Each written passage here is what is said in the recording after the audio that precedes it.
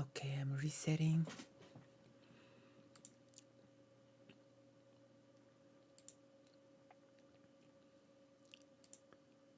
I'm gonna switch the settings. We are live now again.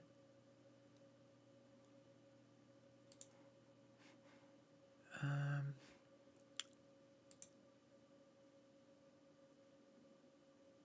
my gosh.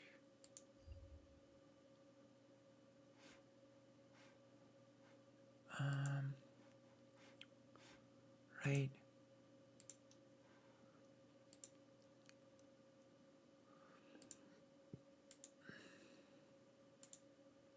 We are ready. Welcome back. We did this so we could reset the clock. And there we are. I'm gonna quickly edit, add some hashtags. Final Fantasy, RPG, VTuber, I guess. Because I'm a VTuber. I'm gonna add the VTuber thing. Let's go, okay. I think we are 5 people are returning. That is nice. Okay, let's go. I'm gonna finish this game soon, and then we have a choice. Final Fantasy VIII or Final Fantasy IV Remake. Well, we actually also have a hidden choice. A hidden Final Fantasy game that people did not love. A hidden Final Fantasy. I'm not gonna use the word gem, but it's a thing that existed. For sure.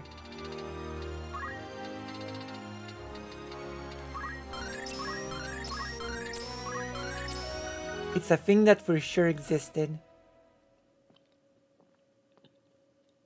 Welcome back, everybody. Press like. Press like.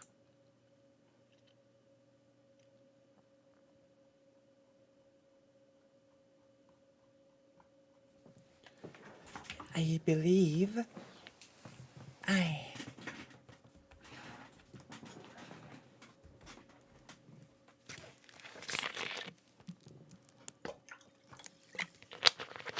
Oh. I thought the game sort of yoinked itself, but no. We don't have to worry about anything anymore. Not anymore. We just relax and play the best Final Fantasy game that exists ever.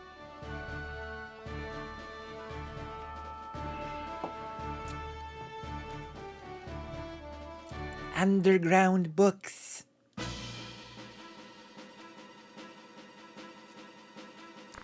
No, let it go.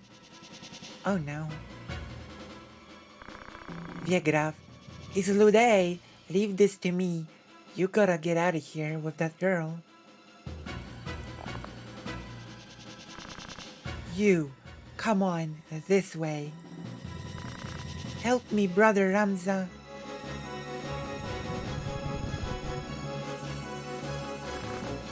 Here's Ramza. It would be a fatal mistake to underestimate them. Don't let your guard down. Wait, where are my troops? Defeat Viagra. Okay. What's the composition of the enemy? What's your weapon? Diamond sword. Wait, what is... That actually doesn't seem that impressive. It's not. Okay, whatever.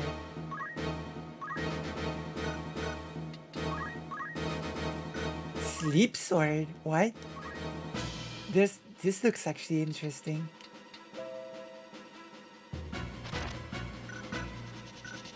What is your weapon? you all use sleep sword.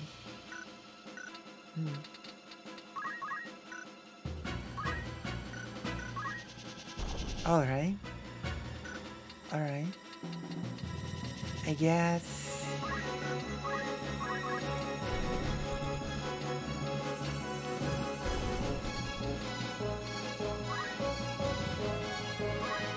Accelerate. Accumulate, I mean.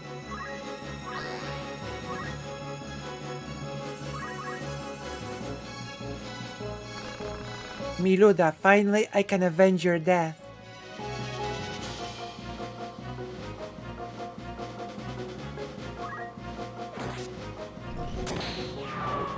What? Are you for real? This can't be real.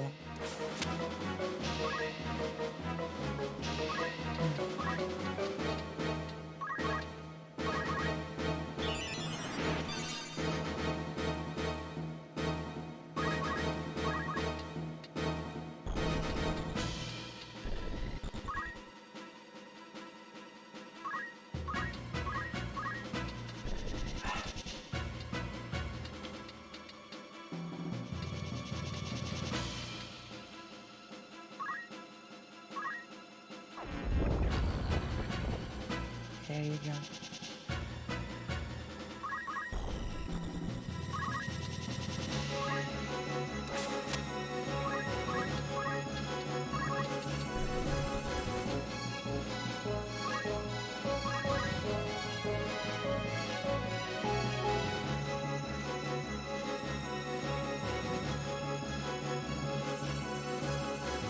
It's so annoying.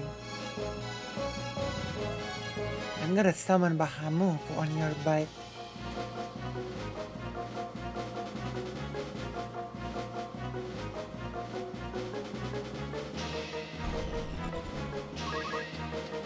What is even happening here? Bahamut. There you go.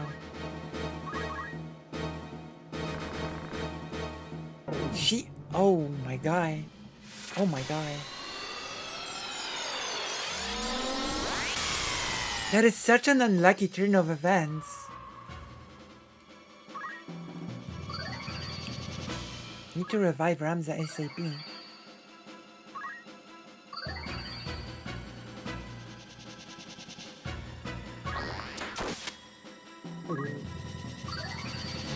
What was that?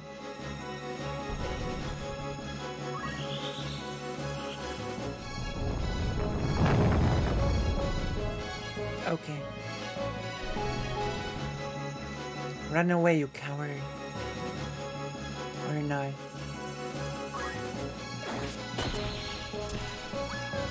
Ooh. Ah.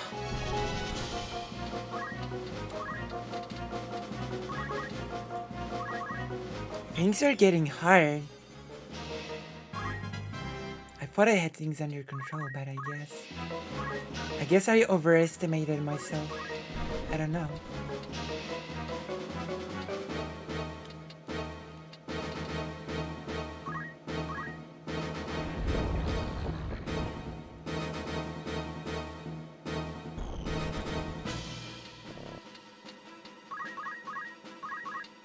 I overestimated my power.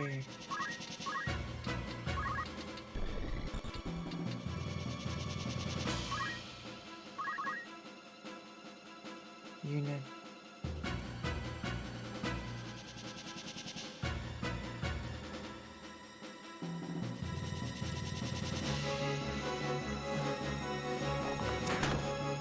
And I'm not gonna lose, but this is an embarrassing display. I'm embarrassed. A bit.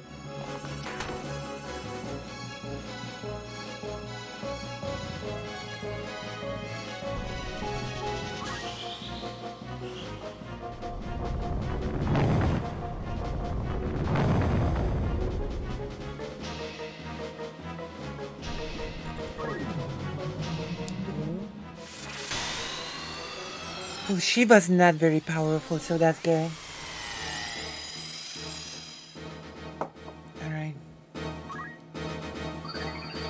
actually getting more than I've lost.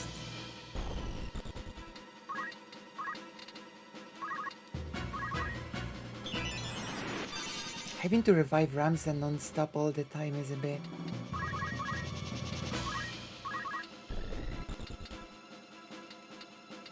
I guess.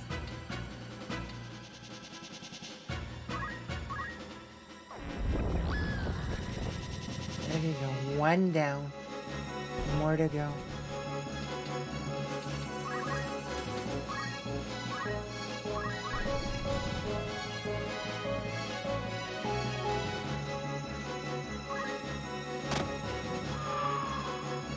Oh my gosh. That was a cheap shot. That one...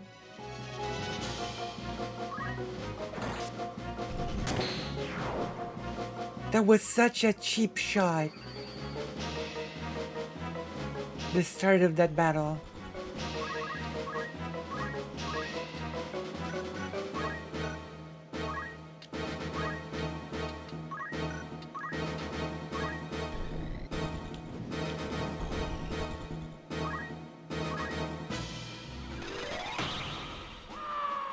There you go.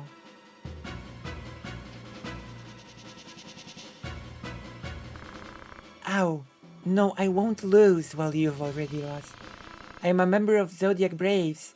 With Aries, I can't lose like this.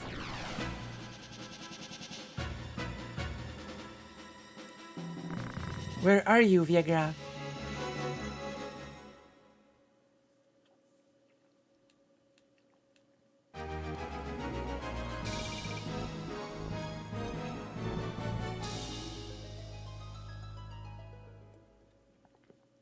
Damn.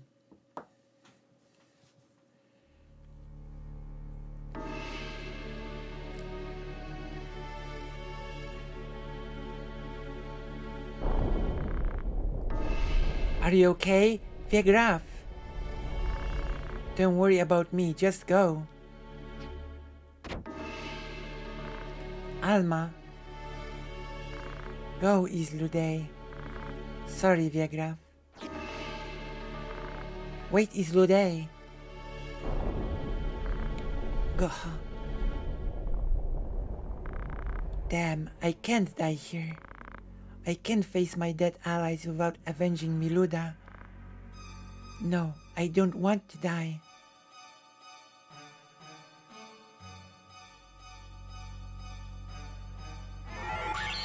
Holder of the Holy Stone. Promise me. What? The stone spoke? Holder of the Holy Stone. Promise me. Your spirit will unite with my flesh to live forever. Is this the stone's secret?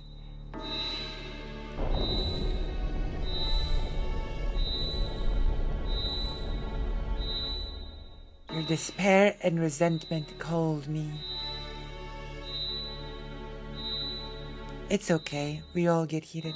No, Viagra, don't open that. Help me.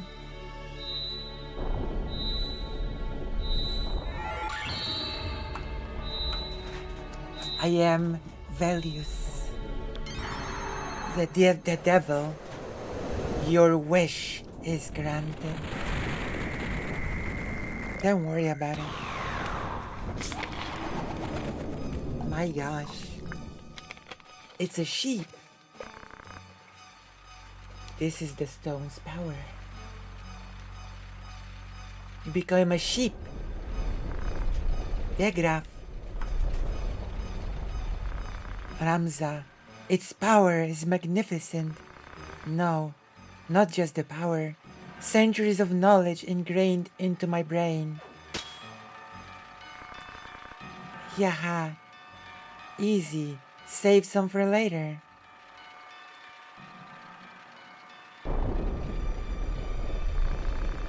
Yaha. Superb. Superb power.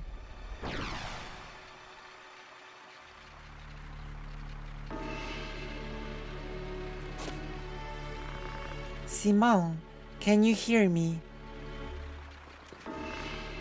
Here. What is this book? Germanic, a disciple of Saint Ajora, wrote it. It had been missing till I found it in the underground library. It explains in detail about the Zodiac Brave story. Please don't try to talk. That's alright. I'm a sinner. I knew of the church's wrongdoing, but said nothing. You can bring them to justice with this book. You can bring Alma back with this book. Simon. Phew. Now I can finally rest. Take care of the rest, Ramza. You're just like Barbanez when he was young.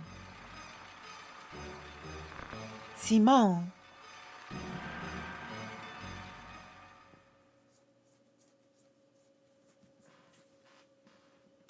Simon.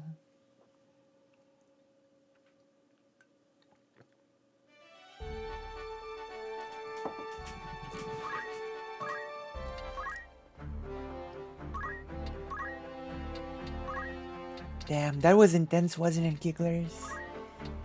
That was an intense experience.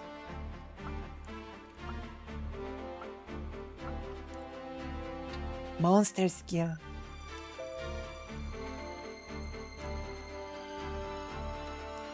Oh.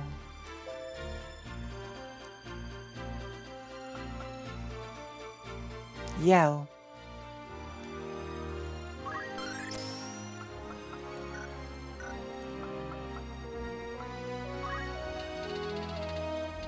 Lancer.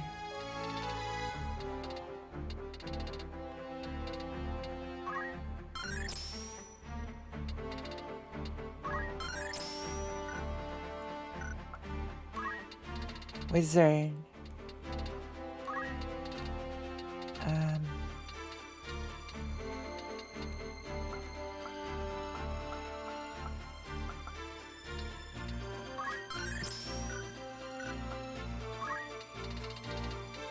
Geomancer. Summoner. Okay, just should go. Oh. What's happening here now? Oh my gosh. Should I change jobs soon? I guess I'm fine as I am right now.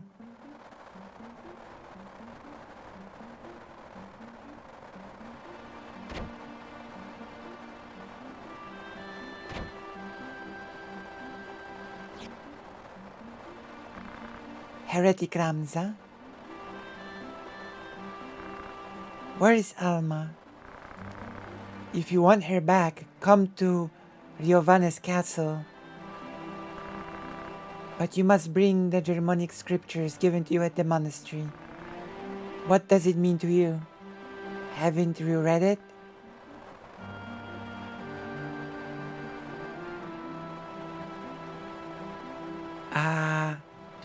Yeah. Should I lie? Return Alma if you don't want the church's lies exposed. You're in no position to demand. You have no choice. You've been warned.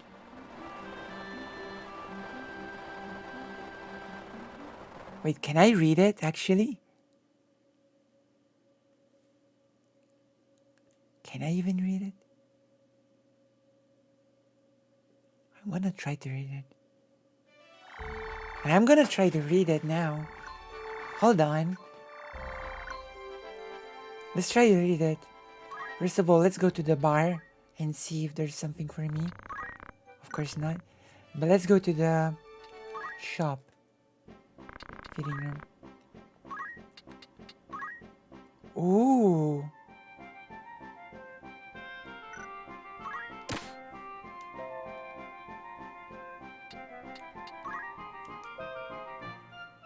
All right.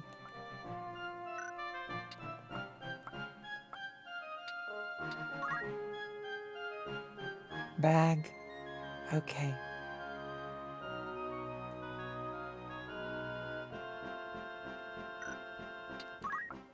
I don't know how I feel about the bag part, so this is fine.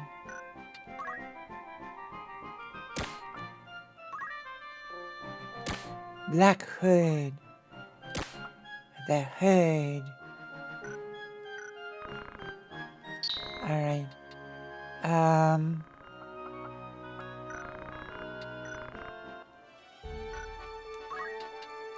Let's save the game and try to read the book.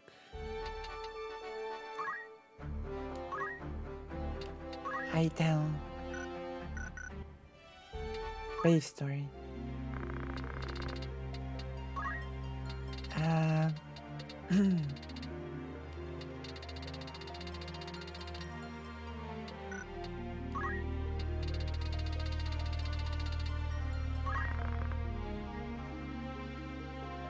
Oh.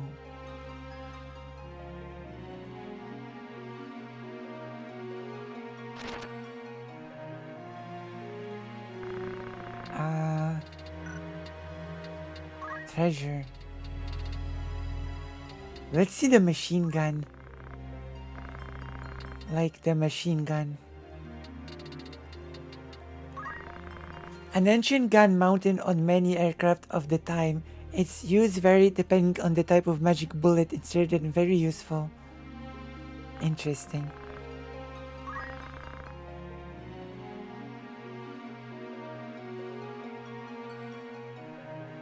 Oh, see.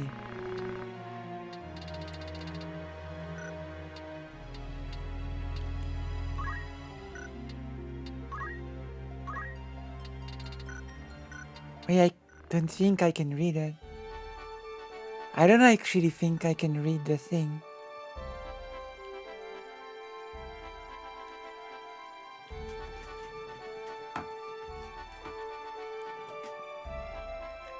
Damn.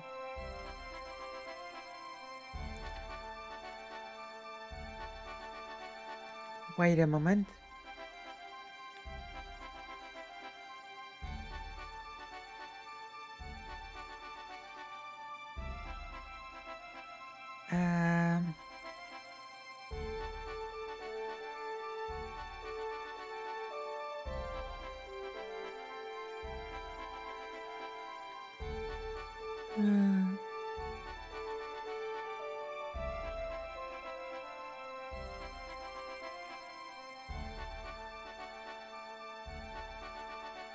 Okay.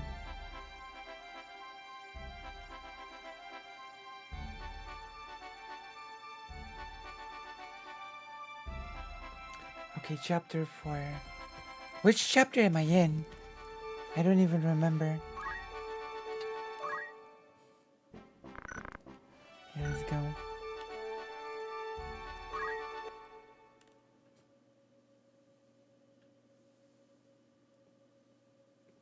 What's happening now?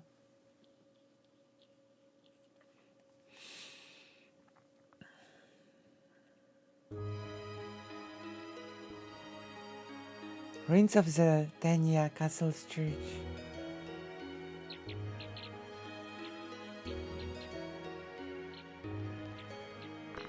So here you are.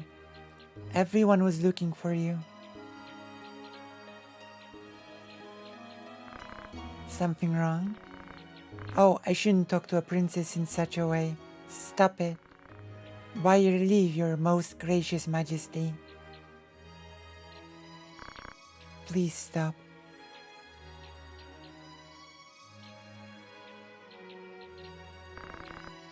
Sorry, I apologize. What are you going to do with me? I'm not Ovelia. You know I'm worth nothing to you. Not even worth leaving alive. Yes, you're not Ovelia. We don't know your real name, or even if you're a noble or a commoner. What did my life mean all these years? Raised as a substitute. Amusing, isn't it? A princess must live her life quietly in the monastery, away from the capital. I'd often wondered why only I had to live like that. But if my suffering were to keep Evelyn in peace, then I thought I could endure it. What was all the grief and isolation I suffered for? You and I are the same. Miserable people forced to live false lives, always being used by someone. Try hard and you'll be rewarded, they say. Lies. Only those close to the top are rewarded without trying. It's the way of the world. Most people have to act the roles given to them. Then again, most of them haven't even noticed they're even acting. No way I'd do that. I won't be used. I'll be the one using. Those who used me must pay for what they've done.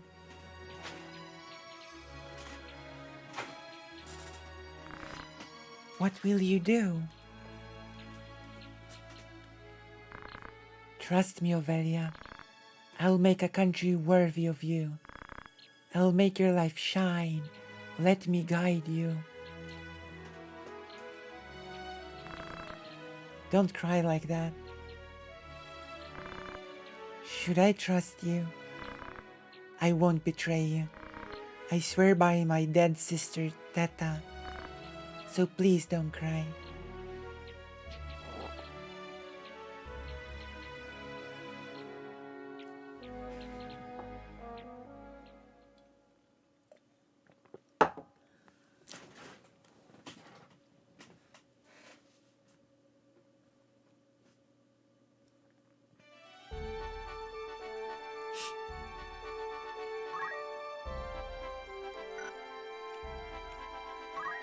Oh.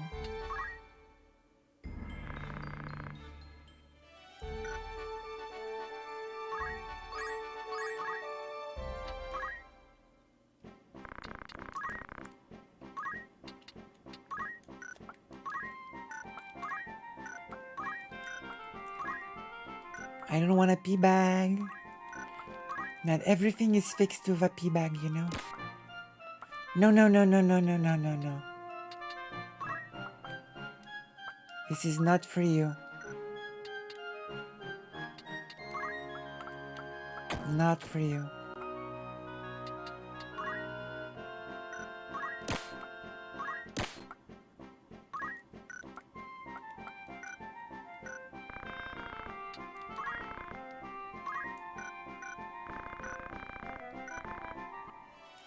Oh wait, maybe there's something at the bar. Creamy. Bar. Position. Haven't heard any offers. Have not heard any offers. Shop. There's something magical here.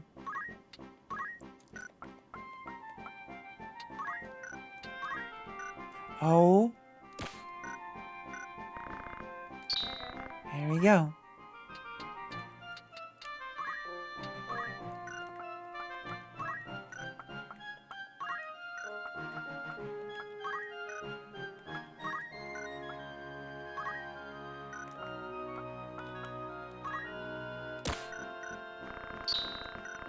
Here we go. Bar. Anything here? Proposition. Haven't heard any offers. Okay, we save the data. And let's hope for the best. Because, as you know, as you may know, now's the time.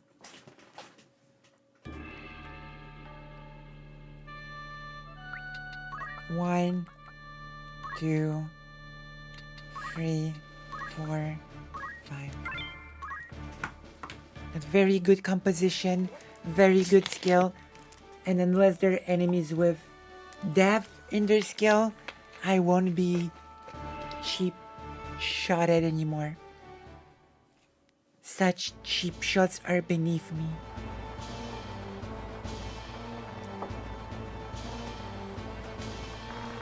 Damn, what rotten luck. A pursuit unit. Are you Nanten Patrol? We're tired of fighting. We want to go home. We'd rather be poor and covered with mud than this. We're sick of killing. We want to return to our families. Wait, we're not after you. We have no desire to fight. Don't misunderstand. Don't lie. You expect us to believe you? Trying to get us off guard, then kill us. Well, none of your tricks will work. Hey, he was on the wanted list. Huh? So what? It's him, the heretic, you know.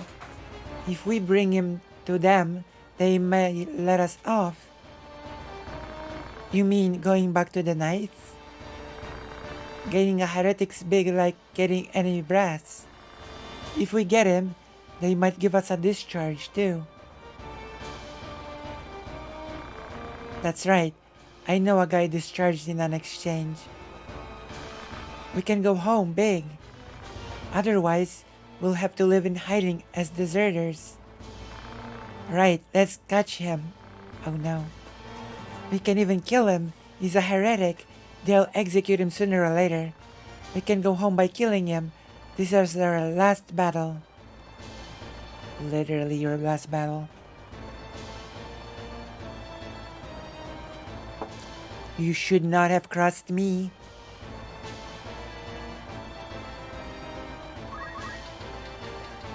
Hello.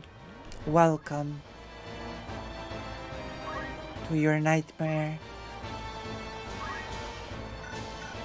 Welcome to your nightmare. Uh-oh.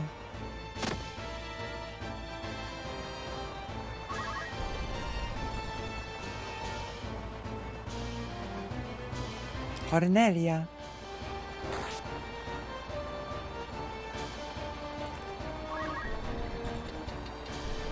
Cornelia.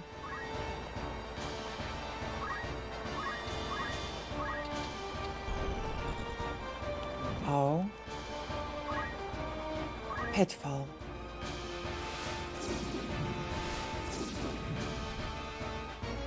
There we go.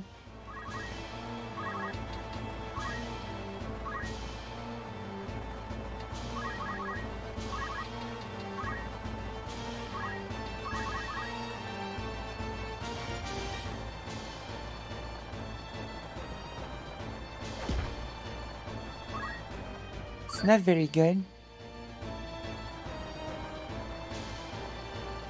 I'm sorry, what?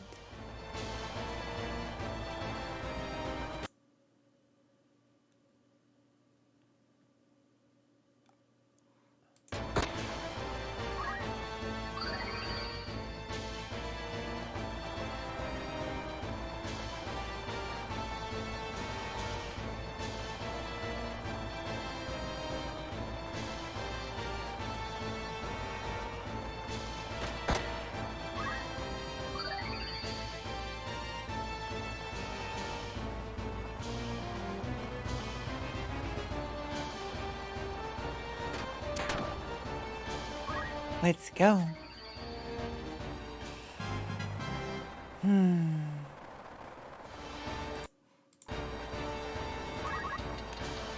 We are calling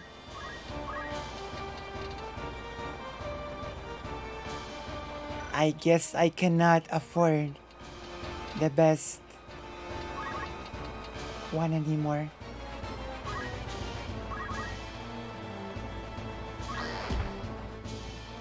Oh damn.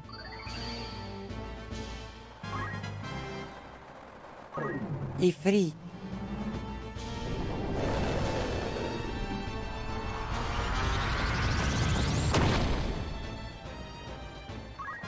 That's one way to be dizzy.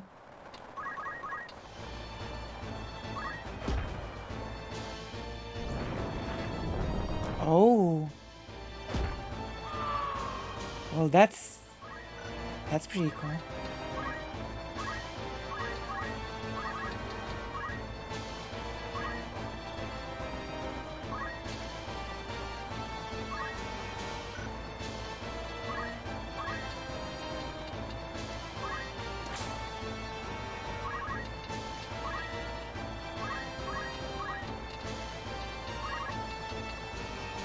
Alright.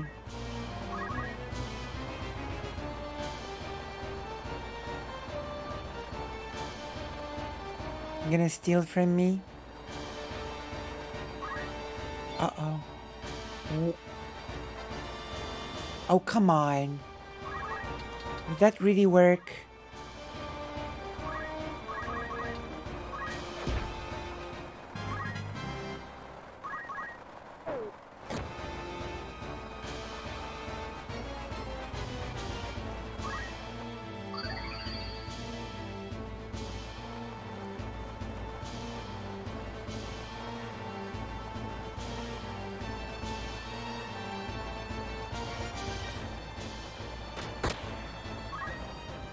There we go.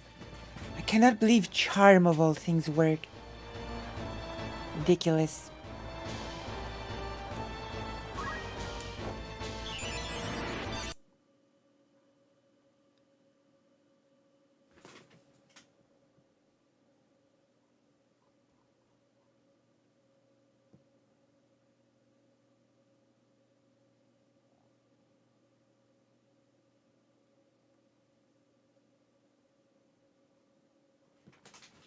Oh my gosh. A huge anti-trans bombshell dropped apparently. Oh my gosh. I must get in on this right away. Let's go.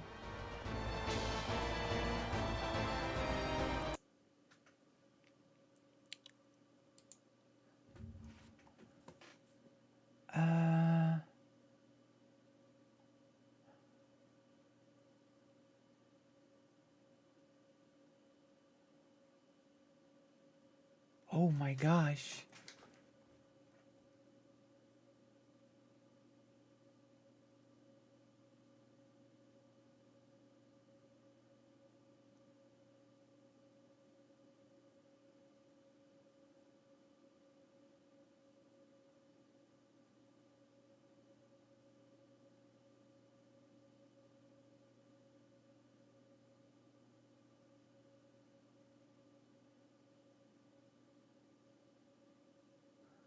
Oh my god.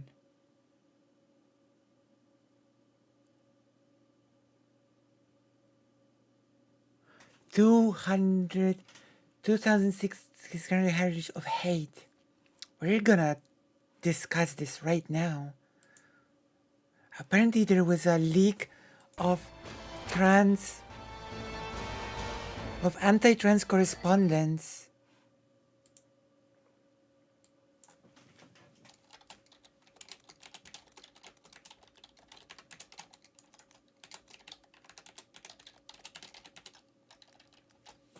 There we go. My gosh.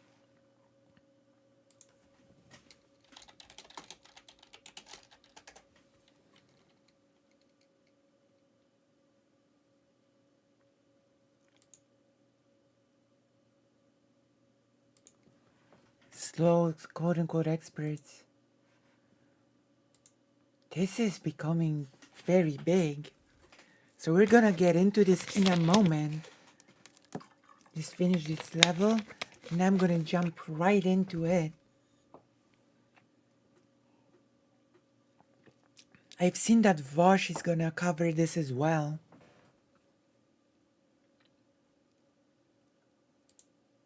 This is very...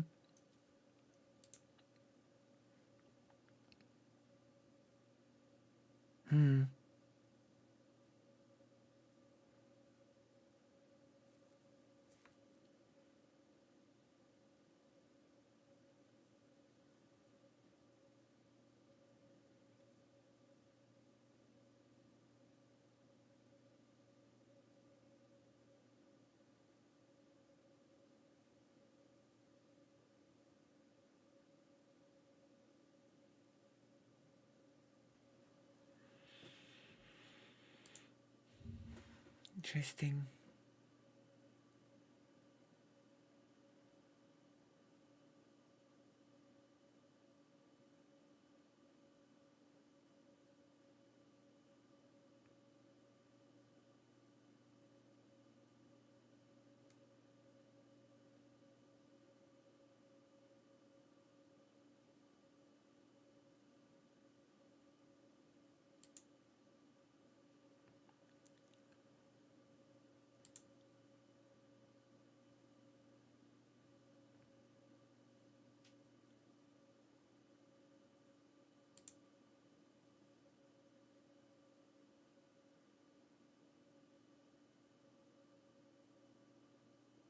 All right, we're gonna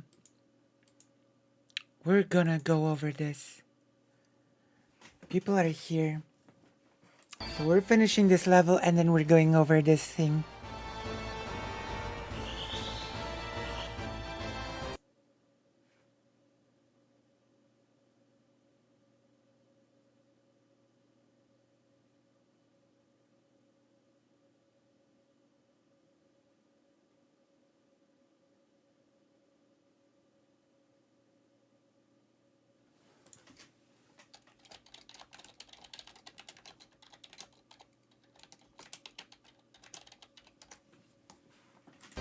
We will finish this and then we go.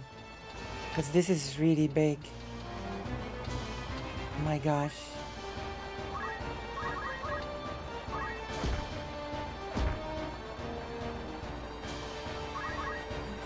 It's actually extremely huge.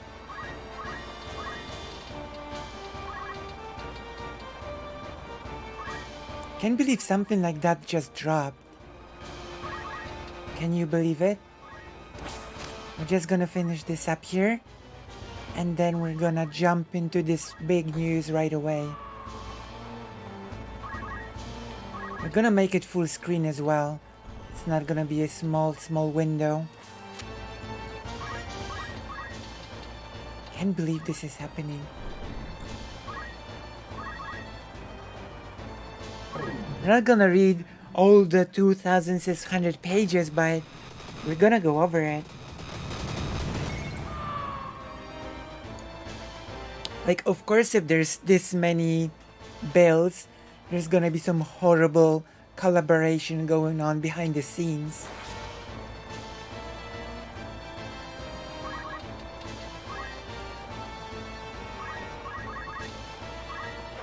I guess that was pretty predictable. Okay, we're almost done with this. How do you guard against the fireball?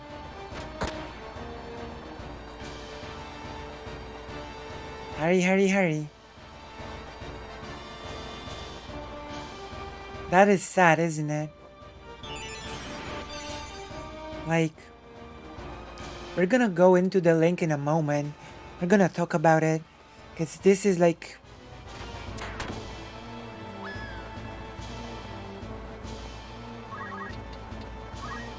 no time to lose. No time like the present.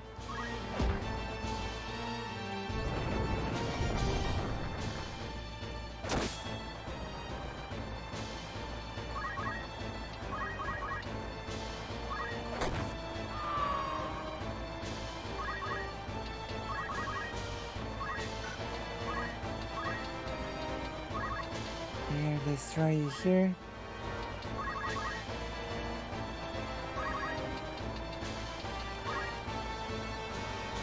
There we go. Almost finished.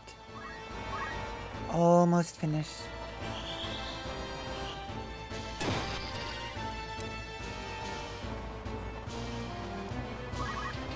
Might as well, like, send out the link right now.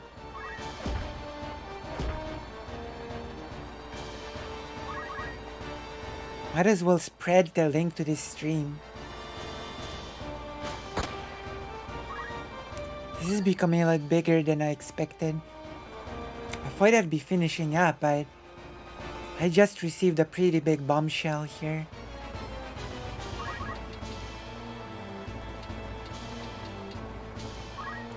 A little bit too big to ignore.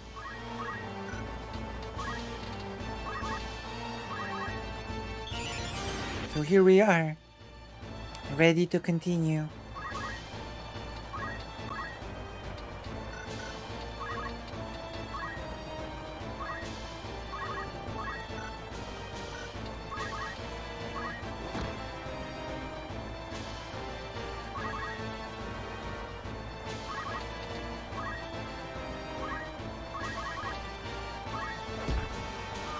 Oh my gosh.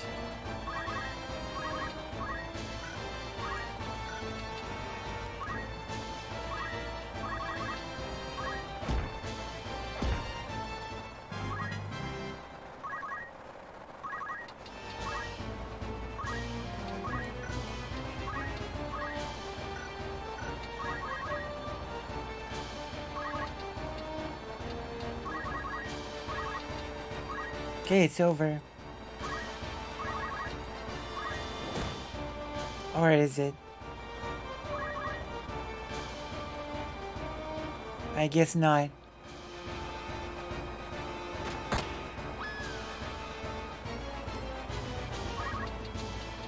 There's one last gasp. Alright. I understand your lives are important, but is that it?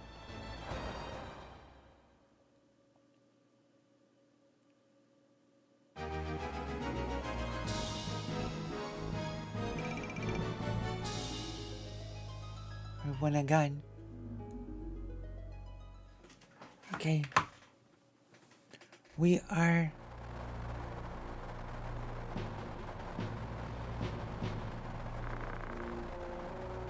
I wonder what father would have done.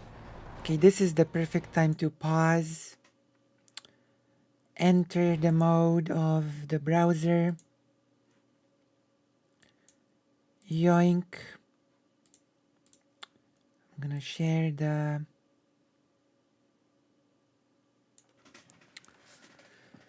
link. Let's go. Okay.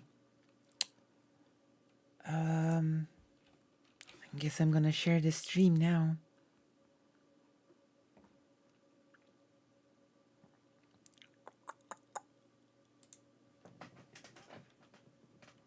This is pretty big news, I guess.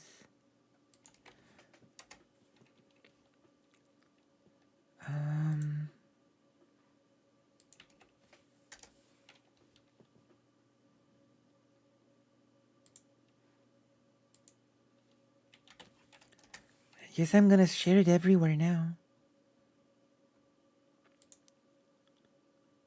Demon Mama. Self-promo. We're going everywhere in this, I guess.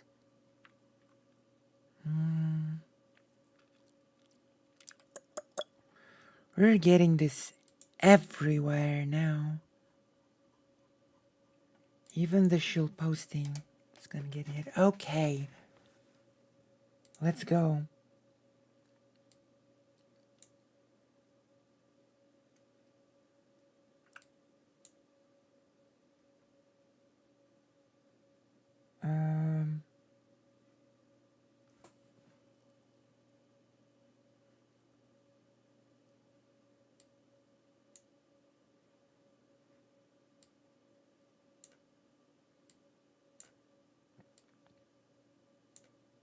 Okay, I guess for now I'll be above the whole avatar thing.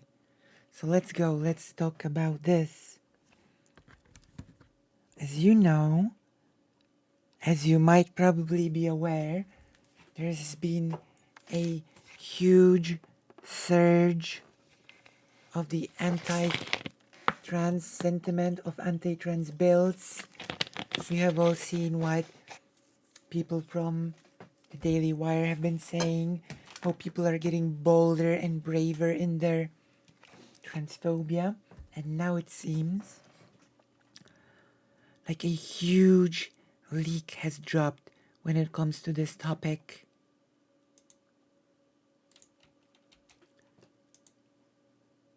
The emails of hate, the 2,600 pages of emails. Take a look.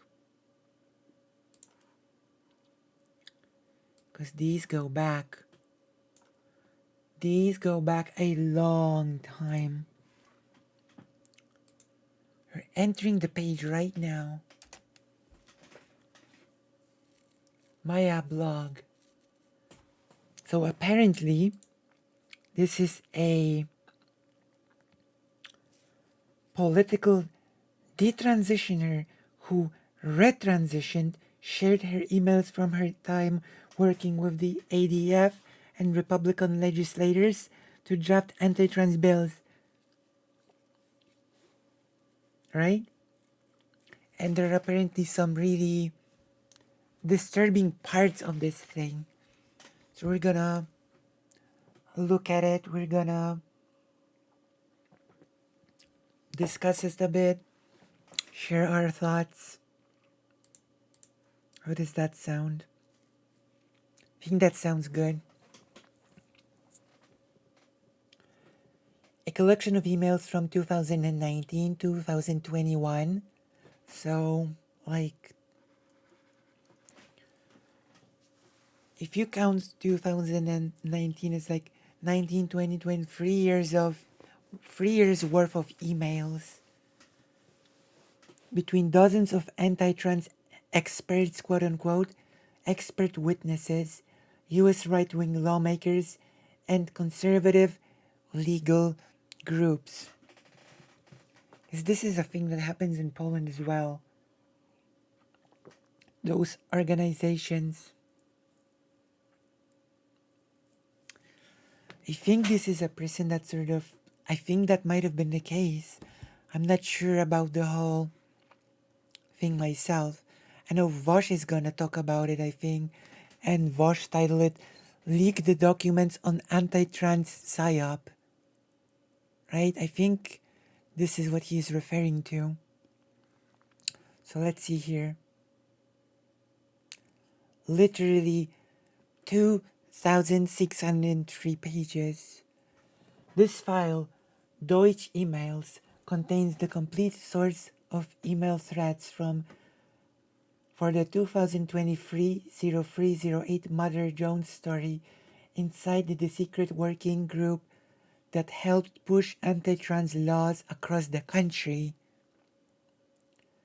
The emails are comprised of communications spanning 2019-2021, principally regarding an attempt to pass a trans youth transition treatment ban in South Dakota in 2019, spearheaded by Republican Fred Deutsch and Senator Lee Schoenbeck.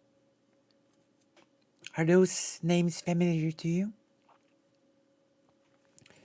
There are extensive discussions between Deutsch and notorious anti-gay, anti-trans quote-unquote experts associated with known hate groups targeting transgender healthcare in the United States, including Dr. Quentin I. Van Meter and Dr. Michelle Cretella of the Catholic Medical Association. That already sounds sus as heck. The Catholic Medical Association. Dr. Andre Van Mol of the Christian Medical and Dental Associations. Why does it all always have to be Christian?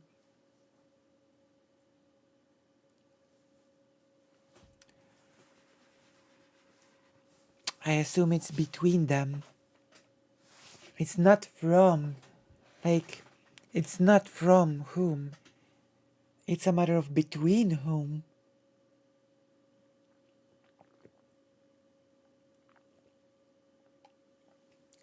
Right?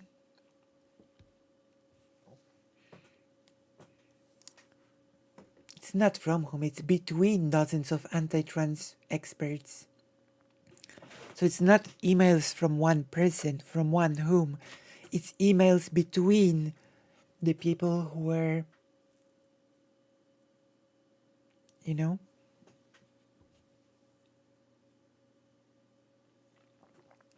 So it's not like emails from whom, it's emails from, it's like this, it says here, between dozens of anti-trans expert witnesses.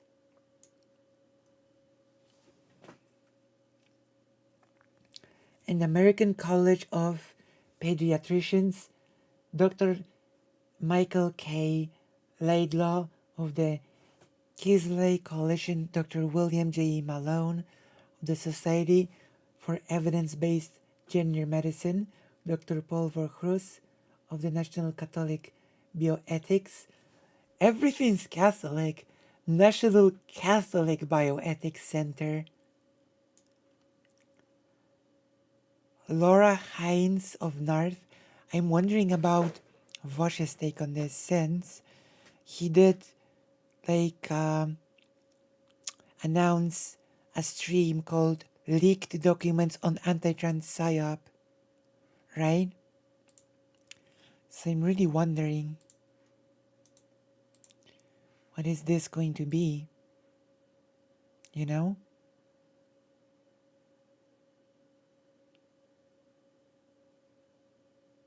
It feels like it could be like big. Very interesting.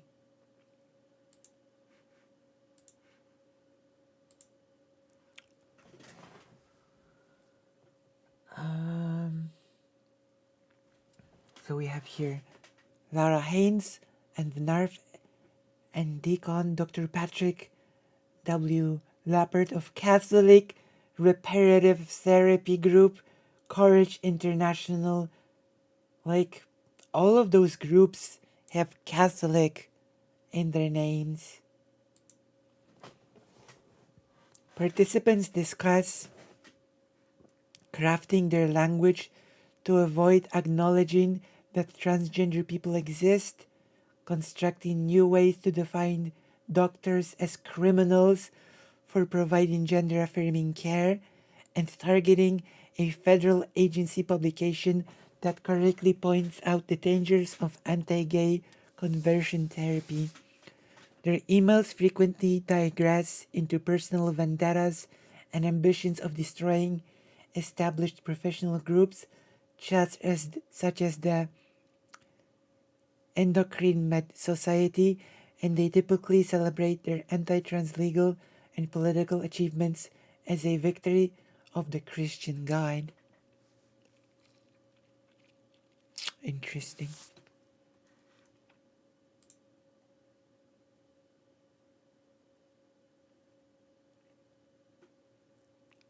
Very interesting. Anti-trans psyop.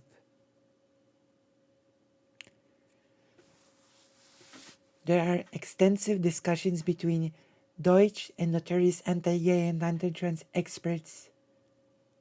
The emails describe a wider national effort against transition treatment for minors. I mean, we are seeing some of it, which included discussions with Idaho Rep. Juliana Young and Senator Steve Vick, Georgia Rep. Ginny Ethard, and Florida Rep. Anthony Sabatini. Several anti-LGBT conservative legal groups are intimately involved in the discussion, including Alliance Defending Freedom, ADF, affiliated detransitioners, Hatsri Horvat and Walt Heyer, Uni Smith of Eagle Forum, ADKF linked attorney Vernet Broyles of the Child and Parental Rights Campaign, Jane Robbins, the American Principles Project Kara Dansky, and Natasha Chart of Women's Liberation Front, Richard Mass of Liberty Council, and Emily Zenos of Minnesota Family Council, and hands across the aisle more recently, the Transphobia Captured State of Alabama Harassed, and the Endocrine Society, and WePath with Sapionas for their internal communications regarding hate groups and individuals participating in the Deutsch emails, including SEGM, the American College of Pediatricians, Mitchell, Lila, William Malone, Andrew Van Mol, Mitchell Cretella, and Quentin Van Meter. The release of the Deutsch emails is in the public interest and brings an equivalent level of transparency to the internal work of these major anti-trans advocacy and lobbying groups.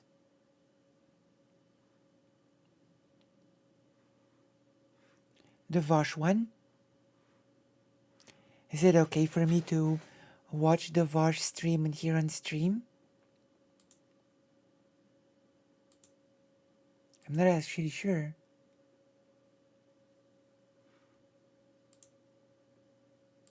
Right?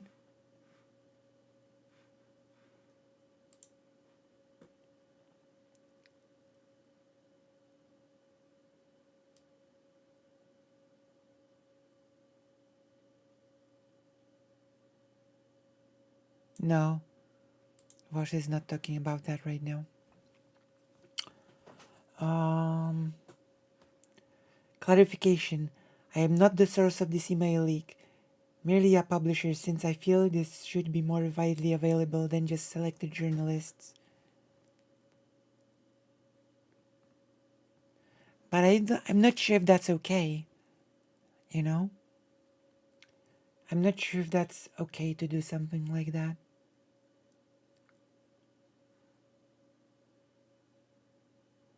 Let's go. Let's check some of those people.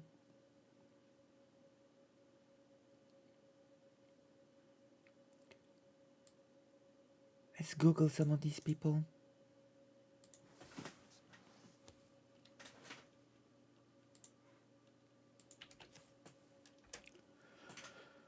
Who is that?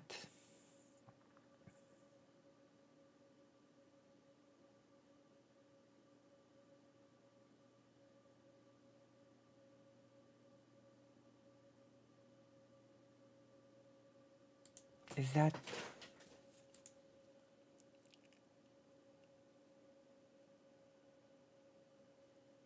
the person? No. That's not what I... No.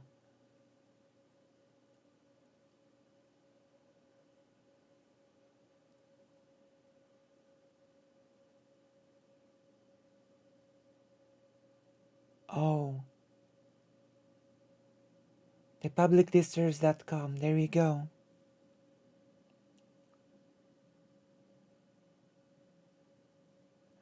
There we go. I think we found the right Michael Key Lightlaw from the links, right?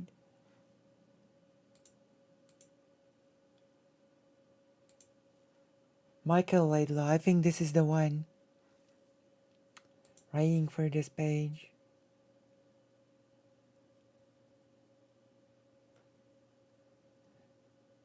Endocrinology, diabetes, and metabolism.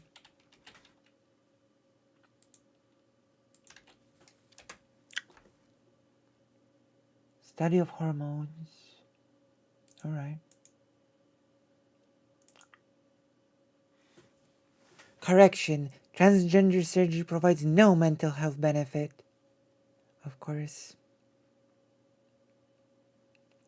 The Pediatric Endocrine Society statement on puberty blockers isn't just deceptive, it's dangerous.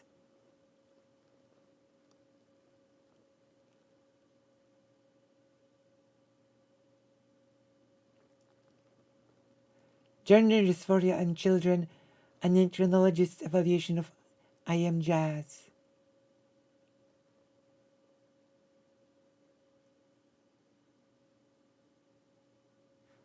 So it seems like a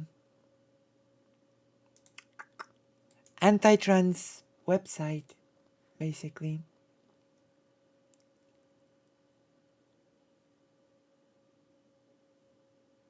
Right?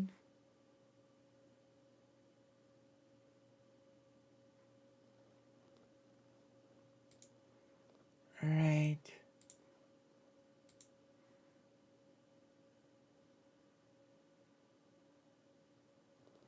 The second pillar of the decent society is the institution of family, which is built upon the comprehensive sexual union of man and woman.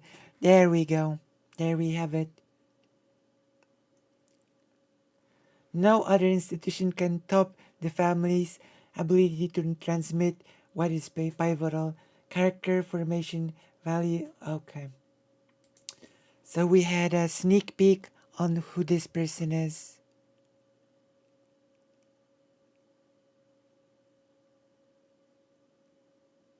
The Mother Jones article that was linked in the blog is way longer with some more info. Oh.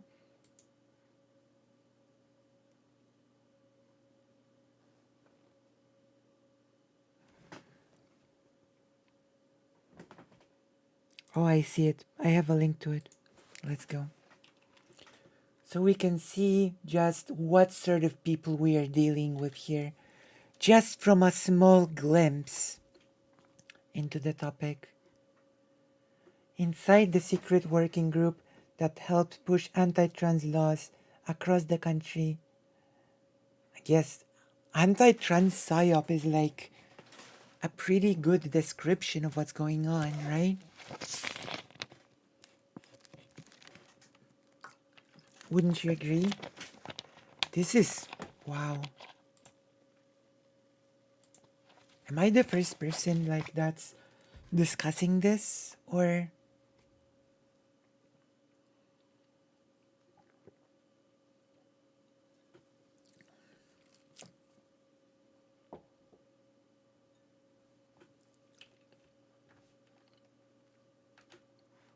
let's go. I looked this person up on random.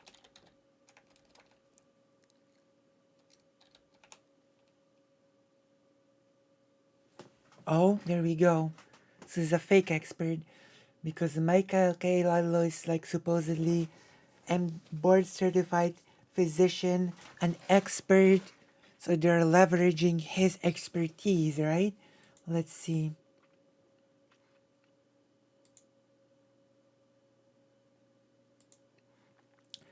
When the state of Florida called on Laidlaw as an expert witness in a lawsuit over its anti-trans medical policy, a federal judge concluded that he was far off from the accepted view.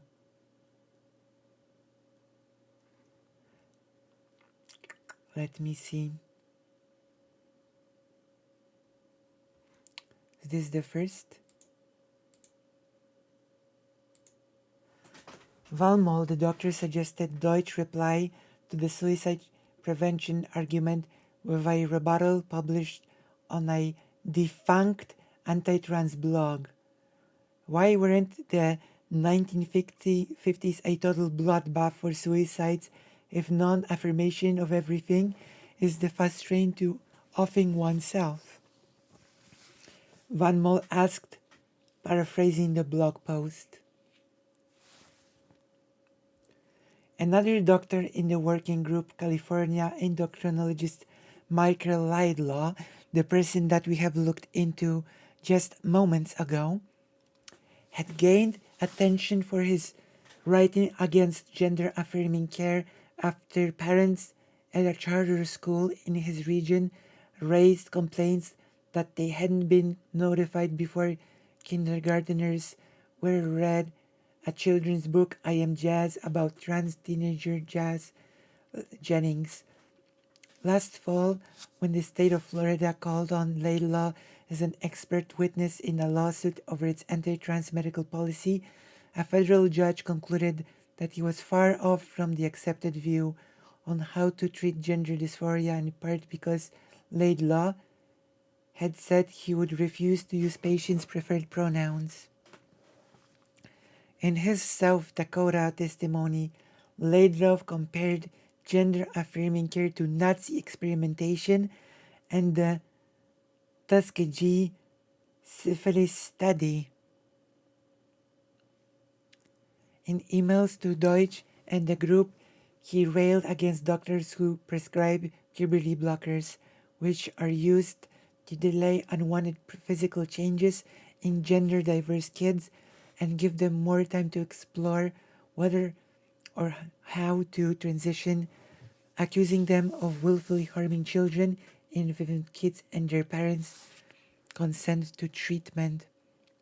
The physician is the criminal in these scenarios and must be prosecuted by the law, he argued.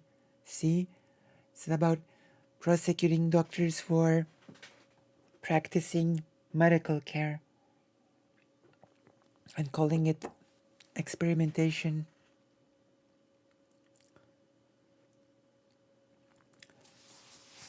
Around the time it became clear that Deutsch's bill would not pass, the discussions on the email threads shifted from strategy to impassioned proclamations that trans people don't exist.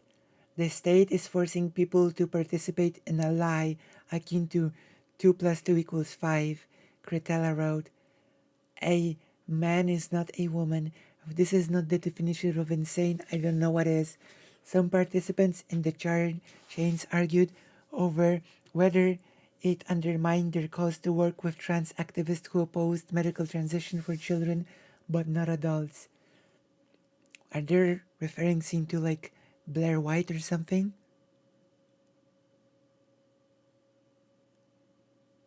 That's right, Jessica. Their endorsements come with a hitch. They expect everyone to play make believe that they really are the opposite sex and have compelled pronouns and all that garbage, Shoop wrote. My gosh. Oh my god.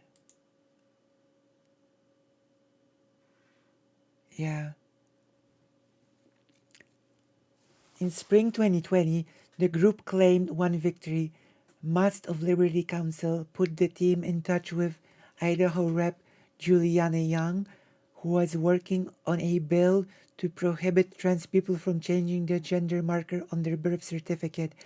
Young, who had taken edits from ADF attorney Matt Sharp on the proposal, asked the group for feedback on its language and invited them to edit her press release about it. In response to question from Mother Jones, Young says that consulting with experts with legislation is a normal part of our robust democratic process. On March 30, 2020, Young wrote to the group with excitement to announce that her bill had been signed by Idaho government. Little, I can't thank you enough for your help and support, she wrote. Thanks for staying so focused on this even through the endless pandemonium, replied Gary McCaleb, a lawyer on ADF's appellate team. Very well done. I've told you this is like a concentrated effort. I've been saying that for a long time now. And this is literally a concentrated effort, right? Like, we've all known this to be true. Even as Deutsch's original bill failed, variations of the Vulnerable Child Protection Act were already being introduced in the last 9 states beyond South Dakota. In part, that was thanks to the efforts of people on the team who were pushing the bill. They'd workshopped with Deutsch behind the scenes to other Republican legislators. See? Like, medical consensus don't matter. Nothing matters. What matters is like a big group of conservatives cooperating in order to just push as many of those bills as possible. Right? In October 2019, Broyles announced to the group that she and Robbins had met with Georgia State Rep. Let's see.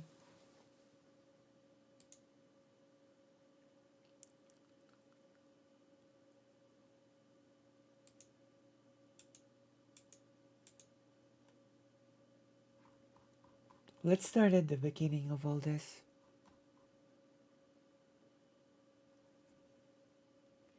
Leaked emails give a glimpse of the religious right networks behind transgender healthcare bans.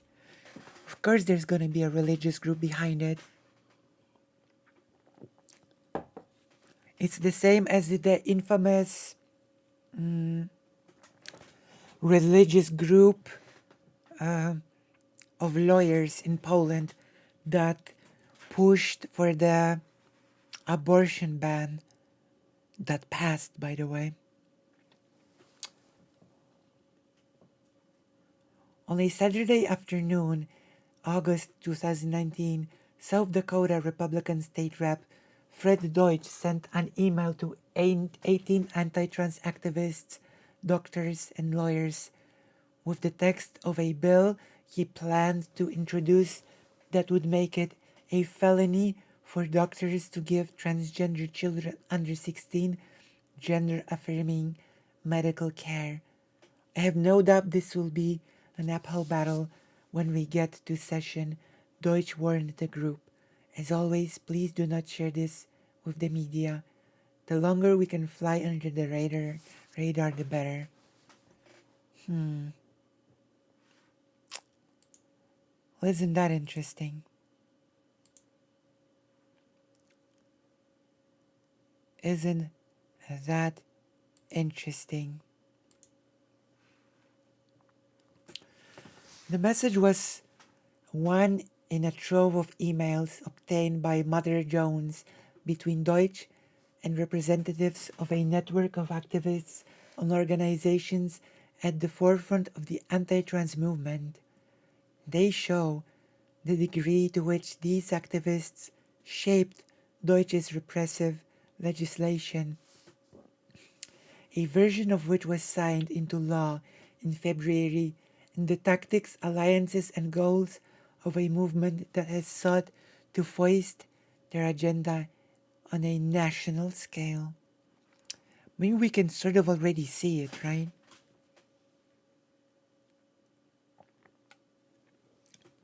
Yeah. And people say that the trans genocide is totally fake. And messages back and forth, some members of the group pushed Deutsch to make the bill even more restrictive.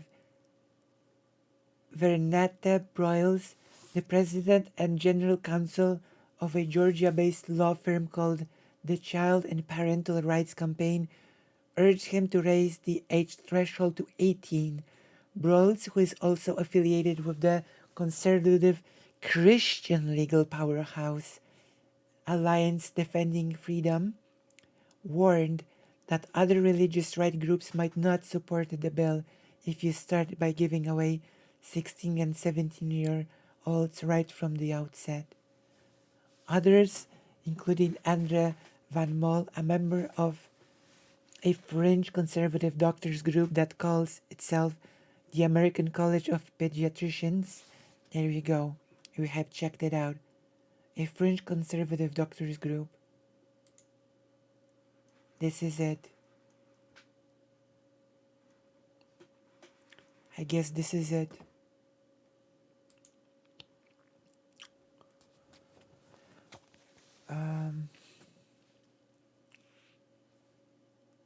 Yeah. Raised concerns that the bill, as written, might backfire by accidentally blocking healthcare providers from attempting to change a child's perception of their sex. When kids identify as transgender, Deutsch agreed to rewrite the section. Okay, obsessive word. There has been a huge leak. Apparently, we are looking into this. I will inside the secret working groups that help push anti-trans laws across the country. Leaked emails give a glimpse of the religious right networks behind transgender healthcare bans. And apparently Vosh is gonna cover it on his stream as well, since Vosh's stream is called Leaked Documents on Anti-Trans PSYOP, Trans Genocide and More. So we are looking into it now, right now, into the article about those leaks. It's like 2,600 pages of that stuff. 2,600 pages. Religious organizations collaborating on a national scale to write and push anti-trans bills, right?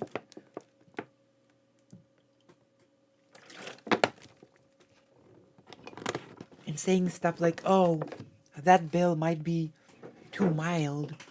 It might allow for too much, right? Like, raised concerns that the bill as written might backfire by accidentally blocking healthcare providers from attempting to change a child's perception of their sex. So they were worried that the bill might block doctors from attempting conversion therapy.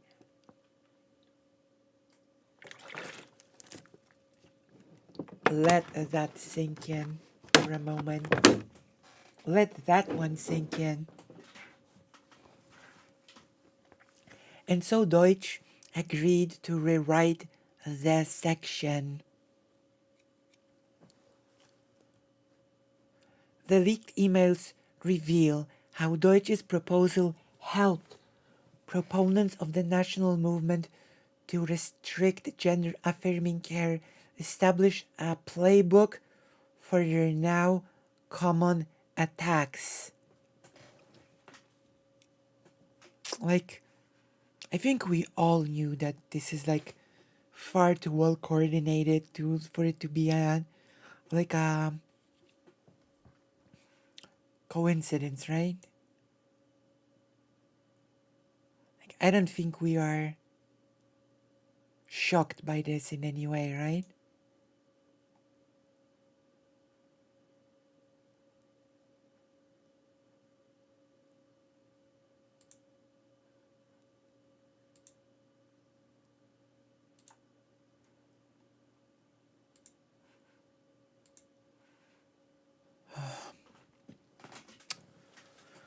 Gonna take a sip of water and then we're gonna continue reading this.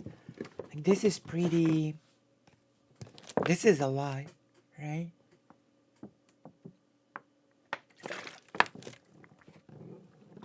This is a lot.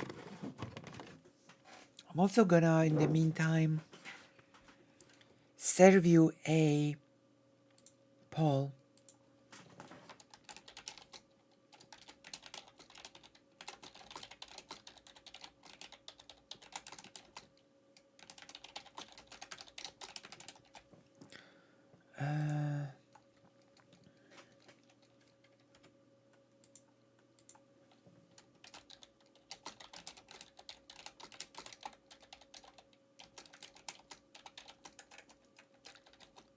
There you go.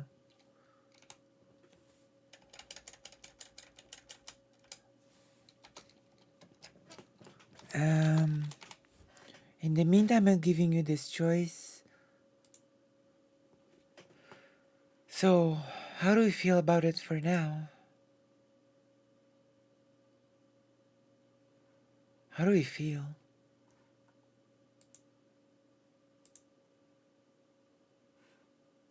Oh, people say yes. Free votes say yes. All right. At the time, there was little precedent for such bills. Interesting. This is interesting. At the time, there was little precedent for such bills, and Deutsch's legislation, called the Vulnerable Child Protection Act, was killed in the Senate after doctors showed up at the South Dakota State House to argue they should not be sent to prison for following the medical consensus. I mean, that makes sense, right? If you're a doctor, of course you're not gonna want to go to jail for practicing what is literally medical consensus, right? But of course, as stated by many people before, conservatives are literally a death cult. They do not care about, like, they do not care about things like medical consensus, and they just want all trans people gone. So, yeah. Damn. I'm a bit sad there's less than 10 of us. I'm a bit sad about that, but alright. It is what it is, right? Only the most sort of dedicated gigglers have decided to join me here now. I think. But yeah, we continue, right? Continue reading the article. I'm gonna be checking up on the thing. So there was no really precedent. This led to creating the sort of playbook by which those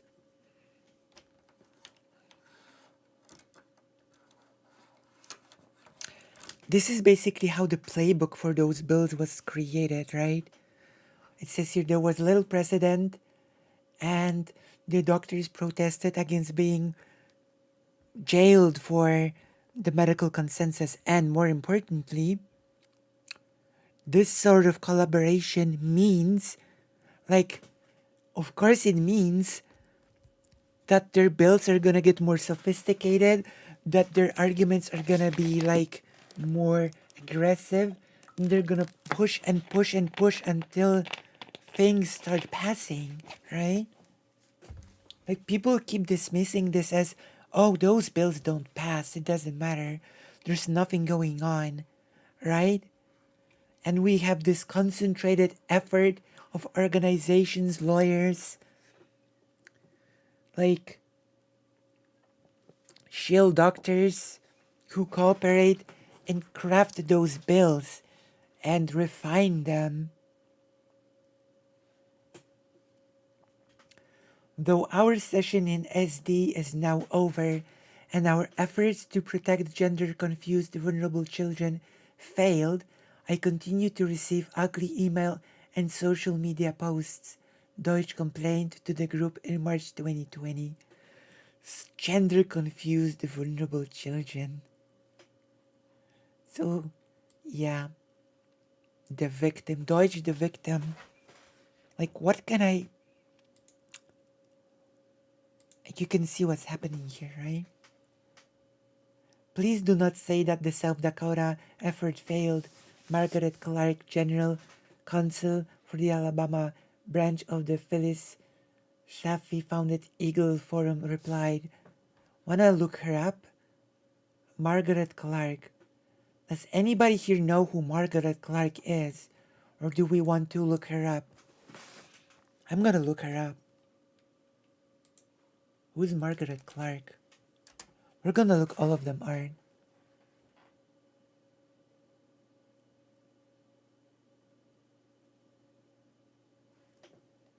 We're gonna have to look.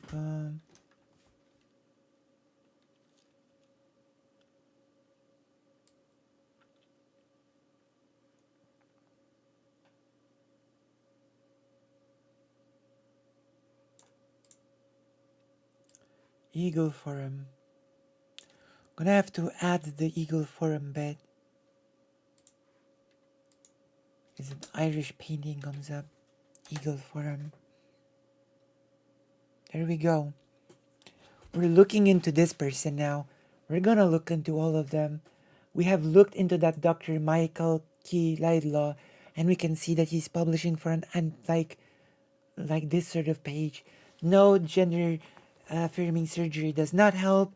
No, puberty blockers evil, etc. Now let's look into this. Eagle Forum. Of course. Of course. About us.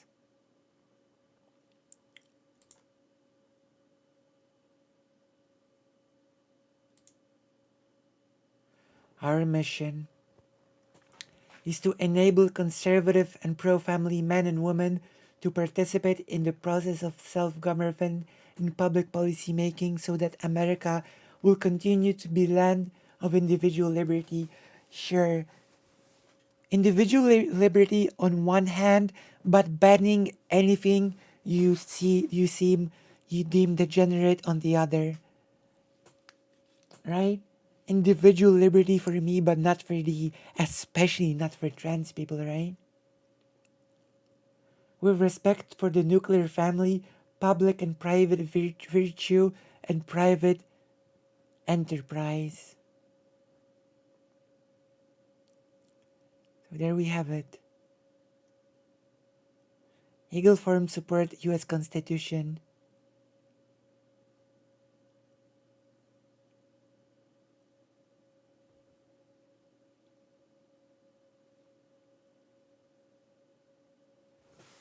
We support the sanctity of human life as a gift from our Creator is proclaimed in the Declaration of Independence. So anti-abortion. Translation, anti-abortion. We oppose all efforts to call a new constitutional convention. We support congressional action to curb the imperial judiciary by refusing to confirm activist judges. Well, what does that mean? Activist judges. Hello, Connor. So we are looking into this leak. Oh no, we're still deep into it. We're still deep into the weeds of this thing. Right? We're looking into the leaked emails of anti-trans groups, of legislators collaborating together to push anti-trans bills. So we are here and we are looking into one Margaret Clark of the Eagle Forum, right? And now we are reading what the Eagle Forum is all about. And as you can see, it's a lot.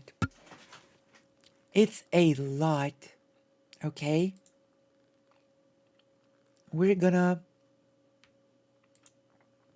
continue going into it.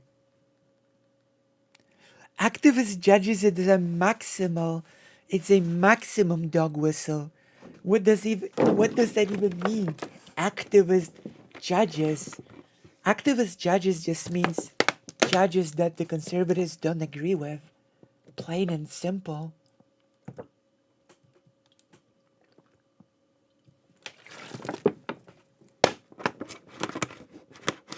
So ridiculous. But okay, let's continue. We support the right of individuals to keep and bear arms as guaranteed in the Second Amendment. We support making elections honest by requiring picture ID and cleaning up registration rolls. I know what this is about. Like the picture ID, requiring picture ID. You know what? Sure, but make the ideas the way they are done in Poland. In Poland, picture ID is something that you just get. You turn 18 and you get something that is called personal ID, right? Or more accurately, in Poland, it is called the personal proof. The personal proof is the document that it has a few functions, right? One of the functions is, since you get it when you turn 18, it proves that you are of legal age, basically. It proves that you are not underage, right? And it also allows you to do things at offices. It allows you to open a bank account. It allows you to vote, etc. Right? So it's an important document. But it is given to everybody, no exceptions, who turns 18. You get a personal ID, right? So it should be the same in the US.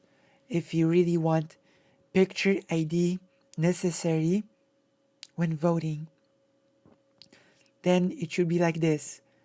American citizen turns 18, they can, they can sign on for the ID, and they either collect it at their local office or they can get it mailed to their home, right, for free. That should be the procedure if you really want to go with the voting with a picture ID, in my opinion, right? That would be fair enough, right?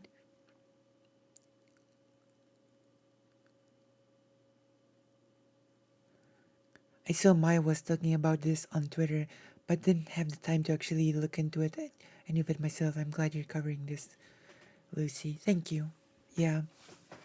So we're gonna look at the article and we're gonna sort of look into the actors involved into the thing, right? So yeah, we all know that the whole in current US reality, as I know it, the whole picture ID thing is just to restrict as many people from voting, quite honestly, right?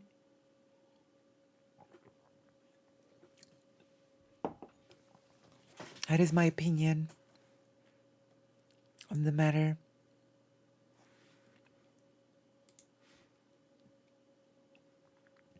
Eagle Forum supports America, I guess. We oppose all ethno-armaments against American sovereignty through UN treaties or conference that try to impose energy restrictions, trade regulations, global taxes, gun risks. Okay, feminist goals? Is this for real? We oppose all things that feminist goals. Is this for real? So, anti-green energy, anti-global taxes, trade regulations, or feminist goals. Oh my god. I can't believe this is real. Feminist goals. Okay. Alright. Anti-feminist goals. We support US military superiority as the best key to national security and world peace. Okay. So the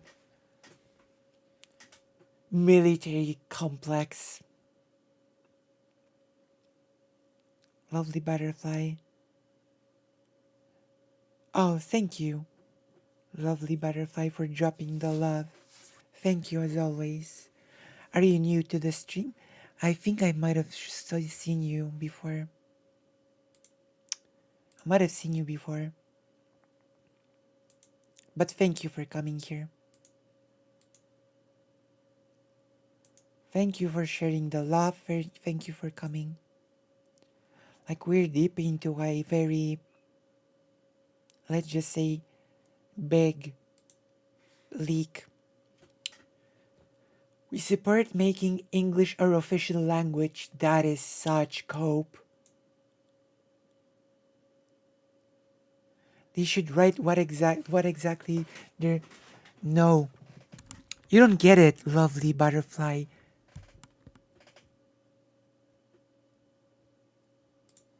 They oppose feminist goals. They don't have feminist goals. They oppose. We oppose feminist goals. Oh, it's you. Hello, Nancy. Hello. Oh my gosh, Nancy, hello. How is it going?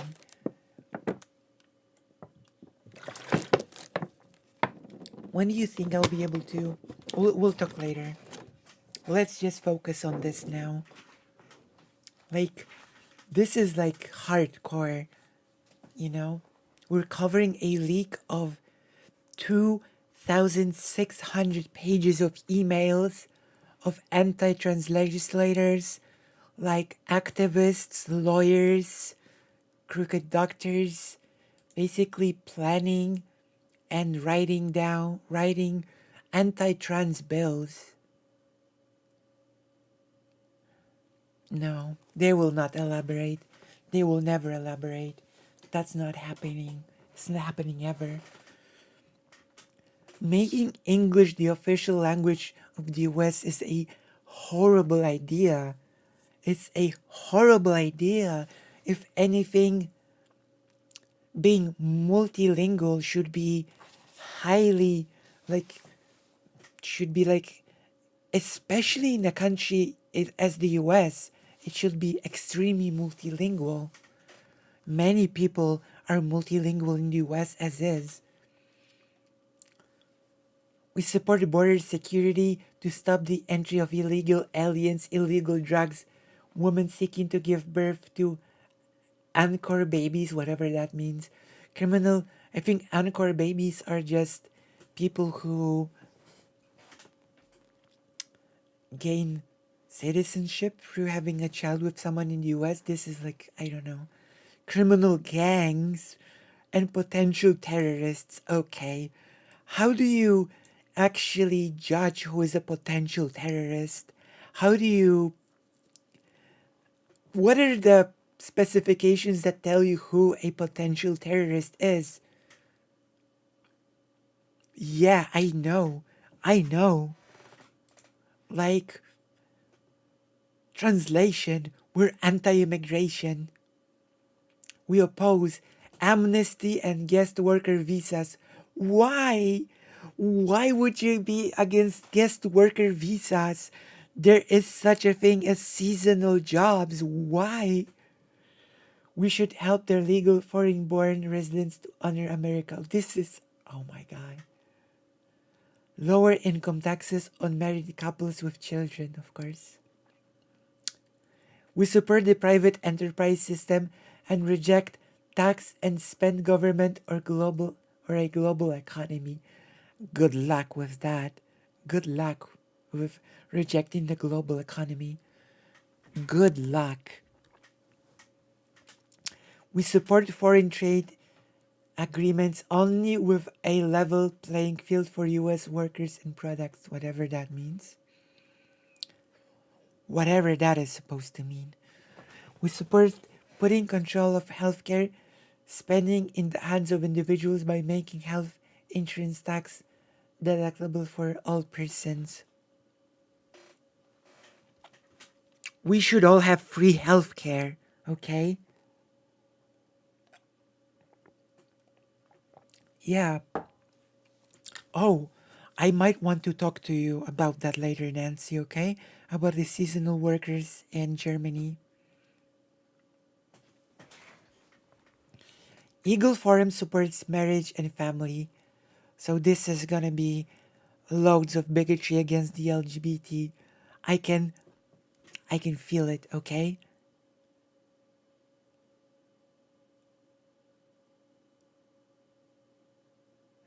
Because anyone born in the US is automatically a US citizen. Traveling to the US while pregnant and giving birth to your child in the States allows you to more easily become a citizen. Good. Good. Very good. If someone wants to become a citizen of a country, they should be able to. Good. Very good. I support. We support the institution of marriage and the important roles of father and mother. We honor the full-time homemaker and their rights in social security and the joint income tax. I see. We oppose government-financed incentives that result in fatherless children, divorced illegitimacy, and stereotyping men as abusers of women. Oh my gosh.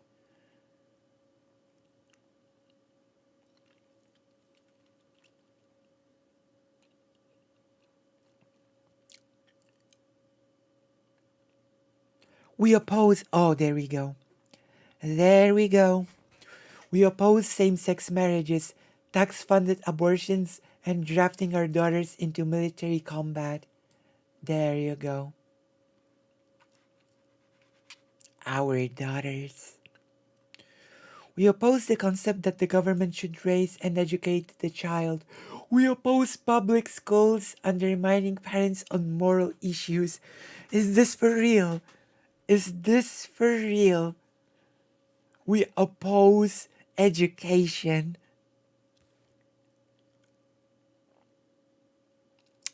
It is real.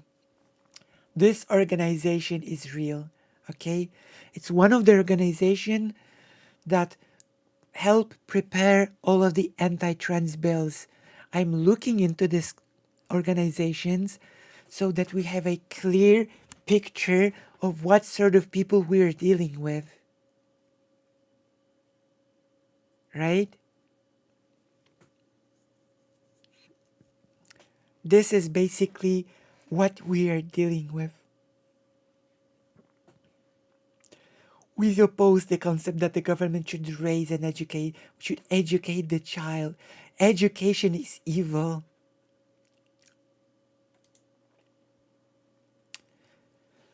Like I've heard conservative politicians talk about like abolishing the Ministry of Education. I've heard that before, which interestingly enough, the Polish-Lithuanian Commonwealth, before it stopped existing, was the country that actually created the first Ministry of Education in the world. A little history trivia for you. Eagle Forum supports real education, quote unquote, quote, real education. It is. We support every child being able to read using phonics by the end of the first grade. We support parents teaching their own children to read before they enter school. I mean, I mean, learning to read is like whatever, right? I actually learned to read before going to school because I really wanted to read something. So I learned to read from my mom in a day or two or something like that. We support teaching school, but what is this real education? If parents want to teach their children how to read before they enter school, that's up to them, right? Like nothing's standing in their way to teach their children read before they enter school. My mom taught me to read before I've entered school, right? We support teaching school children accurate American history. Translation. Accurate means you're not supposed to learn about slavery. You're not supposed to learn about the genocide of the Native Americans. You're not supposed to learn about all that horrible stuff about US history. You need to learn like accurate American history that is based in American exceptionalism. That is what you're supposed to learn, not some like ridiculous, inaccurate American history.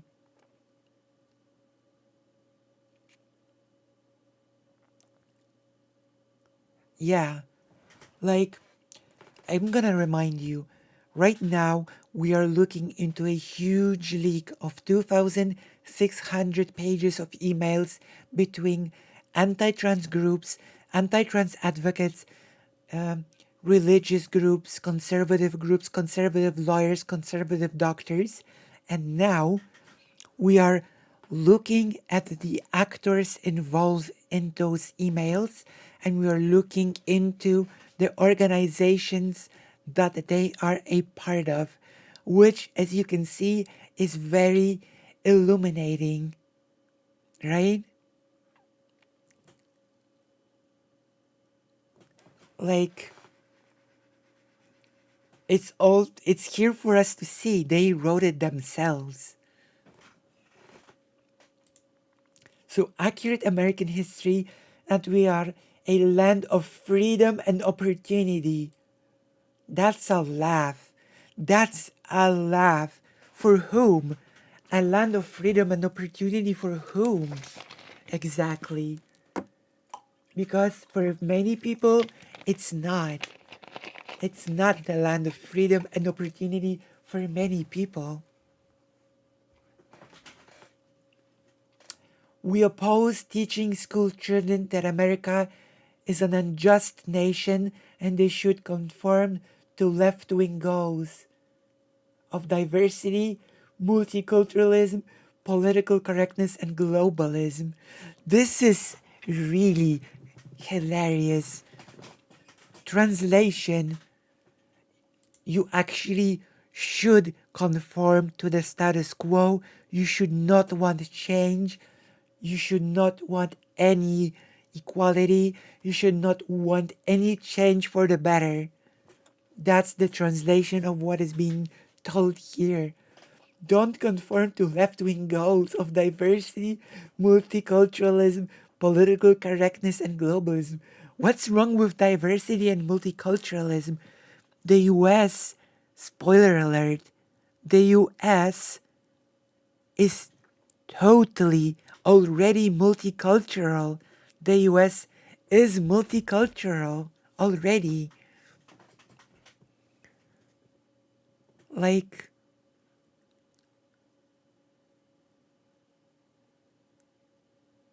wow. Yeah, that is conservative. That is what we are against. Keep in mind, lovely butterfly, like, this is a thing that is being pushed all over the world, okay? And we must oppose this globally. We cannot take the attitude of this is happening far away in a faraway country, so it does not concern me. Yes, it does. Because as we see from those leaks, groups cooperate. And you know what? I'm willing to bet that groups also cooperate on a international level to push this sort of stuff, you know? It's not isolated. It's very much an international project.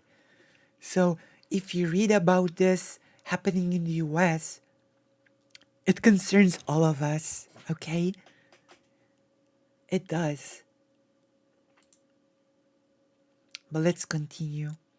I've made a little bit of a rant, but we continue now. Like,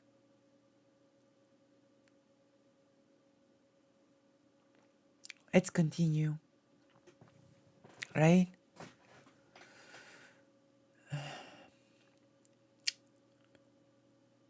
We support fathers and mothers' rights to guide the education of their own children and to homeschool without oppressive governments' regulations. Translation: we want people to be able to teach all manner of bullshit to their children, and nobody should be able to say otherwise. That is the direct translation of what is being said here. Right? We oppose the teaching of critical race theory and any national control of testing or curriculum. We oppose data mining school children. What? Of course, this organization is going to be against critical race theory. Let's remind ourselves what critical race theory actually is. You know, the thing that apparently is taught on a university level to begin with. Critical race theory, like we're going really through this, like we're going deep in layer into layer into layer into layer so that we really know what we are dealing with here, okay? Like we really need to know what we're dealing with here. So we really need to have our bases covered. Critical race theory, CRT, is a cross-disciplinary examination by social and civil rights scholars and activists of how laws, social and political movements, and medical shape and are shaped by social conceptions of race and ethnicity. Goals include challenging all mainstream and alternative views of racism and racial justice, including conservative, liberal, and progressive. Right? The word critical in the name is an academic reference to critical thinking, critical theory, and scholarly criticism rather than criticizing or blaming people, right? In other words, it's analyzing race relations and how they affect our the world surrounding us, right? But of course, the Eagle Forum will be against this. That's a given. Of course, conservatives are going to be against any sort of critical thinking, any sort of analysis, any sort of, you know. I'm going to actually read the next sentence. CRT because it feels important. CRT is also used in sociology to explain social, political, and legal structures and power distribution as through a lens focusing on the concept of race and experiences of racism. Yeah, so it it's a study of critically thinking about how race affects our everyday lives, and it includes thinking about the conservative, liberal, as well as progressive way of thinking about those things, right?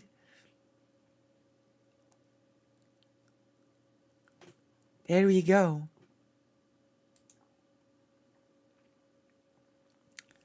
We continue. We oppose taxpayer financed and regulated daycare and pre-kindergarten and taxpayer paid parental leave. Is this a joke? Parental leave? They want to ban parental leave.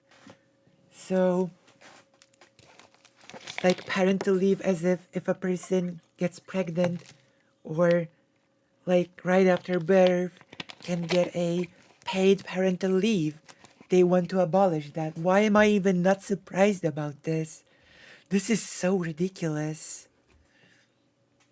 Oh my gosh. Like, what am I even supposed to say here? This is like conservatism 101, I guess. Okay, let's continue. Okay, so this is the organization of the person called Margaret Clark, right? Oh yeah, of course they're anti-children. Yeah, of course. Right? So we continue going through the article about the leaked emails of the So, Margaret Clark, the person from the group that we have just read about, basically shows that they don't give a damn about the family. It's all about hurting those they don't like. I love how conservative visions of a better future are all austerity-driven dystopian hellscapes, right? It's not even funny. They want us to suffer. Yeah, they do. So, Margaret Clark, the person whose organization we have just read about, has said in an email, "Please do not say that South Dakota effort failed." Margaret Clark, General Counsel for the Alabama branch of the Phyllis Shafty-founded Eagle Forum, replied, "You successfully inspired, encouraged, and counseled numerous VCAP efforts around the country. You established the ideal witness list that we are all still following in our individual states. And most importantly, you connected us all to each other. This is just the beginning." Right? This is just the beginning. Indeed, Deutsches Bill has proven influential in the recent surge of anti-LGBTQ lawmaking. This legislative session, at least 18 states have considered bills containing language closely resembling the text of the Vulnerable Child Protection Act.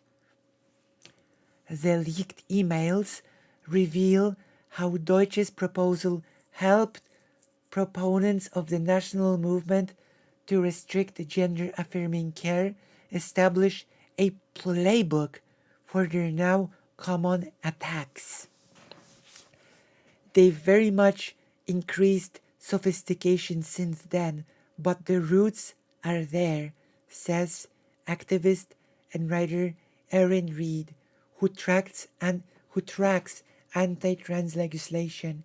Reed says that when she meets with legislators, they're often surprised to learn of the outside forces pushing anti-trans bills. This isn't coming from an in-state grassroots support system, she says. And that part actually does not surprise me at all. Right? If you want, we can look into who Erin Reed actually sounds very familiar to me. But I'm wondering, because I have viewers from the US, so I want to know, everybody, do you know Erin Reed? Yes, no. Yes, no, maybe so. I want to know if any of you know Erin Reed. We continue for now. You can just take your time and answer. If you don't know, okay. 2 votes. Let's wait a bit longer. If a lot of people don't know who Erin Reed is, then we might check her out, right? We are checking out the anti-trans organizations. We might as well check the pro-trans advocate, right?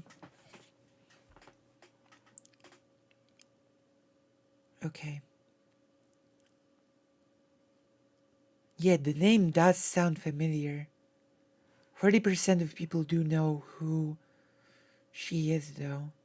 So if anyone knows and can write in the chat who she is, then feel welcome to. If not, we're gonna look her up in a moment. Oh, this is crucial. The emails demonstrate close collaboration between groups working behind the scenes to push bills banning transgender healthcare, including ADF, which has defended state-sanctioned sterilization of trans people in Europe, and the ACP EADS, which opposed adoption by gay couples and supported conversion therapy for LGBTQ plus youth.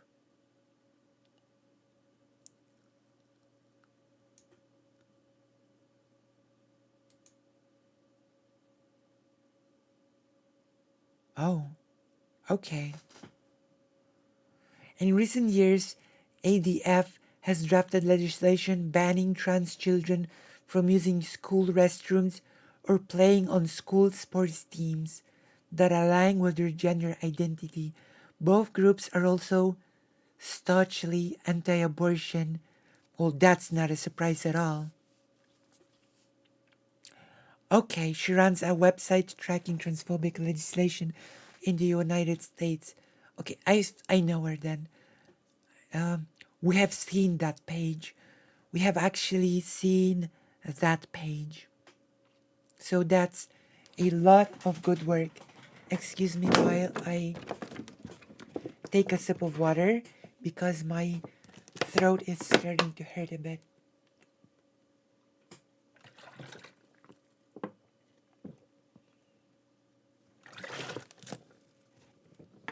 I was supposed to finish stream, but this is far too important. I think this is far too important to just ignore. This is quite big. ADF, which drafted the Mississippi abortion ban at the heart of the case that overturned Roe v. Wade. There we go. There we have it. ADF, which drafted the Mississippi abortion ban at the heart of the case that overturned Roe v. Wade, is currently representing ACPs in a closely watched lawsuit to ban an abortion pill, mifepristone, nationally. Okay? It's all connected, it seems. Wow. I wonder if it will, in fact, change anyone's mind about the whole transgenocide topic. These are groups who we know are not interested in the best practice care for trans kids, say Catherine Oakley, State Legislative Director and Senior Counsel for the Human Rights Campaign. I don't think Human Rights Campaign needs an introduction. These bills are coming from national organizations whose purpose is to harm LGBTQ people.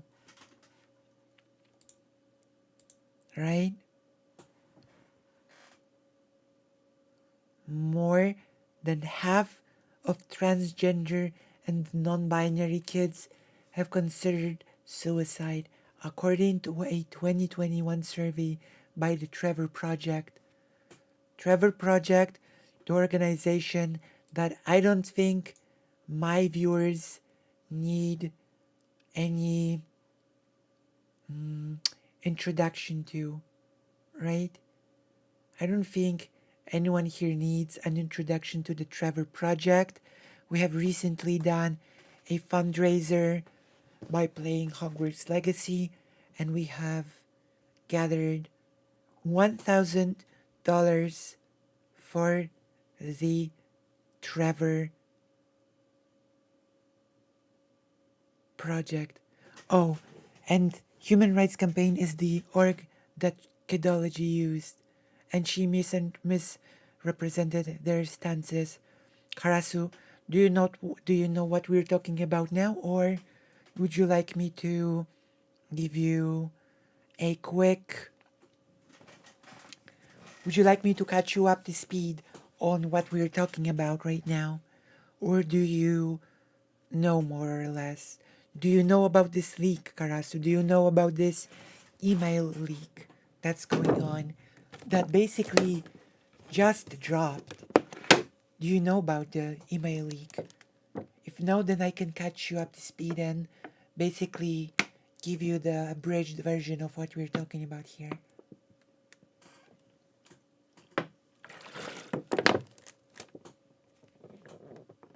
Like, if you know, it's okay, but if you don't, then I will bring you up to speed very fast. Okay. There has been a leak. Apparently, there's been a retransitioned, and that person has been made privy to emails between anti-trans legislators, anti-trans organizations, and many other people. Apparently, it's like 2,600 pages of emails of people collaborating on drafting and pushing anti-trans laws nationwide. Right? We are looking at this leak right now, and from what I'm seeing, Vosh is planning to cover this as well. His stream name is literally Leaked Documents on Anti-Trans PSYOP. Trans genocide and more. Right? So we are looking into this whole thing right now. We're looking into those leaks, and on the way, while we are, of course, yeah, but those leaks sort of focus on the national level. But I have no doubt in my mind that this goes internationally as well, of course, yeah. This article sort of focuses on the national level, but yeah, of course, even this article has mentioned that the organizations here push for things in Europe as well and other places. Yeah, yes. It says yes. Some people in here absolutely pushed for maintaining sterilization laws in Europe. Yes, absolutely. Okay.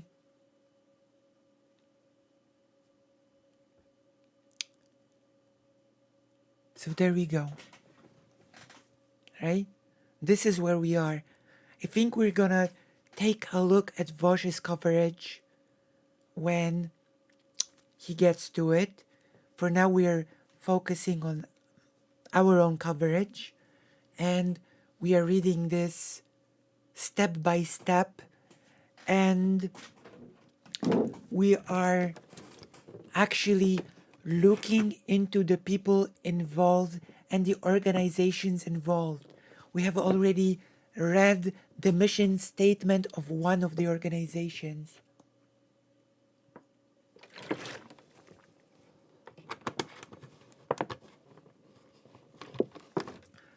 That just means that we must form coalitions of our own. We must cooperate as well. We have to, right? We need to. Like, right? We do need to plan and coordinate ourselves, right? Of course. So yeah, we continue.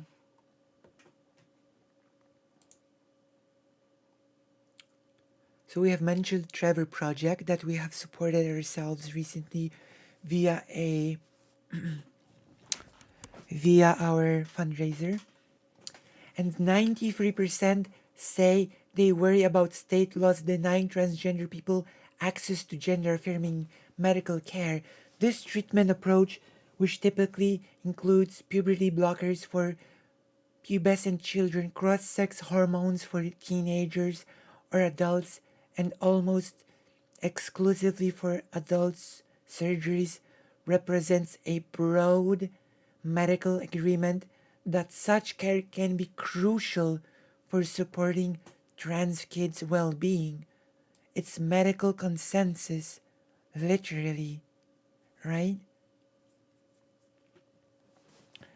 Gender affirming care is supported by the American Medical Association.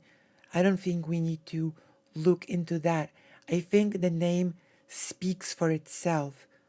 The American Medical Association, American Academy of Pediatrics, American Psychiatric Association. I don't think those need introduction, right?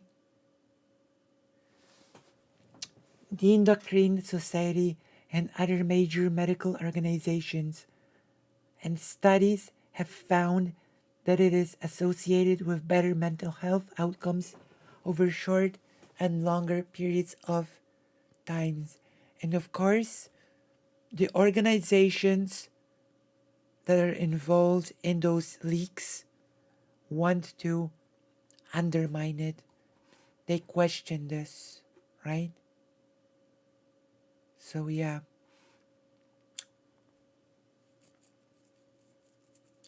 Your organizations exchanging emails with Deutsch and his other collaborators aren't shy about their agenda, several including ACPED's Eagle Forum. We have looked into Eagle Forum and we know what they stand for, and the Christian Medical and Dental Association. Okay, let's look into this, or like, let's look into this.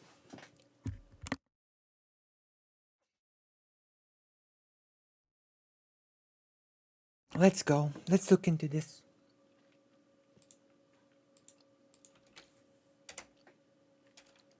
This is an in-depth dive into this. Christian Medical and Dental Associations.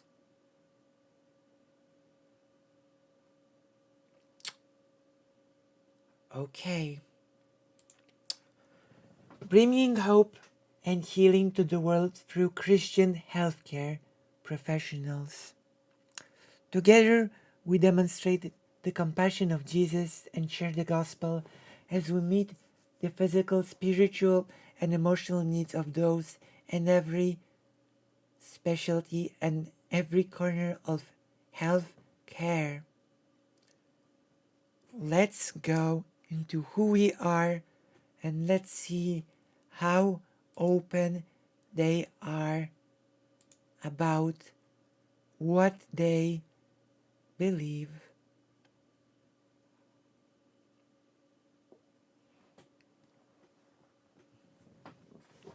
The Christian Medical and Dental Associations, founded in 1931.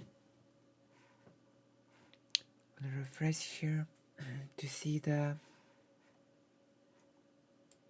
chat here. Let's go.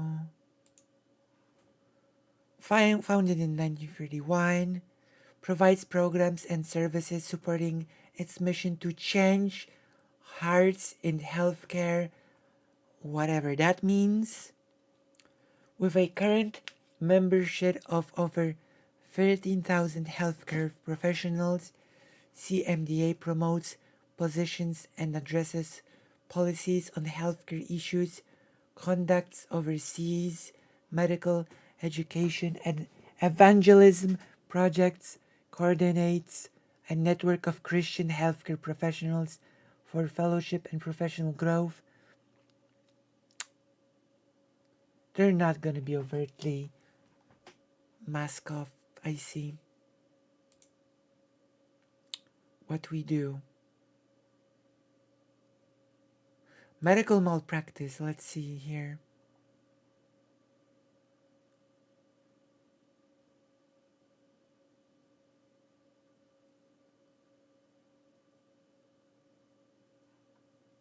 Marriage.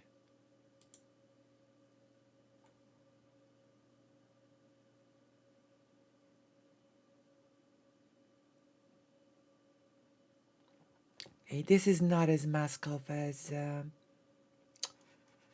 this is not as overt as the Eagle Forum, from what I can see here. Like, Eagle Forum was a lot more open with its prescriptions. Are listed as partners in a campaign dubbed the Promise to America's Children.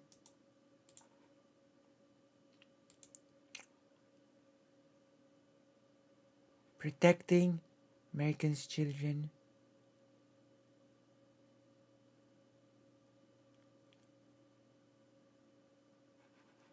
There we go. Co-lead by ADF, the Heritage Foundation, a major conservative think tank, also represented in the emails. Why am I not surprised that foundation is here? And the Christian nationalist lobbying group, Family Policy Alliance. The campaign pushes anti-LGBT legislation, claiming that the government and media are imposing explicit sexual content on children, meaning information about sexual orientation, gender identity, and abortion. It's basically the same in Poland. Although, unfortunately, in Poland, the far right is just the ruling party in charge.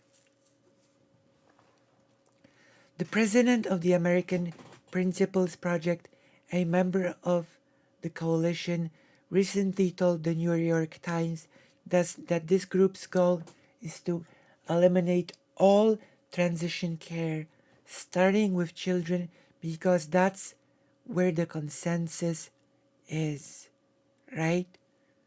But we know where this is heading. We've all heard the Trump speech about gender healthcare. Like, we all know how organized, how vicious this thing is.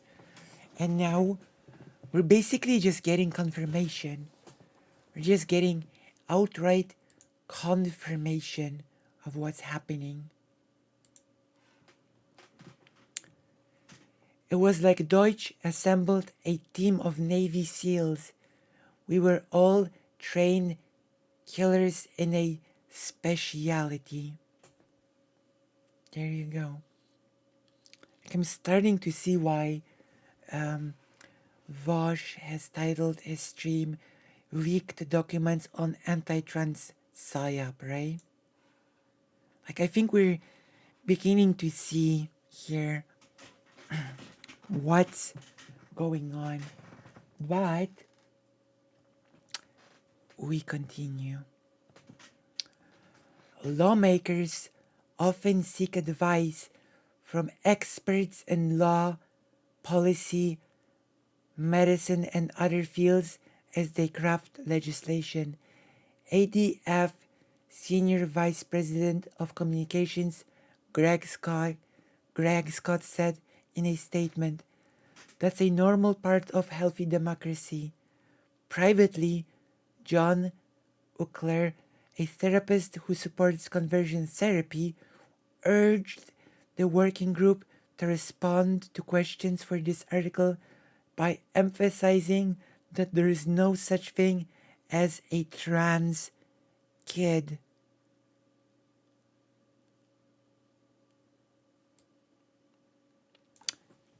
Yeah, we're actually looking through this leak. I think you were linked the thing that we are looking at right now, Karasu. You know? This is an article about the leak of the emails.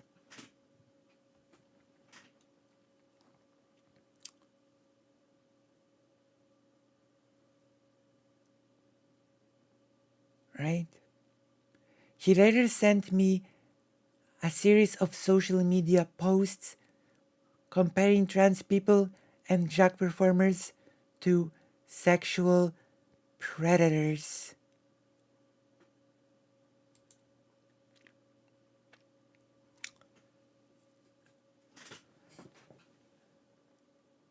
Okay. We can look at the emails themselves later as we go through the article.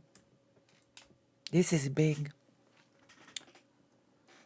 The emails illustrate just how long some major figures in the anti-trans movement have been incubating political attacks on transgender healthcare.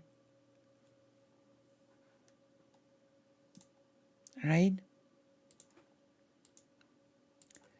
Which means they have been planning this for a long time. Right? This has been in the works for a long time.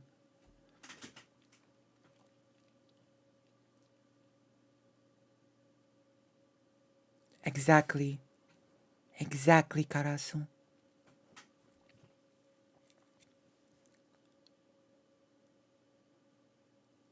Well, don't worry.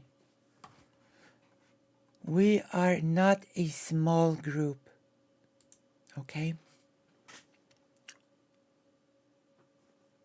For instance, Broyles, who today represents Jamie Reed, the former caseworker who has made controversial, high-profile claims against a Mississippi Jenner clinic, was working in 2020 with ACPD's executive director Michael Cretella and retired American Principles Project senior fellow Jane Robbins to compile a packet of lobbying materials in support of Vulnerable Child Protection Act bills, including a guide targeted at parents.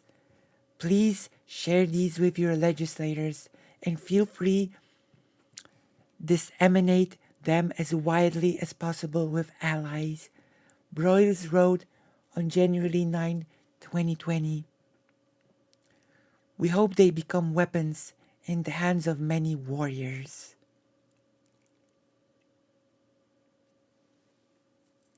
Thanks, Connor.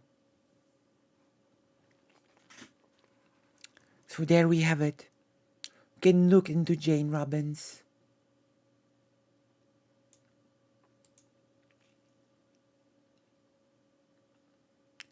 Jane Robbins.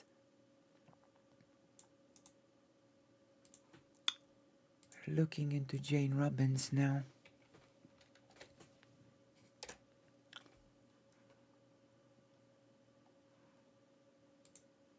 And we're gonna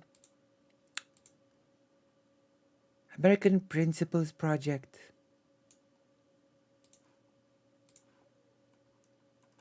We're adding this to the Google search.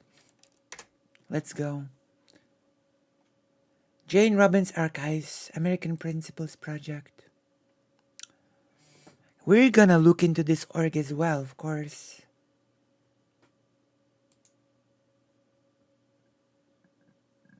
I see.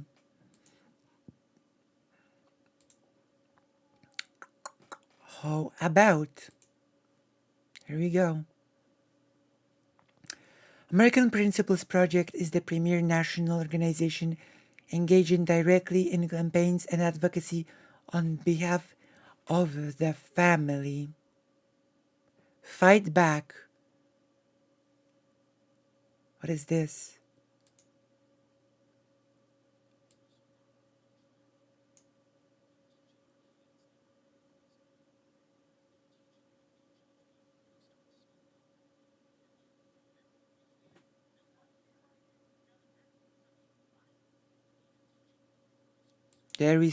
There we go.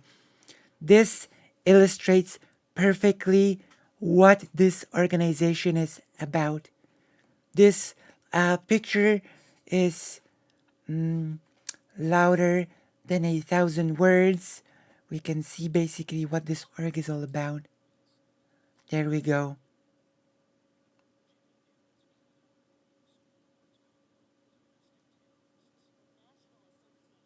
There we go.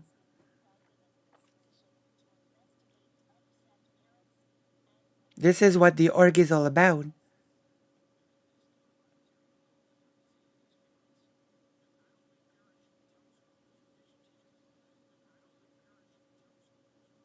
Exactly, that's right.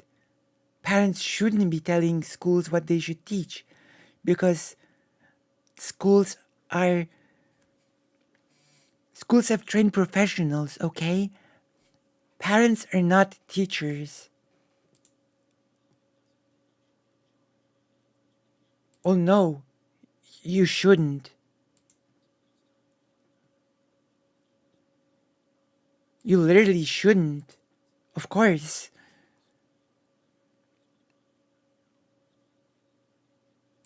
Most parents are uneducated adults. Of course they shouldn't be.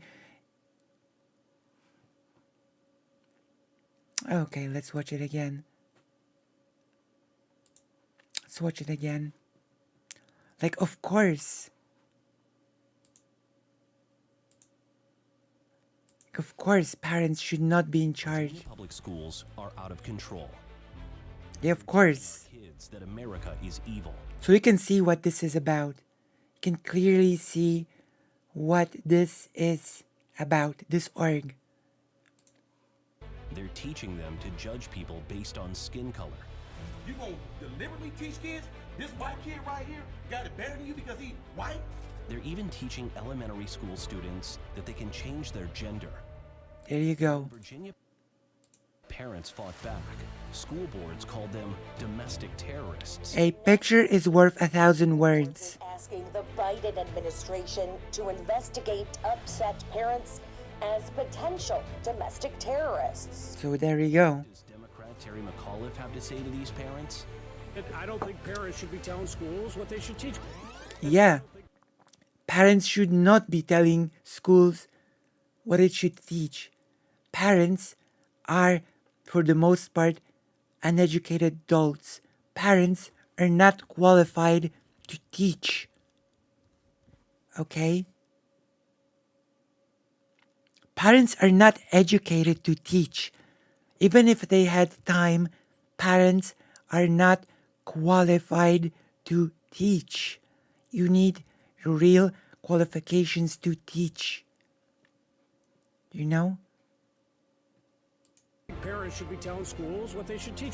Terry McAuliffe doesn't think you should be in charge of your kids' A teacher is not just some person that learns some stuff along the way and and teaches what they know. No, they go through specific training, they go through specific education in order to teach. Okay? A teacher is a serious profession that comes with serious qualification. A parent is not a substitute for a teacher. Okay? Like in Germany, for example, it is taken extra seriously. I have a friend who was learning to be a teacher in Germany. In Germany, specific regions have very specific qualifications to be a teacher. Okay? And it goes to the point when a teacher from one region may not have the necessary qualifications to teach in a different part of Germany. It's treated very seriously. So no, parents are not substitutes for teachers. Even if they had time, it requires a lot of work to gain the education to be a teacher. education. Parents, it's time to fight back. We need to keep Terry McAuliffe out of office. He's a threat to Virginia families. Paid for by American Principles Project PAC. Not authorized by any candidate or campaign committee. Not to mention in high school, when you have teachers that are specialized in specific subjects, okay? So no, parents are not teachers. No, they cannot be a substitute for a formal education. No. So there we go. We've looked into the American Principles Project. We know now what this org is all about.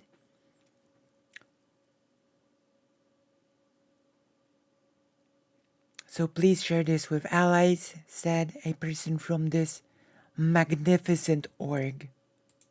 Right? Amazing.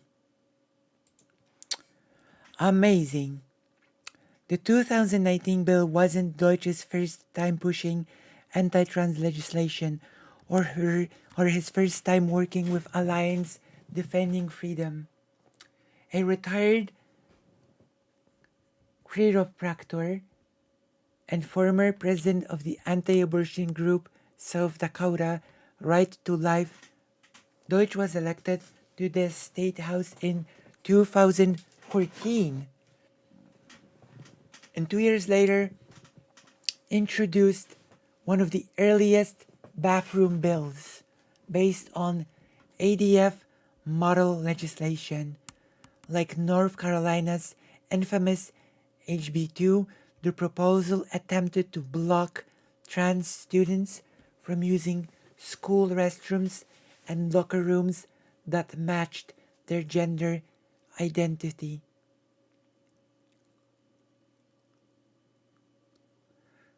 It passed both houses of the state legislature before it was vetoed by the Gov. Dennis Daugard, who said that the bill does not address any pressing issue concerning the school district of South Dakota. So, thankfully that bill was rejected, right? According to University of Cincinnati law professor Ryan Thorenson, a former LGBT rights program research for Human Rights Watch, Deutsch was one of the most prominent state lawmakers nationally in pushing anti-transgender restrictions at the state level. Even before we were seeing these huge waves of bills, Deutsch declined to answer questions for this story. Wow. What a surprise, right? What a shocker we're having on our hands. What a shocker. But you continue. We are learning a lot. We are learning about the leak itself, and we are catching up on the people and organizations involved. Let's go. Let's go. Let's continue. In 2019, Deutsch tweeted that he would try to criminalize doctors who followed the Endocrine Society's clinical practice guidelines, which are linked here, for treating people with gender dysphoria. He would later claim the idea for such a law had come from children I saw on Twitter who told him to read Reddit forums about detransitioning. By that summer, Deutsch had quietly assembled a group of advisors, including people who had once identified as trans, only to reverse course and deny that anyone is truly transgender. They helped him workshop legislative language supporting materials and proponent testimony. So basically, the typical detransitioning grifter. Although apparently one of those retransitioned and led to this leak. Right?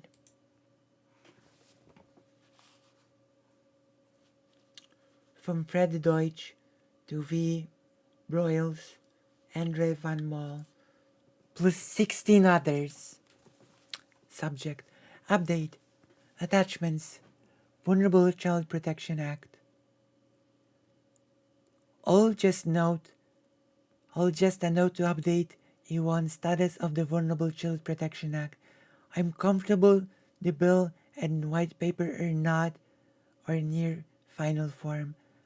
I have no doubt this will be an uphill battle when we get to session. As always, please do not share this with media. The longer we can fly under the radar, the better. Please let me know if you have questions. I am grateful for your support and prayers. Fred. Read Deutsch's email sharing a draft of his bill with 28 doctors, lawyers, legislators, and activists here. There you go.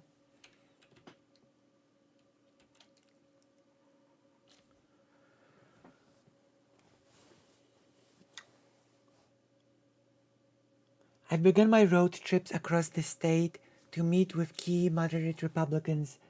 Response has been mixed, but mostly positive.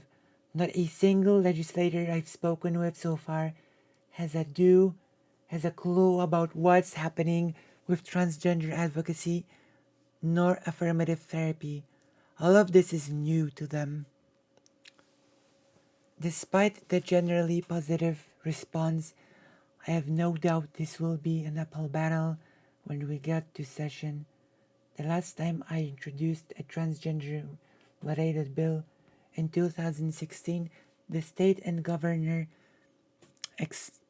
experienced political and economic pressures, including boycott threats from around the country.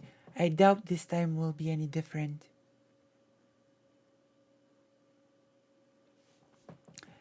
I meet with the governor's top policy advisor next week to discuss the bill.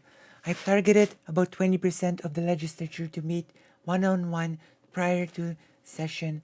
Casey from Kelsey Coalition will be developing her suggested strategy for testimony that will bounce off our South Dakota team. As always, please do not share this with media, etc., etc. Thank you for your prayers, etc., Fred. Okay, we will continue in a moment. I will go to the toilet and then we continue, okay? Don't go anywhere. In fact, get more people here.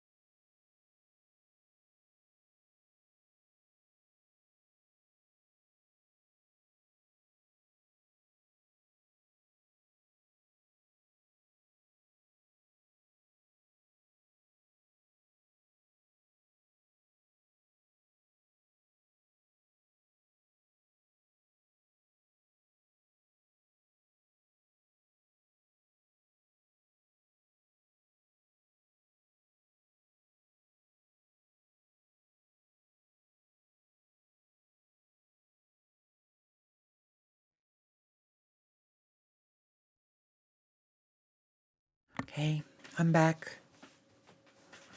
So there we have it. We continue then our coverage of the thing, right? We're continuing to talk about the leaks, right? Ready? Ready to continue? Let's go.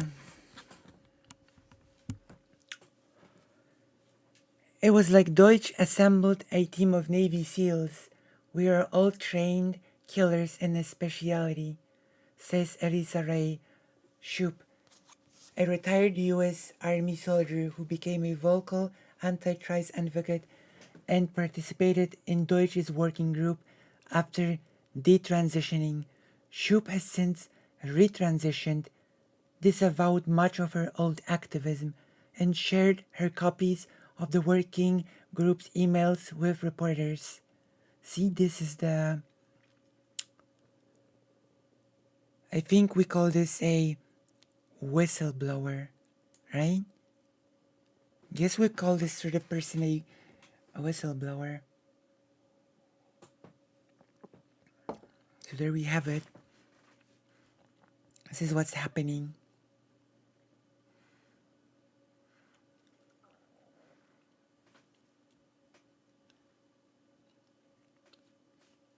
Right?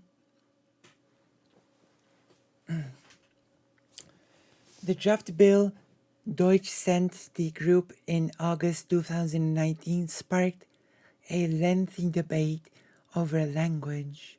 In one email chain, participants struggled to narrow the wording of Deutsch's bill to avoid blocking treatments for trauma victims or legitimizing the concept of gender as one separate from biological sex.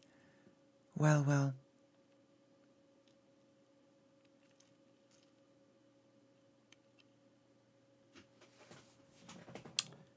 Catherine Cave, a founder of the anti-transparent organization Kelsey Coalition, which we are of course gonna look up right now to see exactly what we are dealing with. The Kelsey organization, let's go. I'm not gonna download the guide. Understand the transgender trend and its consequences. There we go, right off the bat. Understand the implications of transgender activism in schools. There we go. Communicate with school leaders. Advocate for common sense policies, whatever that means. Act with compassion towards everyone involved in the conversation. No, that's a laugh. That's a laugh. Okay? Should we download that guide of theirs? Or should we just forget? Or should we just not?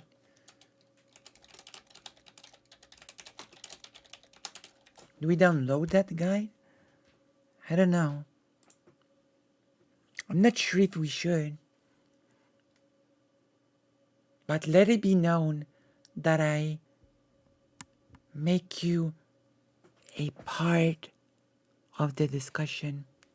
Okay. Yeah. I figured as much. Let's not. But yeah, you can see what this org is all about, right? You can see what they're all about. Pretty clear. Pretty clear cut. Let's continue. So Kelsey,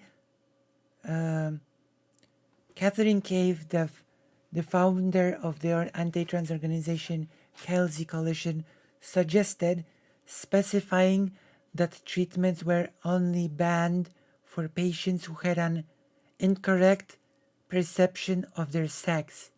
A child and parental rights campaign lawyer proposed replacing the word incorrect with dissonant. Right.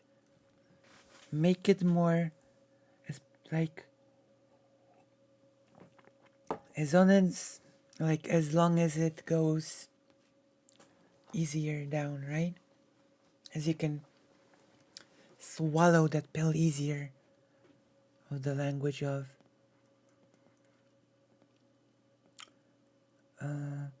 Richard Mast of Liberty Counsel separately advised the group to avoid saying the word transgender, cisgender, or non-binary. Using them surrenders the language, Mast wrote. If the other side's language frames the debate, we lose.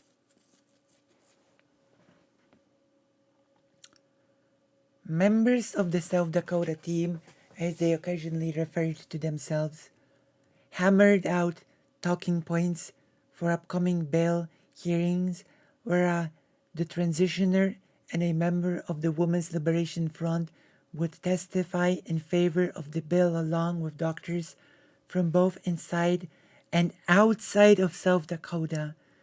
The group debated how to respond to the ACLU's claim that their bill was unconstitutional. Quote, while there may be a constitutional right to refuse to carry a child to term under Roe, there is no constitutional right to chemically and surgically mutilating one's healthy body where there is no disease to be treated. That is child abuse, Broyles wrote. And they brainstormed responses to the argument that the gender-affirming care reduces suicide, an assertion that is backed up by research, right? So they basically did a whole brainstorming session on how to basically argue against the medical consensus, right?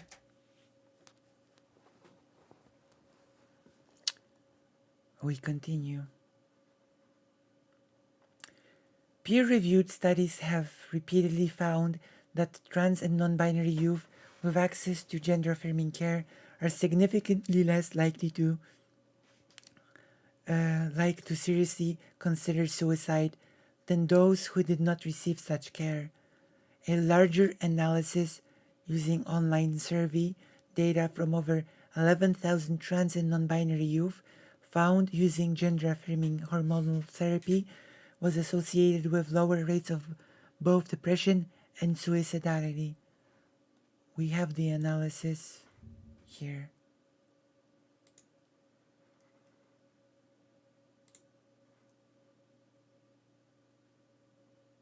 Interesting.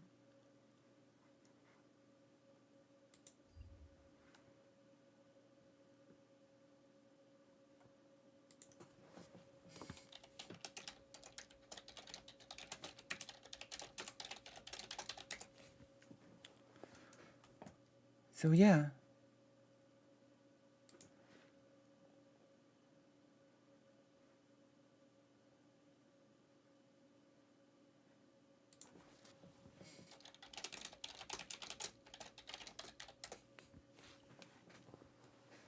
So there we go.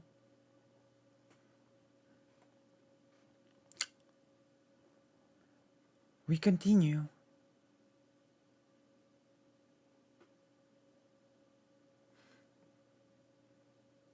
Right?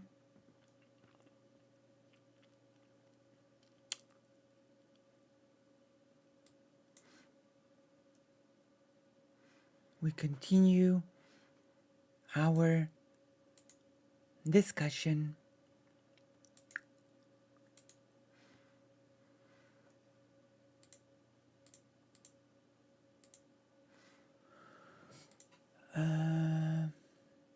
Here we go.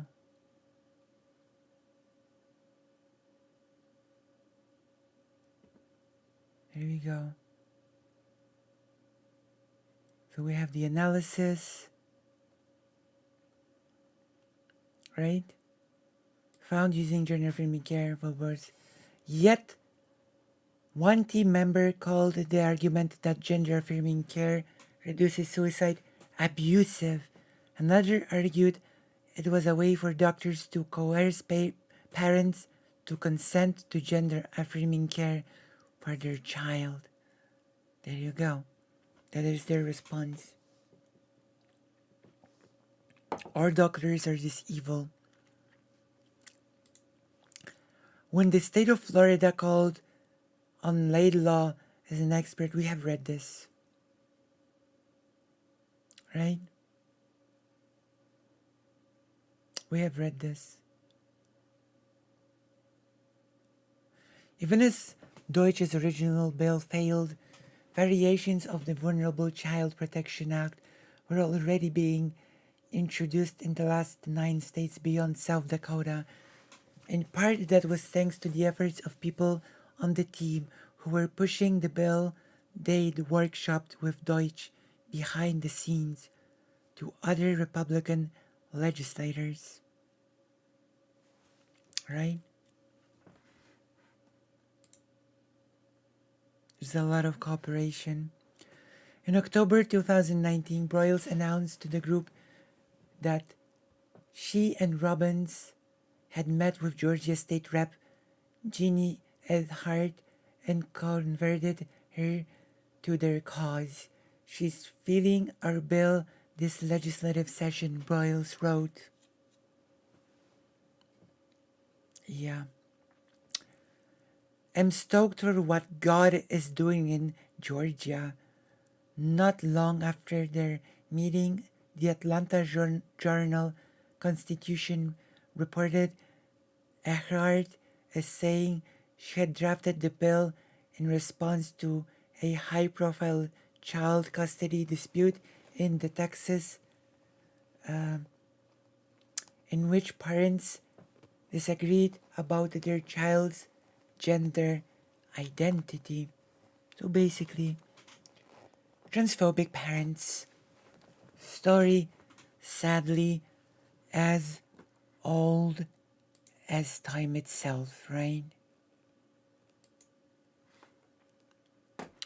Team. Truth is arising in Georgia.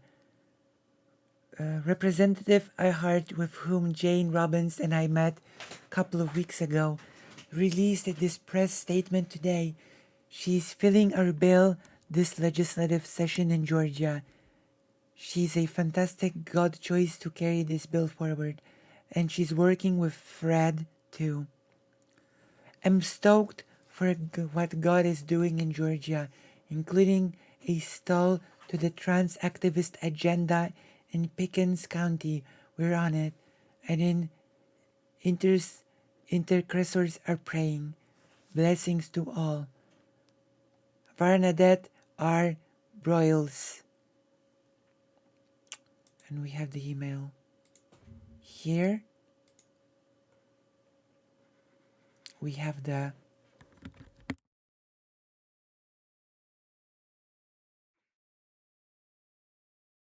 we have the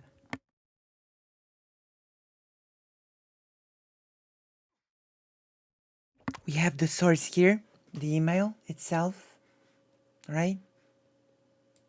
It's here, black and white.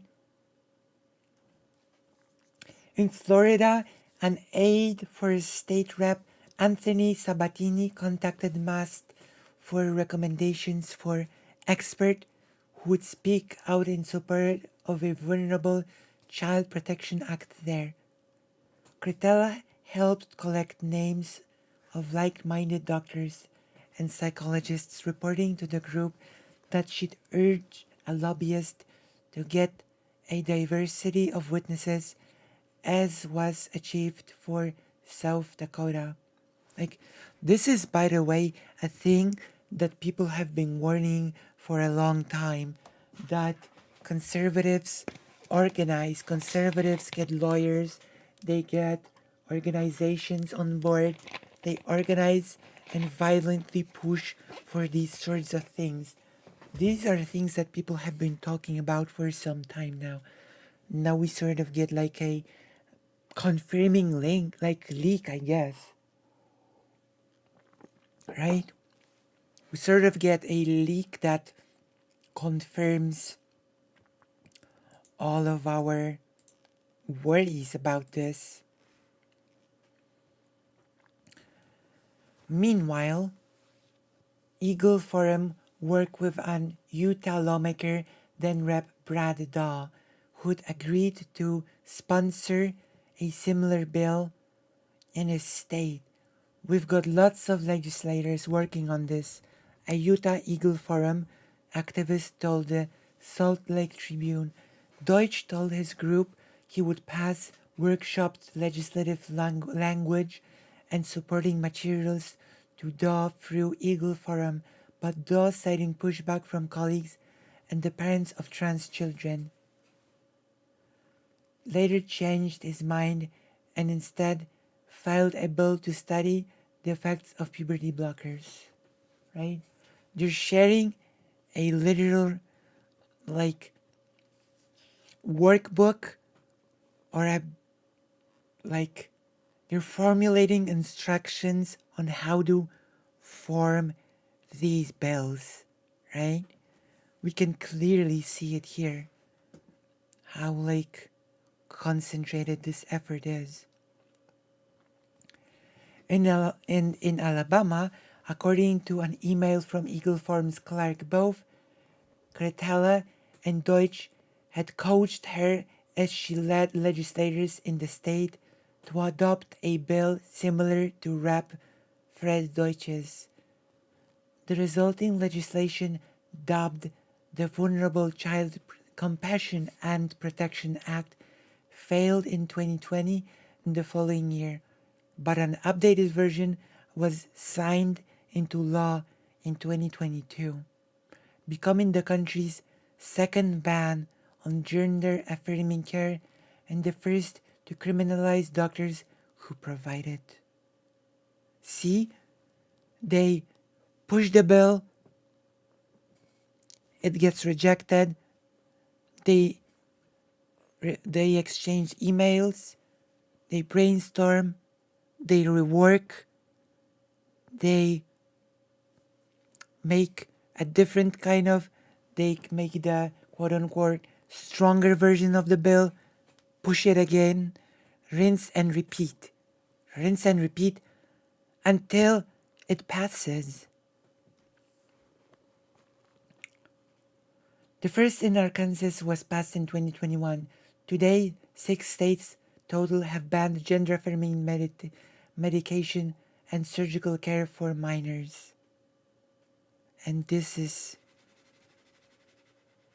the beginning, right? After Alabama enacted its version of Deutsch's bill, the Justice Department sued the state, arguing that the law is unconstitutional because it discriminates based on sex and transgender status. Well, yeah, it literally does. A federal judge agreed to block parts of the new law, explaining that Alabama had produced no credible evidence to back up its claims that the medications are experimental. This is interesting. So there is no evidence of the claim that medication is experimental. Let's keep this in mind for the future, okay? Let's keep this in our back pockets as we move forward.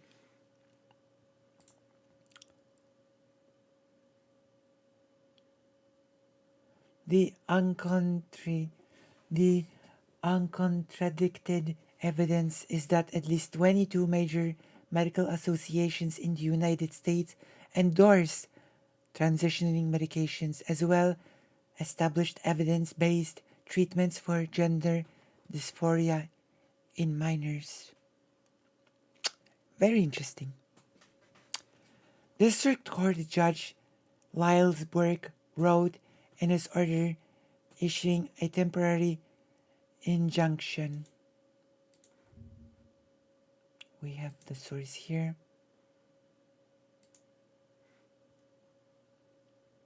You have the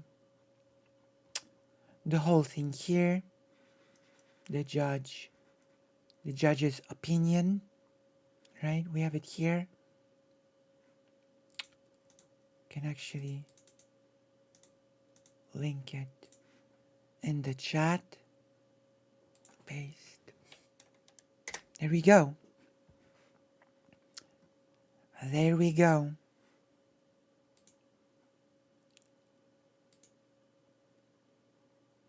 So it's here. That case, along with a challenge to the Arkansas ban, is still playing out in court. Last fall, Burke denied a Justice Department attempt to subpoena the Eagle Forum for all documents related to its advocacy for the law.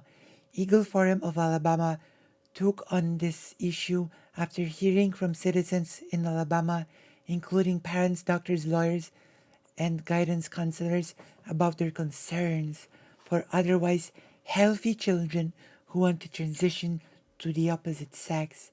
The group claimed in a 2023 press release, oh, they're so concerned. Think of the children.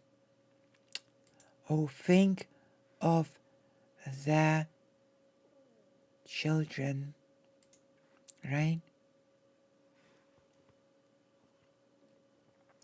There we go. Another email. Let's dig. Dear Fred, from Margaret Clark.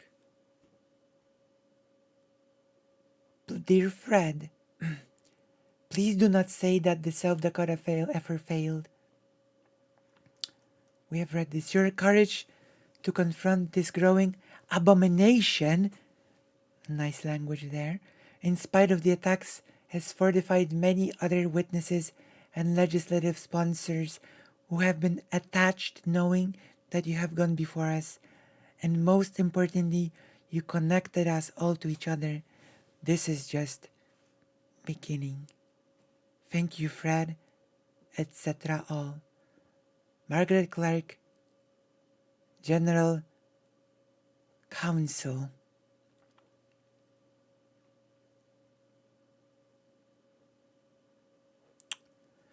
And in South Dakota, Deutsch finally won the long battle this February when Governor Kristi Noem signed an updated version of this bill. The new law strips licenses from doctors who provide minors with gender-affirming care, right? So doctors now would risk losing their medical license and requires healthcare providers to gradually cut off puberty blockers and hormones for any kids they are already treating. So forcefully detransitioning patients, check. And if they don't do it, if they don't start detransitioning children, they risk losing their licenses. Okay? That provision is expected to force some South Dakota teens to medically detransition by the end of 2023. So legally enforced detransitioning of young trans people.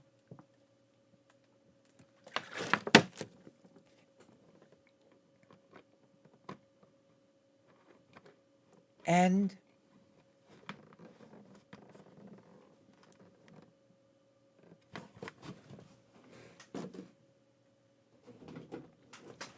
taking away the license. Okay? There we go.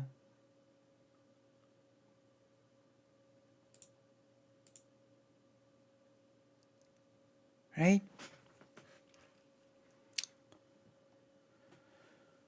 Deutsch returned to Twitter in February to celebrate the signing of the South Dakota ban.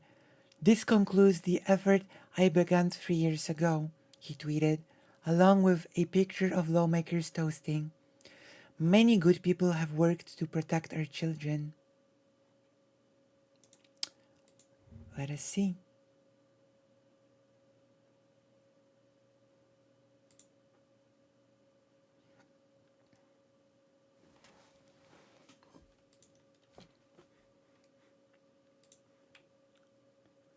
Team.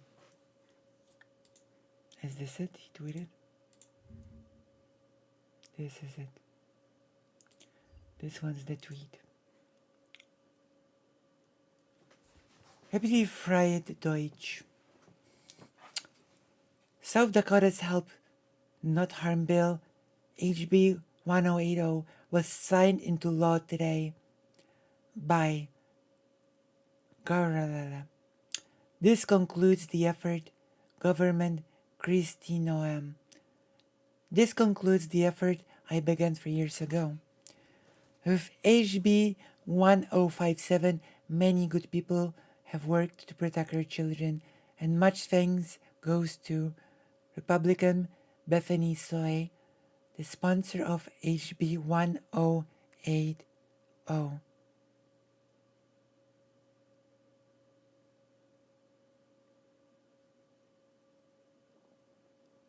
Could I see what? I see what, LH Fruit? I don't know. I don't know what you mean. But yeah.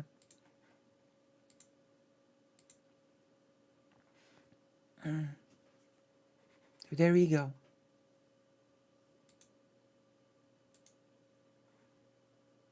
Right?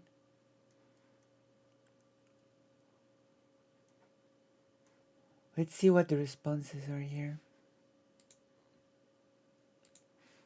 Do that whole mess. Congratulations on finding the power to pass laws on things you know nothing about. Nice. Congratulations on having the power to pass laws on things you know nothing about. Nasty.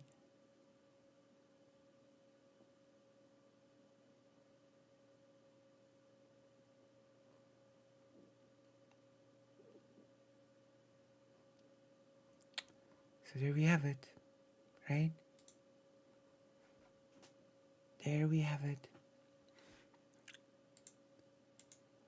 Let's continue, okay?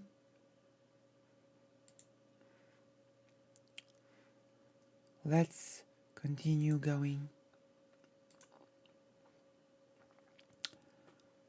Along with a picture of lawmakers toasting. There we go. This is it.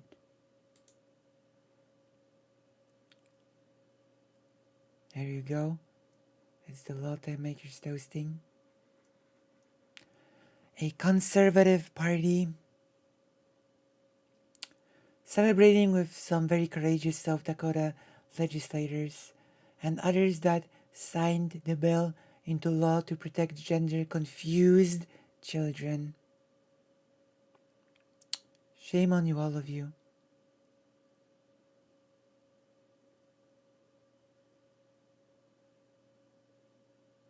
Looks like you're all eating well.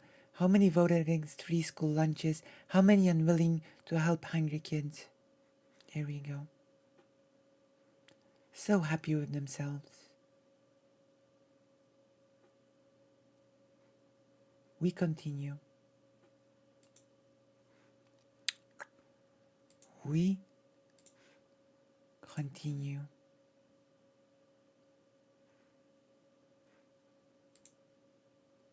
Right? Let me check something on my end.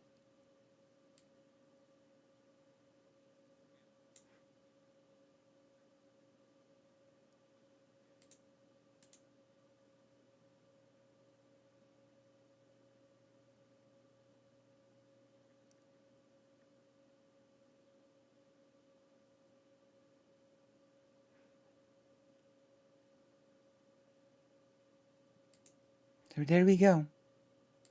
Right? There we go. We continue.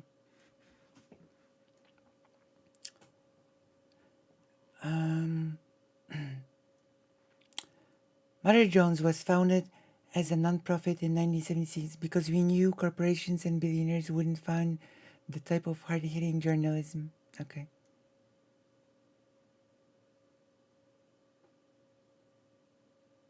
So yeah.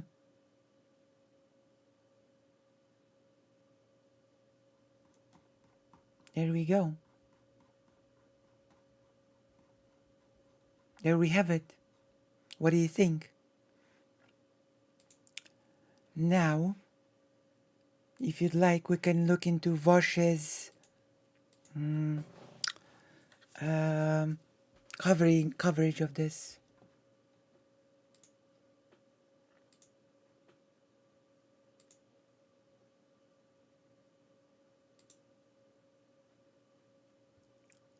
So,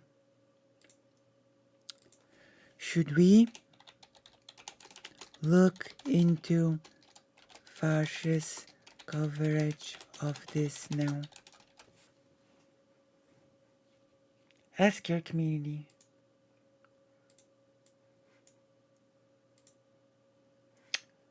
Ask your community.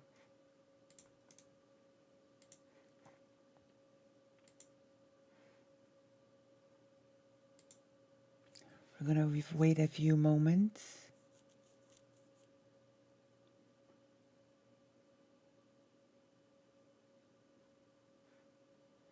And then we're gonna one vote. I need more than one vote. There's 10 of you here. I'm gonna need more than I'm gonna need like 5 votes at least, right? 5 or 6 votes. Let's go. Let's go.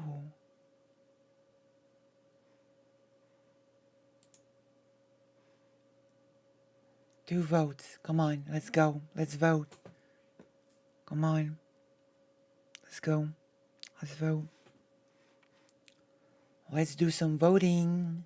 Let's go. Come on.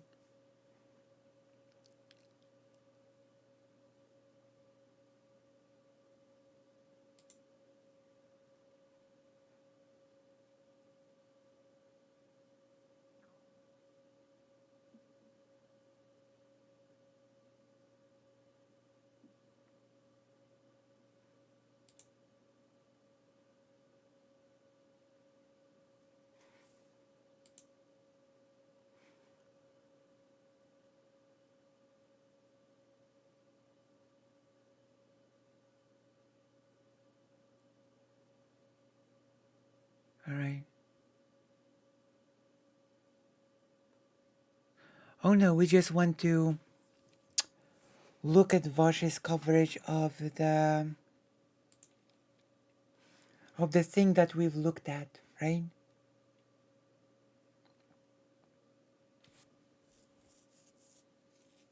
Four people, 100% consensus. Okay, let's go.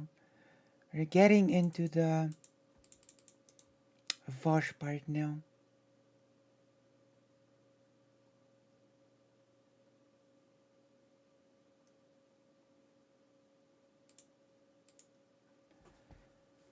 Share.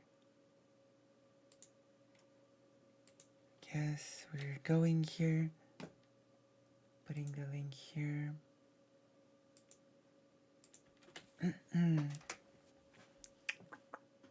Gonna look at the exact part when the actual coverage is happening.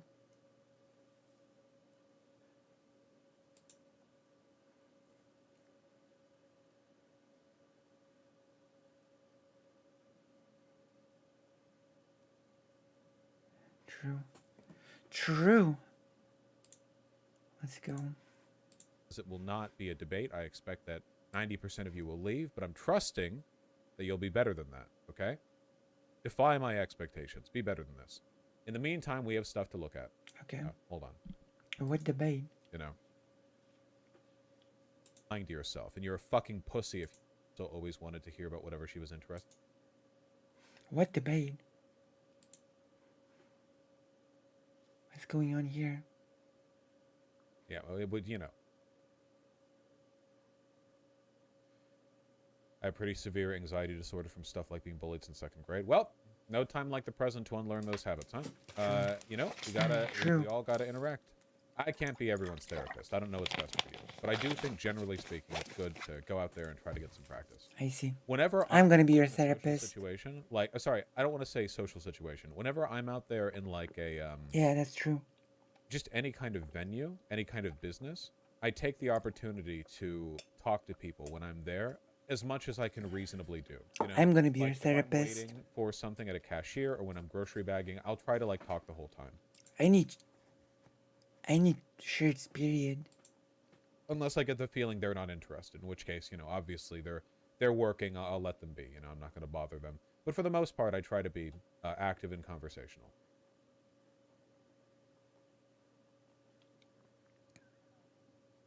You're crazy, though? I don't think it's that difficult.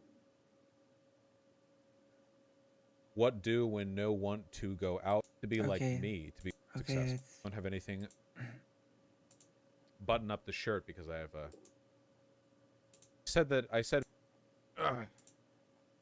All yet immediately comes up with an opinion. He does the same in almost every other stuff. Wait, what? What's this? Wait, what? It's so weird when communities that I don't engage with are mad at me with like pre-existing. All I said, I've seen what Finn's body looks like. He posts it on Twitter. Okay. Why are they? How am I supposed to do research on whether he's taken estrogen? I don't think he is. I really don't think it's cool to insinuate something like this just because they look pretty or have smooth skin. Why are they calling it an insult? Wait. I don't know.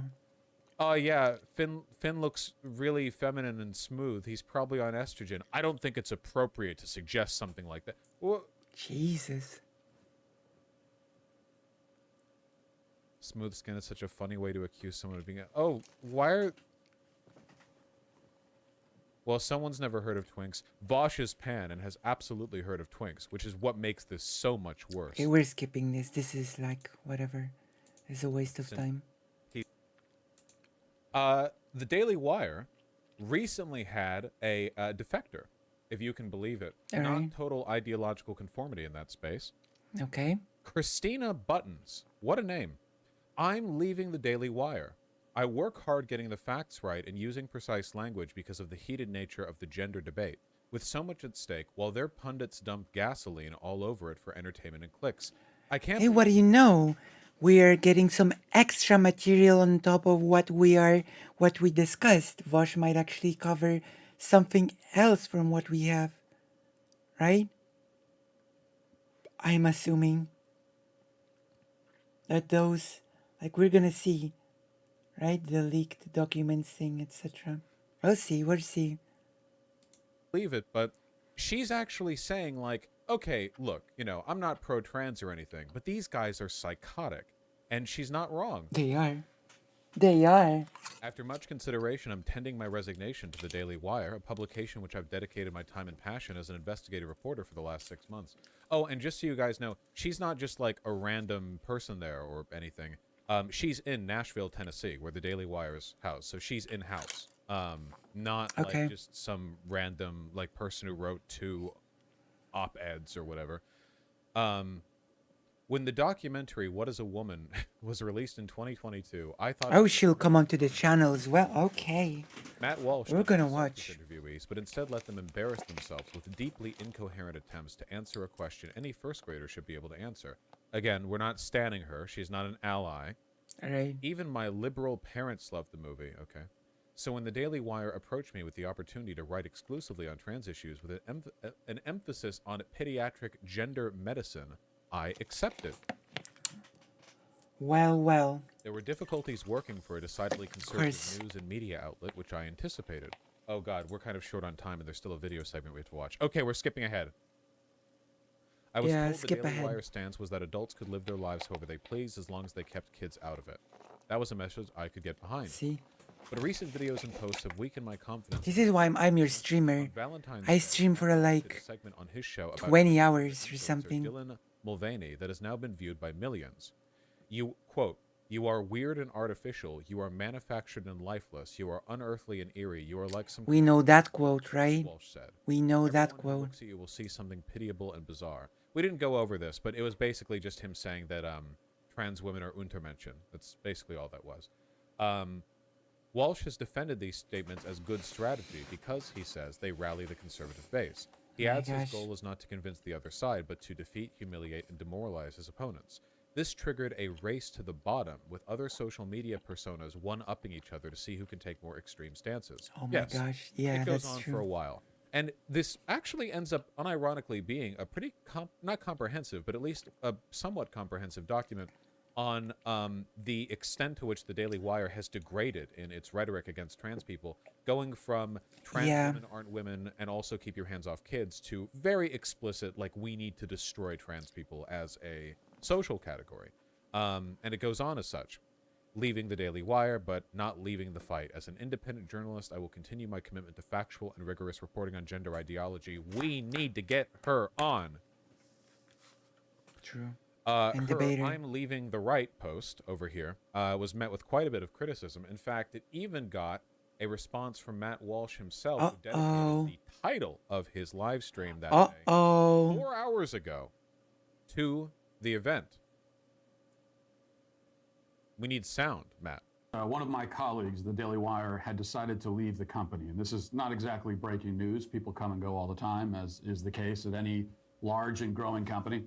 What made this unique is that I learned about her resignation. She just wants the people around her to be less rude. Okay, so I want to be clear. She's not an ally. She's still transphobic. She's not. Yeah, she However, what she represents is a return to the kind of reactionary conservatism that I was experiencing far more often when I started my channel.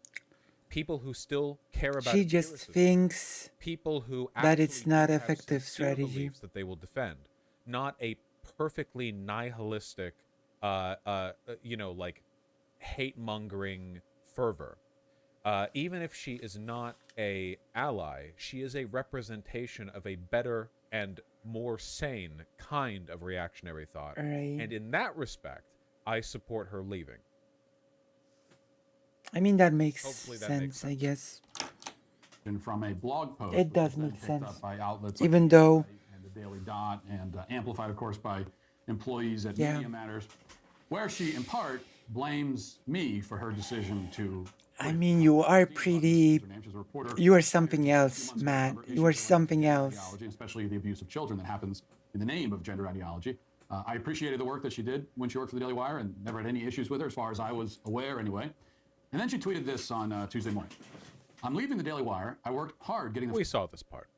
pundits. So we can basically Sorry, make and myself divisive rhetoric has driven visible her away. now. She writes in part, quote, when the documentary What is a Woman was released in 2022, We saw this part. I thought it was transgender issues with an emphasis on transgender influencer Dylan Mulvaney that has now been viewed by millions or likes bizarre. He adds that So the book what's take now? more extreme stances. But she goes, Wow, that's kind of crazy. Matt Walsh decided to read out the exact same portion of the article that we wrote out. Like, I skipped most of it. I only read a portion of it. An hour-long video. Hello, No, Nakia. no, We're not it's going to only sleep. We a have section so much more to do. subject. We have so much more to do, people who she calls Nakia. transsexuals, who are not ideologues, she claims, and who she says, are they know that they're not actually the opposite sex, even if that's how they identify. And she worries that my quote-unquote hardline stance. Notice the conflation here, the idea of transsexuals and knowing they're not the opposite sex, as though like there's any trans woman on the planet who thinks that her sex instantly becomes female the nanosecond she identifies as a woman. I'm sure you could find one such person on Twitter, but I think the reason they take hormones is actually because they know that there's a biological difference between male and female sex behavior. Right. Or not behavior, physiology. Thank you, Jessica. Do you think Walsh looks more ghoulish? Over time, this happens to all of them. Yeah, it's like the Sith with Maybe Star not Wars. only alienating them, but also fueling a, quote, sudden deluge of animus towards transsexuals. She continues, quote, I can only assume that the enthusiasm generated by Walsh's hardline position encouraged another colleague of mine, Michael Knowles, to make a controversial statement at this year's Conservative Political Action Conference. We know about that As a as well. journalist, I have to believe that there are reachable centrists, including moderate liberals who are uncomfortable with gender ideology, but who have been insulated from serious coverage. Okay, while this is going on, I'm actually just going to I'm gonna DM her right now. Hold on. Let's see if we can get a nice, interesting conversation on this fine stream of ours. Okay, Coverage interesting. of this medical scandal. I wonder. Hearts and minds is difficult enough without inflammatory statements such as transgenderism must be eradicated from public life. There's a critical distinction between speaking truth and being tactless, between sticking to the facts and sticking it to the libs. I'm keenly aware of the distinction between factual reporting and opinion. As a journalist and reporter, I dedicated my days and nights to meticulously surveying data, scouring the primary literature, and choosing the best words to accurately convey the truth. But such painstaking attention to details rendered meaningless when the company's flagship entertainers and personalities speak impulsively and deploy divisive rhetoric for entertainment and clicks. This is not a game. We cannot afford to make these issues overtly partisan. The bodies, minds, and lives of children are being permanently damaged, and everyone, not just reporters and journalists, has a duty to approach this issue with the seriousness it demands. Now, I admit that outside... Now, obviously, I firmly disagree with her belief that trans children are being preyed upon or whatever, but it is interesting that in her case, she actually believes it. I feel like in a way Matt internally is kind of shaking his head, you know, like, wow, you really believe this shit? Like, to Matt, none of this matters. This is Of course, all he's just a series of rhetorical points to fixate yeah. on to propagate the spread of far-right ideology. Of course. You know, Matt Walsh doesn't actually care about any of this crap. Yeah. It's all just like what sells. It's all political strategy. Whereas she, misinformed and such as she may be, actually does seem to care about the treatment of trans children, to the point where she thinks that it's actually damaging to those trans children for conservatives to muddy the water by being so overtly genocidal to trans people. Yeah. She's essentially saying, like, your untempered reactionary fervor Basically, she's worried about optics and effectiveness. There you go. my more specific, Yeah. less reactionary but still reactionary position. Yeah, she's worried about optics and It doesn't happen that effectiveness. often. Not publicly, at least. Like, Side of that is what Daily it Wire, is. I didn't follow Christina's work very closely, and so I didn't know that in recent weeks she had also been on Twitter accusing those who are too far to the right, as far as she's concerned, on trans issues, of transphobia. Using that term exactly, calling people transphobe. Oh, come on, Now, if I had known that this Come was the sort of person who on. unironically Come on. accuses people of transphobia, I would not have been too surprised by what happened yesterday. And even without knowing that, still not very surprised, because as we've seen over the last several weeks, there has been what we might call a kind of great sorting among the critics of gender ideology. Those Sorting. who are not willing to go as far as is needed and to say everything that Oh. needs to be said have been weeding themselves out. And this is just the latest in that line, I in that see. procession. They're turning against their own allies. Remember what I said about outreach and consolidation? Remember what I said? Remember how I've said that consolidation, if done at the wrong time and inexpertly, can actually end up hurting the far right because it keeps them from working with groups of more moderate people that might actually be like able to assist them? Yeah. Doing it in public, thereby intentionally giving ammunition to the very people they were supposed to be fighting against. There's a reason why Media Matters picks this up. I mean, just as a general rule, by the way, if you are supposed to be opposing the left or opposing them on any of these issues, and you do or say anything that Media Matters finds useful, then that's a pretty good indication that you screwed up. But they do this to their own. It's purity testing. You're completely right. It's purity testing. No, Matt There was Walsh a is just time in the, repulsive. No, don't, there was a don't. time for the far Please right don't where, purity testing compare them. basically did not happen. Matt Walsh is a Back pretty during, repulsive like, the Trump individual. era, for example, like 2015 to 2021, there was basically no purity testing on the right. If you expressed any support for any conservative position, they would immediately be like, yeah, whoa, a new friend, like anyone, God. you know? And now, I mean, we just saw Matt Walsh say that Jeffree Star is no ally because he is blue hair and pronouns. Side because they were never fully on our side to begin with. And that's, I think, the crucial point here. I'm not going to waste a lot of time on the personal side of this, except to say that I worked in the same building as this person, right across the hall from her.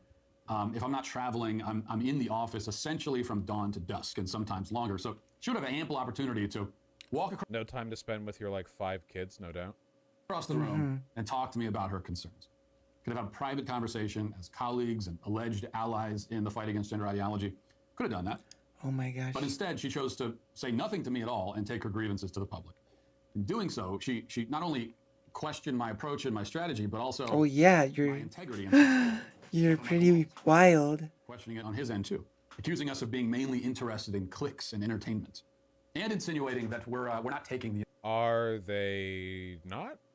I mean, she basically said the Daily Wire told her that their official position was that trans adults were free to do as they please, and it was just the kids stuff that they took issue with.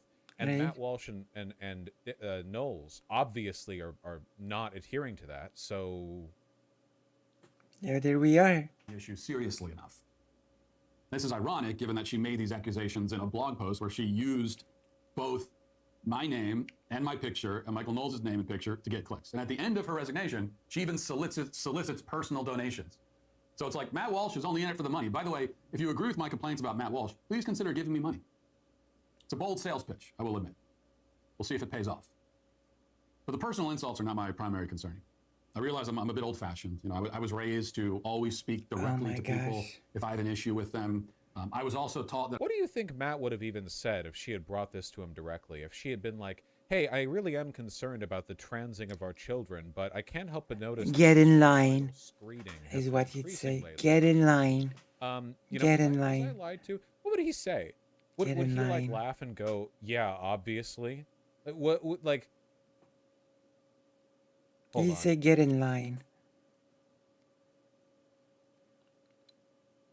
That is what he'd say. Okay? Yeah. Hey, Matt. I can't help but notice that like Get on with the the program. Daily Wire seems to be committed to a purely genocidal attitude, and you were lying to me when you talked about only wanting to protect trans children.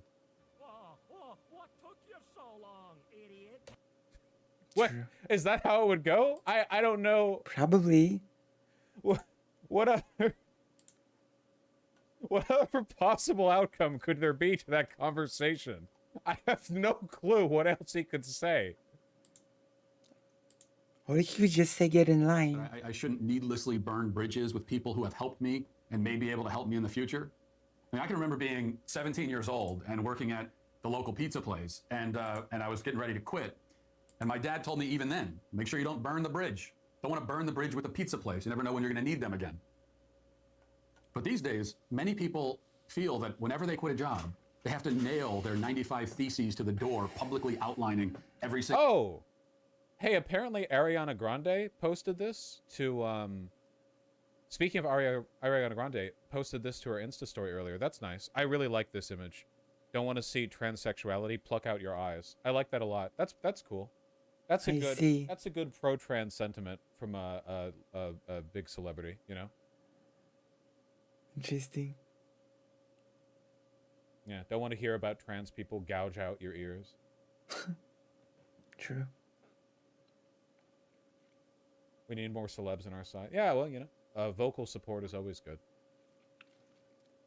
Single thing they didn't like about the place.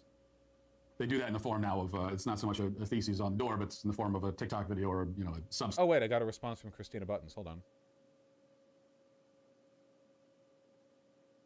I guess I'll just let the video play. Or something like that. I would say that this is Alright. not only improper and an unfair way to treat people who've helped you professionally, Oh, but that, also that. just a very bad career move that you are destined to regret in the future. Oh, But that sounded like a that's just me, threat. I suppose. Much more important point Sure. is that, again, this is someone who's just the latest in a line of people who are supposedly on our side in this fight, and yet have turned against those of us who they feel are too extreme or too harsh or whatever. Oh, you're As far as pretty I'm concerned, extreme. There are a couple of crucial takeaways here. You're I've already pretty explained extreme, that's in right. strenuous detail why I believe it's not only morally justified, but also a good strategy to be blunt and more aggressive. I don't need to belabor the point any more than I already have, except to say that if you think that it's possible Or you want make to be cultural even battle more about massive aggressive. social change while also being exclusively polite and mild-tempered and focused on So Pussy Walsh over here, sorry, I'm writing the thing, but I can still hear him with one ear. You might notice that he's not engaging with the central premise here. Of He course. isn't saying that he was impolite. She's saying that he was, or that the Daily Wire was dishonest about their stated position on this issue. Yeah. And that he was being dishonest here, that he was lying about, Maybe that's the same thing to Matt he Walsh. considered to be a legitimate fight against, like, the transiting of youth. Maybe Matt Walsh cannot tell the difference. Who knows? compromise, then you have never studied history. Oh my Any gosh. history, I have to assume. Because that's not how this works or has ever worked anywhere. Every social movement needs its frontline combatants. It's street fighters. You know, it's people who are willing to get their hands dirty. This is like the shit I was saying back in 2020 to defend debate to all the like bread tubers who were like, oh, why do we need white guys doing debates in our band? This is like the same concept. Brown shirts. Except I was talking about like the diversity of tactics of like doing debate and taking the heat, and he's talking about the diversity of tactics of being openly genocidal. That is what forming the brown He's shirts. like, okay, listen, man, diversity of tactics, all right? We need our people who are, you know, will want to do another Holocaust. Oh You know, my you gosh. need to bring in that demographic. I mean, who does he mean with the history bit? Hmm? So if you think that I'm a confrontational jerk, maybe you're right. But the confrontational jerk community, okay, serves an important purpose. You need us, whether you like it or not. No cultural battle can be won or has ever been won anywhere in the world without us. Now, not everyone Again, needs keep in mind, she was not talking about him being rude. True. to adopt our approach or should adopt it. You see, this doesn't go the other way. I'm not out here saying, well, nobody should ever be polite. Nobody should be nice. Oh, yeah. No one should be more gentle. I don't say that. As I've said many times, I believe in He wants to form his own brown embrace shirts. a diversity of tactics. Fuck! God damn it! Fuck! He really is alt universe fascist me, isn't he? Fuck! Oh no. God damn it! So the problem isn't that these gentler and more squeamish people aren't adopting. I'm hotter than him. I will not. We're getting one thing straight, okay? I'm hotter than he is. He is pretty I'm not repulsive. arguing this, okay? And he is far more pedophilic. True. Adopting our approach is that they think everyone should adopt their approach. And they're wrong about that. And that is also why, if you notice, on the left, they don't have this conversation. Have you noticed that? What? They never have this conversation. So on the right, we're constantly stuck. Every day, it's another version of the same debate. Are we being too mean? Are we being too mean to Okay, them? this is just going to keep going like this. Hold on, really quickly. What the fuck smells bad in this room right now? Hold on. Oh This no. is the cat thing. What the fuck? The cat pooped. The cat pooped or vomited. I can feel it in my bones. I like this chair that he has because I used to have a lot of cats. So I used to have a lot of furniture that's like this. I can see this person has a cat. The furniture is scratched out. It's clearly a cat household.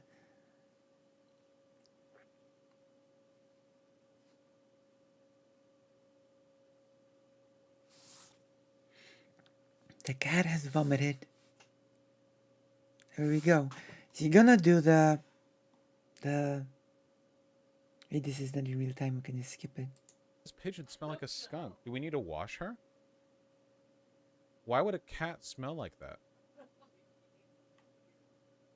Stinky. Hey, who's he talking to next? Fucking disgusting. Anal glands? Yeah, cats have anal glands. I don't... Isn't that only a male thing? Anal gland? What? Why would it be only a... Oh, hold on.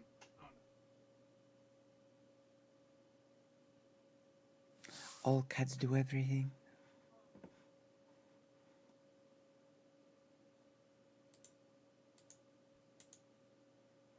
You didn't hear the herking? I'm streaming. Yeah, it wasn't on the carpet. It was on the fucking bed. Ugh.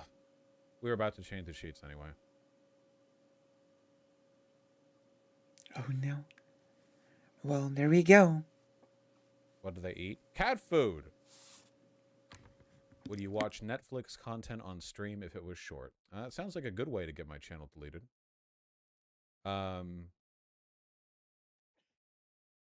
God. They throw up. Cats. Netflix content. Come on. You're giving the baby kitten food, right? They're fine. I think it was pigeon anyway. They're cats. Yeah, cats do be puking. They love doing that stuff. It's true. Especially when they have long hair. When your cat has long hair, you have to give them that hair thing I'm not a big fan of politics personally. that melts the Maybe we'll hair. get to talk to this person. Hold on. Cat fur. Oh, maybe we will be able to have a conversation with her. In fact, it looks like we can. I'll settle a schedule with her after the stream is done, because that takes a little bit more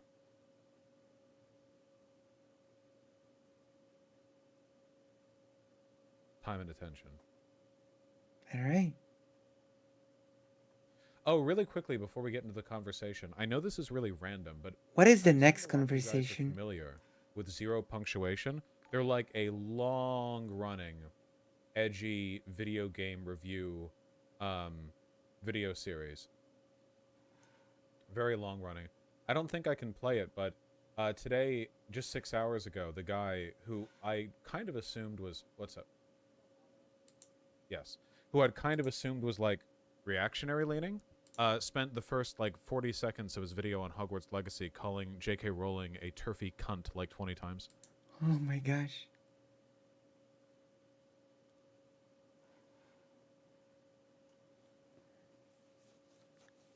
Well, even if you brush, they still will vomit from time to time because they will lick themselves, and when they lick themselves, they sort of eat Okay. their own hair. Close this, close that. We still have 2 conversations today. What are the convos? Zero Punctuation is about as funny as Angry Nintendo Nerd or whatever. I do actually think that Yahtzee from Zero Punctuation is consistently funny. Whether or not his videos are actually a good review of the game, since they're mostly comedy-focused and they're only 5 minutes long, you know, that's a different subject. But in terms of the... I know no of his writing and punctuation. delivery, I think that he's... Yeah, it's There's funny. a reason he's maintained relevancy for so long. Danil? It is pretty funny. Danil and Pigeon are battling. Is there a way to get on the stream and talk to Vosh sometime? No.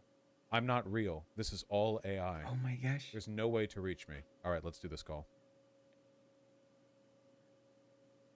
Howdy.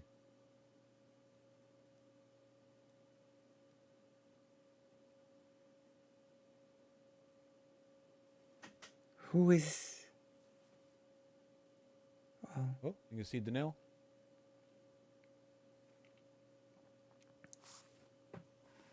He's slinking.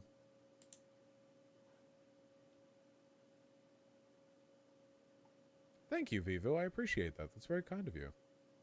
who? Wait, Vosh, why is there a keloid in your other ear still? Because it didn't get all the way removed from the first treatment. I'll just do it again. Okay. I wonder if he's Pigeon gonna is just outside of the camera's range. She's like sitting go right over next to the... edge of the camera. She was following Danil. like the second thing. Oh, yeah.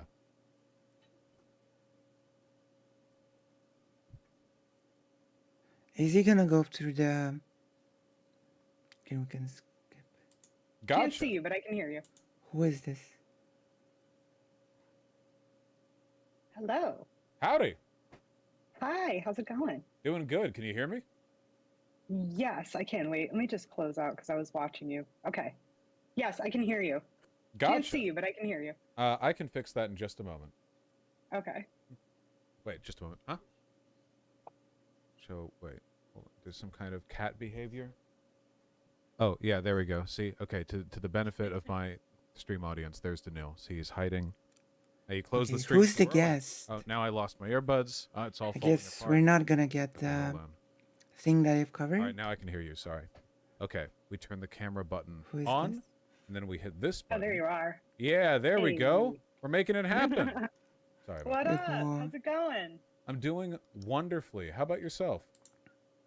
Great. Now that we finally got to doing this, so I'm pretty stoked. Yes, and it's been a long while too. So without a moment to spare, let's get right to it. How Okay. are you Yeah. doing? It's been very interesting. Just doing this research over the last 6 months and just how relevant things have gotten. So I will allow myself right. to introduce myself to the stream. My name is Eva. My pronouns are she, her. Okay. I am a grad student, a teacher, historian, writer, All right. and I primarily specify, or my specialty is the history of eugenics in the United States. What's Specifically happening? with Connecticut, and then I also focus on resistance movements through eugenics. Nice. So, All right. yeah. So the reason I had reached out to you, like, I don't know, 8 months ago, was because 8 months I ago. believe, if I recall, there was like a first iteration of this anti-trans legislation that was coming out, and I recall that you This is were relevant to comparing the it leak. to Nazi Germany, and Yeah. you're making a lot of allusions to the Weimar Republic and how things transitioned in that way, and a lot of people had said that you were being hyperbolic No. and just like too much at the time And about. but now, you know. Oh, but now, right, exactly. And so, had that no longer been relevant anymore to the discourse, I probably would have been like, all right, it's not worth even talking about anymore. But it just seems like that much more urgent now more than ever to Right. talk about this history, to realize that eugenics is not just something that happened in 1920s, and then like Nazi Germany took it and ran with it, and now it's gone. Exactly. It's not the case People at all. people often And in think that's the fact, case. eugenics By the way. over time it reproduced itself, and it molded itself to fit within the crisis of the time period, and to Yeah. fit within the rhetoric and the discourse that was All right. at any Okay. given point. And then there are times where it's more popular, and these are times of crisis, economic crisis, and environmental crisis, and these things get more and more pronounced. Oh, my cat is like clawing at me. Do you want to see him? Go ahead. More cat stuff. But yeah. Ooh, this is Apple. Oh, hello. Oh, very Apple pretty cat. scraps. But Did they Nice just things. meow? I or was did pretty they- positive about the Okay, whole good. thing. Important. Even 8 months ago. So Like, anywho, the writing was on the wall. he lost my train of thought. So yeah, as I was saying, so eugenics over time, it just like it molded and reproduced itself to fit within the rhetoric and what was popular at the time. Yeah. So, anywho, that's actually the reason why our conversation was delayed. What so emergency I had ending? effort to hit at it when it was even more. Wait, what emergency ending? What do you mean? So we've seen a pretty clear progression What? over the past few years with regards to the discussion of trans people, where a couple of years ago the conservative narrative about trans people was that they were poor and delusional, but ultimately it was like a sympathetic view. It was fake sympathy, but it was still sympathy. Why? The idea like, oh, they're deluded, they don't know that men can't be women, blah, blah, blah. But, ultimately we conservatives are just concerned for their well-being by pushing back against this destructive ideology.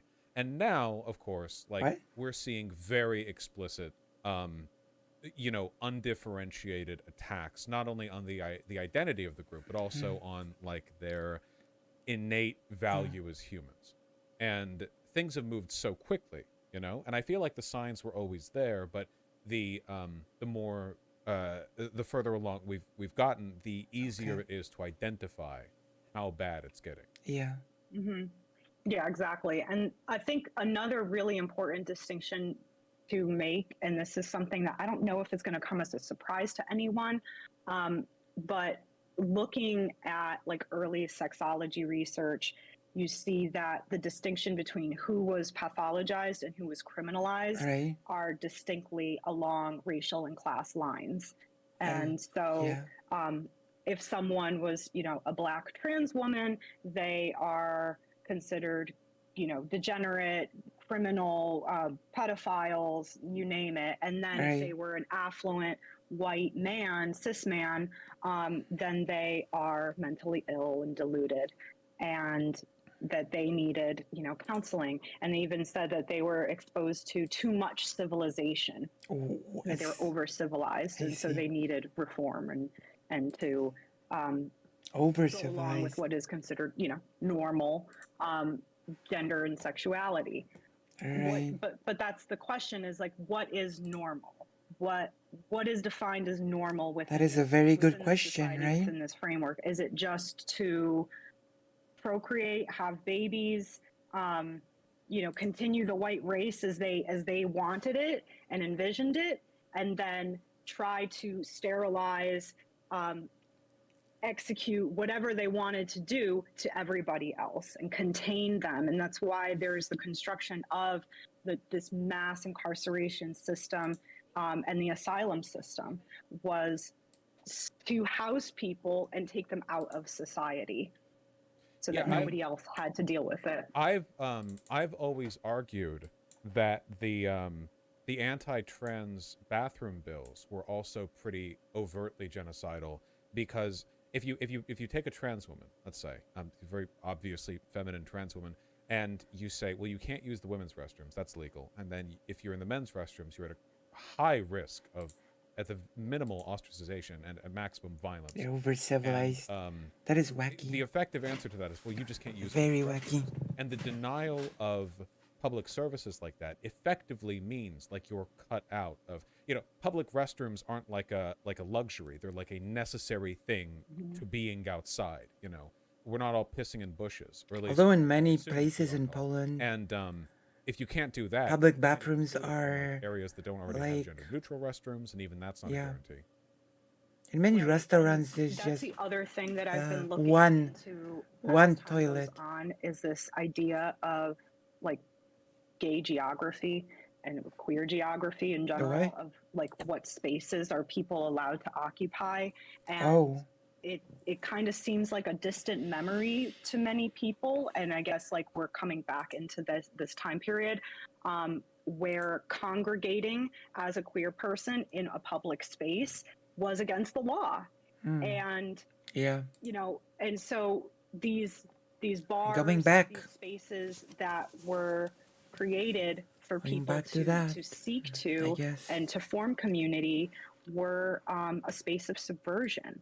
And nowadays, that's not necessarily the case. I mean, I'm in Connecticut, and it's pretty progressive as far as the United States goes. And so, the normalization of gay bars has been a thing probably since the 80s. And the amount of gay bars in the 80s and 90s, there were so many. I mean, almost every city had a few, or like at least one, and then the major ones had like a few. And now you'll be lucky if, I think there's like maybe 8, something like that. And those are specifically cis gay bars. There are very few queer spaces. There are no lesbian bars. And that's just The medical one clinic that I example went of, to as recently time went on, had one toilet, and it had both the had become man more and and women more symbol on the ingrained same into door, society which I as, find after extremely like funny. civil rights and all that. I might post it as like a They thing. were able to go to a regular bar and just be themselves, but now we're definitely experiencing this regression. And as far as trans people goes, within the history, I know I was just talking to, because like part of my project is incorporating oral histories and incorporating the oral history tradition when we're talking about resistance movements, because the dominant, media class is not going to they're not going to write you into history. And if you look at the primary source documents that exist, there's very few that talk about, never mind trans identity, they barely even talk about homosexuality. Well, So, and you can see a lot of this and the value of this from a reactionary perspective, because when they talk about like the 1950s or 40s, they act as though gay people just didn't exist, Yeah. They were just totally removed from society. When in reality, like there was a very active policing of laws pertaining to like gender incongruence or sodomy, where like the police would constantly actually arrest people, raid bars, harass people for wearing the wrong gender clothing or this, that, the other, but it gets erased out of history. So when in retrospect, people look back in it and they're like, yes, of course. Well, basically everyone was just straight. And, no gay people existed. in the 60s. It's The a war new, has been ongoing for a long time. it's and you'll like even a see new it from like thing. older historians, and it's kind of like a running joke and has turned into a meme that like historians will be like, oh, they were really good friends, when it's just Right. so obvious they weren't. They were partners, or and obviously sexuality and gender over the years has definitely transformed, and how people relate to it and relate to one another or relate to themselves is definitely changed over the years. And there's nothing, you can't deny that, but that's also how culture has shifted. I mean, in the language that we use, there are words that we no longer use in our dialectic that they had back then, that are the same things. Like a lesbian relationship back then would have been called a Boston marriage. And it's like more or less the same thing. Yeah. And not understanding that We're way both that just people silent. related to We're listening. sexuality for a time period, it was just something you did and not definitive of who you are, if that makes sense. And at some point that shifted. And it was definitely in this time where eugenics was being not only published but validated all of these academic spheres. And that's like a very important thing to keep in mind about eugenics, is it wasn't just like a few people True, they were roommates. really You're right. fringe ideas. This was dispersed You're all so throughout right. public life. And places, institutions like Yale University, they created the American Eugenics Society, founded by Robert Yerkes, Irving Fisher. These were Yale professors. I think one of them was a president too, if I'm not mistaken. And like, they put out this rhetoric that was like, yes, this is a legitimate science, and these are the categories of people, and this is how we are going to identify these people with these specific behaviors. And so that's when it became more of this identity marker and less about just how people moved about in society. Yeah, and at the time, like, it wasn't even just eugenics was popular. It was that eugenics was unambiguously popular with progressives too, because there wasn't sociology basically didn't exist back then. So just the idea of someone going, well, we know evolution's a thing, and we can, we know that we've made dog breeds, so couldn't we just make humans better, smiley face?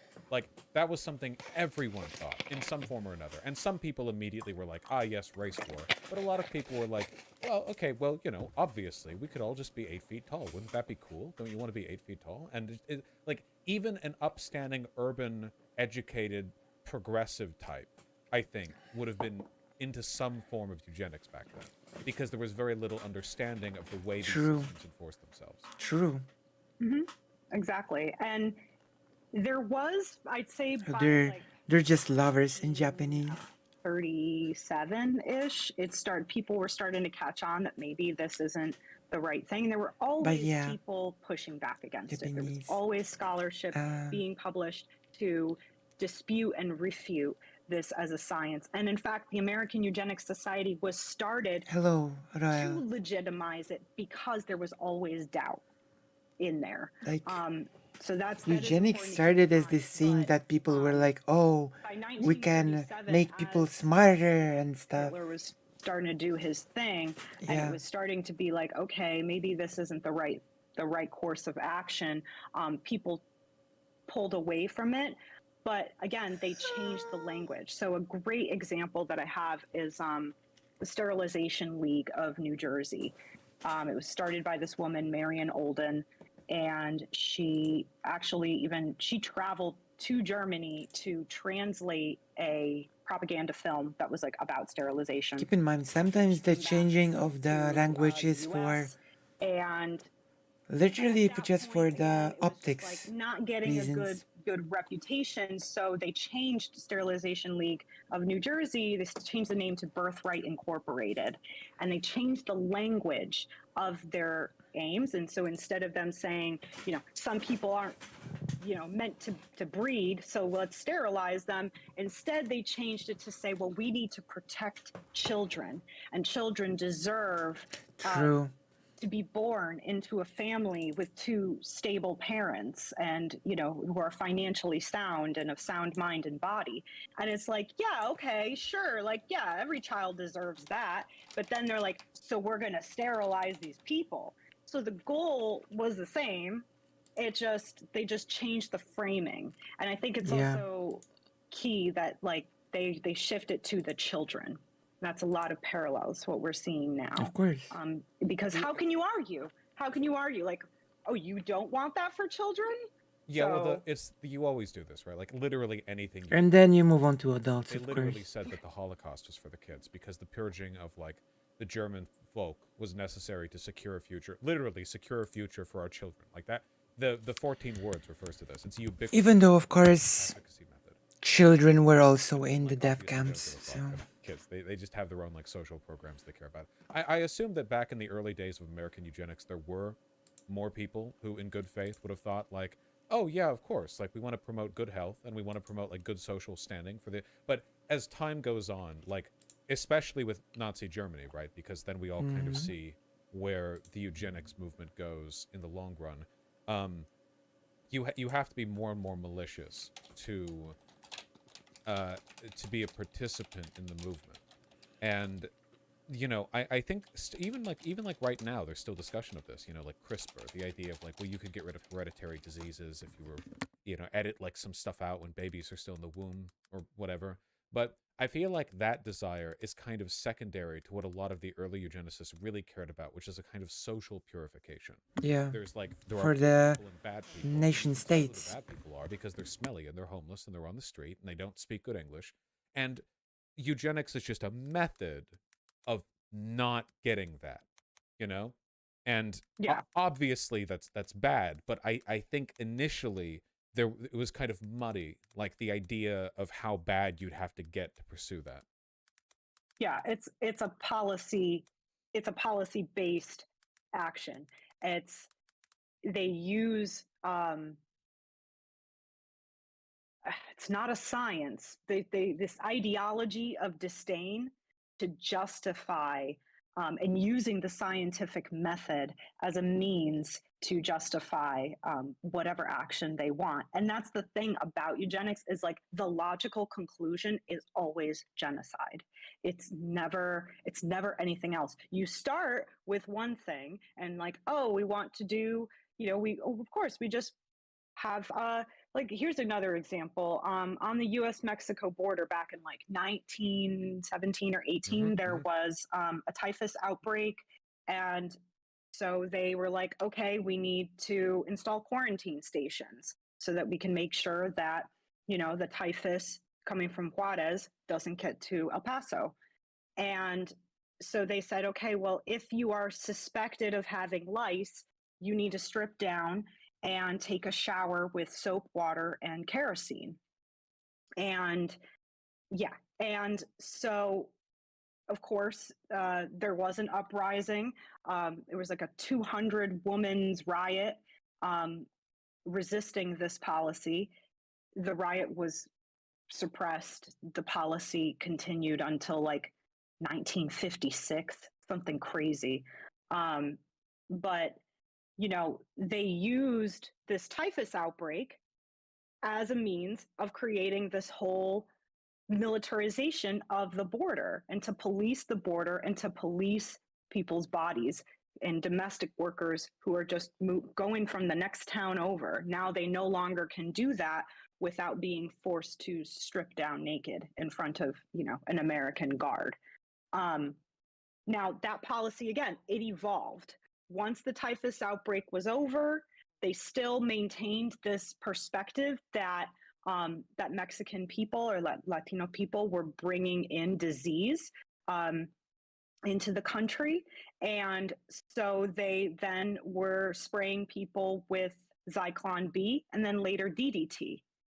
And so there is actually some German journal that Hitler basically gave the U.S. a shout out for our U.S.-Mexico border policy. So there's direct evidence that he was looking at our work, and within that journal, they actually showed images of the quarantine facility and how they were implementing cyanide gas treatments for people's clothing and stuff, right? As kind of the blueprint for the extermination camps in Germany. And so, yeah, I mean, again, my point in all of this is to say that, if you think that it can't happen here, you've got like liberal brain rot, and you need to be aware that this is absolutely happening, and we need to we need to respond in kind. We need to, and whatever that means to every individual. For me, it's educating people as much as physically possible. And for other people, it might be learning more self-defense tactics. For some, it's just simply donating money to, trans people that because they might need to get out of the place that they're in. And it's also our job as cis people to really push this urgency and that this is really, really dangerous. And it is absolutely happening here. This is, I mean, I was just watching earlier that you were showing like Matt Walsh, and like, this is Great a guy. perfect example. Ugh, like so fucking evil and gross. So, I mean, yeah, these are the people, and yeah, they're consolidating, right? They are forming their groups because this is going to be their primary messaging. And we have to really be aware of what is going to go on for 2024 because of this. Yeah, it thinks it's, that it can happen here messaging is really important to reaffirm, because I think a lot of people don't really understand. It's not just a matter of how close we are to a lot of these policies, right? The idea that like anti-sodomy laws, which the Texas AG said he would be willing to enforce, literally like just arresting people for being gay, or the laws where you can be arrested for having 3 articles of clothing that don't match your gender, like in New York back in the 1960s. It's not just a matter of how close we are to those. You have to consider the relative social weight of returning to those policies after we've moved away from them. So this isn't to downplay any of the stuff that was going on back in the 1950s or anything, right? That's a big example, right? Segregation, right? Not a good thing, I've heard. Historians, they're still debating this. I think it wasn't a good thing. But to maintain segregation as the status quo back in the 1950s, it took a certain amount of effort. The effort it would take to bring society today back to that point would be monstrously large, incomprehensibly. It would be larger than any internal social movement that has ever rocked this country. It would be impossible. Likewise with gay and trans people, right? These laws against gay and trans people, they were only cut short relatively recently. To bring things back to that point after we've had the public visibility of gay and trans people, their social prominence, it is a much greater expression of effort, to roll it back like that. And I think we have to remember they're willing to do that, which means the comparative level of genocidal intention on display here is, I think, far greater than just, oh, well, we'd be going back 20 years. Because that doesn't sound that bad, right? Like, oh, okay, we go back 20 years. Like, all right, well, time marches on. We'll get back to this. It's much worse than that, Yeah. Yeah, keep going. Sorry. Oh, no, just that. It is, people, conservatives will always do this, like, yeah, by conservatism, by radical Nazism, what they actually mean is we believe in the values in the 1950s. To return to the values of the 1950s would require like 3.4 gigahitlers. I mean, we would need just a preposterous amount of energy, far worse than just the latent energy of reactionary effort it would have taken to maintain the status quo back then. It's just a lot worse than that. Sorry, I'm not expressing my point very clearly here. I only mean to say the argument that, oh, we're just returning to the recent past is bullshit, because you can't just dial things back instantly. You have to undo everything, and that's just an ungodly amount of effort to do. Yeah, and also this notion that like the tides of justice just like keep pushing in our favor, and we just gotta like keep up the old hope and spirit that like things will work in the way that we think that we'd like it to, is also inaccurate. And that the things that I've seen throughout this research is that it's with the work of people pushing back directly against this all the time, putting their bodies on the line, taking the risks for their communities. Now, the challenge that I'm seeing now, and I don't know if this is just like my own jaded, isolated self, but like I said, this diminishing of queer spaces and safe spaces for people to be in the public space is kind of terrifying. And yes, like, it's like, of course, I'm not saying that like we need to be segregated from people, but queer people do need their own designated space that is theirs and theirs only. And with this legislation that's coming out, that's like less and less a thing, less and less of a possibility. And so things like, technology, the fact that we're even able to have this conversation right now just shows that like we have tools at our fingertips that people 20, 30, 40 years ago didn't have. So we can use those tools to our advantage and sort of network and keep this going. Because we're going to have to directly do something. It's not going to be fought in, the legislatures. It's not that they're not going to make the right decisions. I honestly don't really have any faith in Democrats either, because all of these fights that were won were because of average people, normal people, not political people, taking direct action and challenging this dominant belief and challenging our definitions of normal, to assure our safety. Well, I have it on good So authority that only gay people are watching this stream, so we do at least for a moment still have that those designated spaces.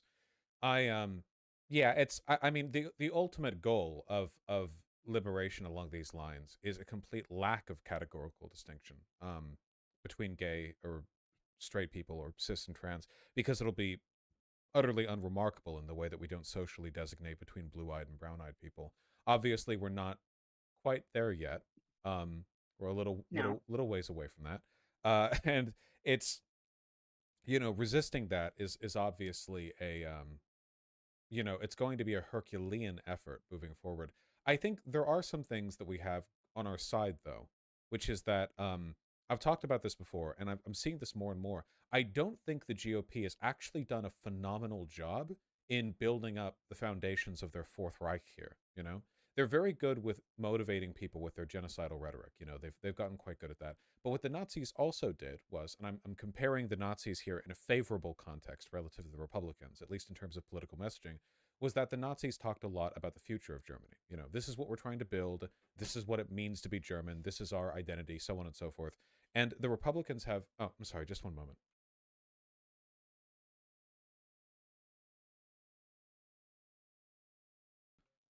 Hold on just a moment. I'm terribly sorry, but it seems that one of my cats is having a bit of a medical problem. Could you give me just a mo? Oh no, yeah, Just a mo. of course. You're with... Hi, chat. I can't see what you're saying, so hopefully it's nice.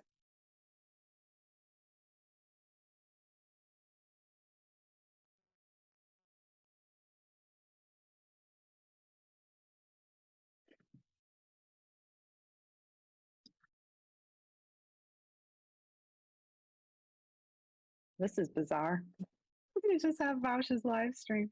Hi, everyone. Oh my goodness. My social anxiety can't handle this. It's also bizarre because I can't see what you're saying. I know. Yeah, my friend just texted me, hey, you're awkward in the live stream. Yep, I know. But I don't know what to say. If I could read your text, if I could see your messages, I would say something. Oh, they're saying hi. Hi. Yeah, spot of bad luck, I'm afraid. I'm afraid I'm going to have to go. Would you be willing to pick up this conversation later in the week? Yeah, for sure. Wonderful. Happy to hear it. Also, Pigeon just knocked out my my OBS thing. There we go. All right. Oh, no. I'll talk to you shortly. Everything's fine. I'll see you in a bit, okay? All right. Bye. Bye. Sorry, lads. See you in a bit, too.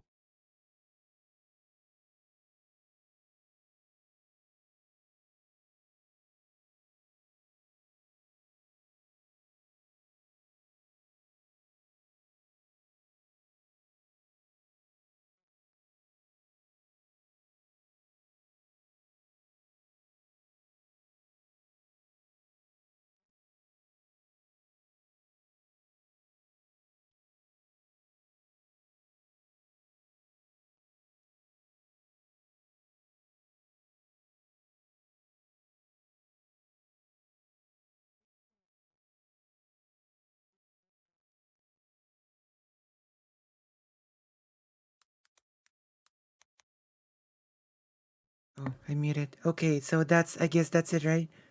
So this has been a 16-hour stream. Right? This has been a 16-hour stream. And I would encourage you to become a Patreon. What do you say? Would you like to reward my 16-hour effort with a Patreon? There you go. We can become a Patreon and support me because I do 16-hour streams and I also still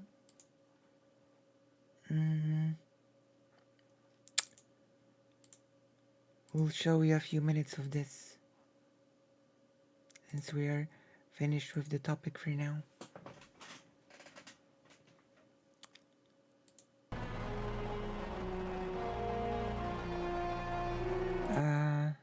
There we go.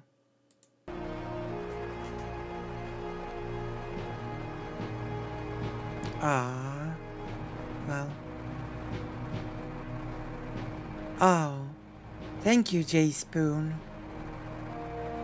Wait, what's your name on the Patreon, J Spoon? What's your name on the Patreon, J Spoon? Are you the Pope? Is that you, Pope? Is J Spoon the...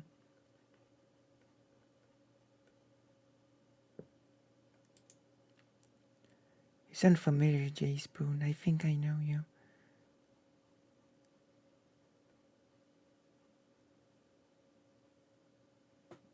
Oh my gosh.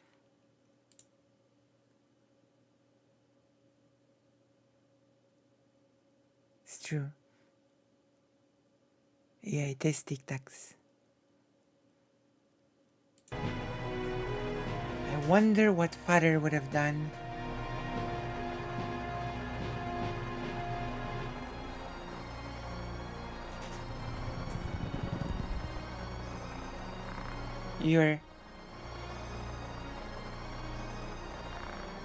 We meet again. A black lion's crest. You're a Nanten?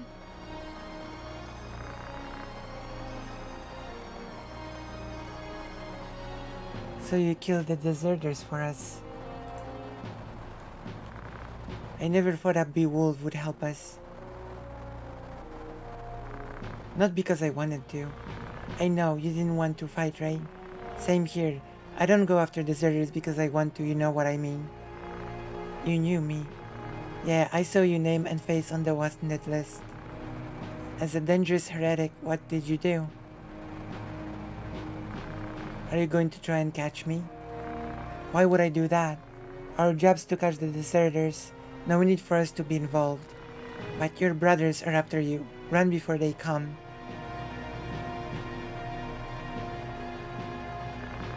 Why do you continue to fight? As long as your brothers point swords at us, I'll continue. So if Lark quits, Goltana would too? But that will never happen. If you see Orlando of Nanten, let me know. Some are urging Lark and Goltana for gain.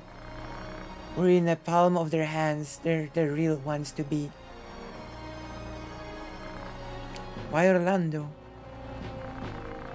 My father used to say he was his only friend. Orlando's my father-in-law. I'll tell him that. Do you believe me? I don't know why they're trying to collect holy stones. If it's for the people, I won't interrupt. But if it's for self-gain, Orlando won't allow it. He'll promise to kill in the name of TJ Sid.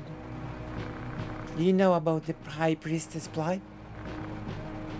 Yes, but there is no proof. We're investigating it, but you may know better.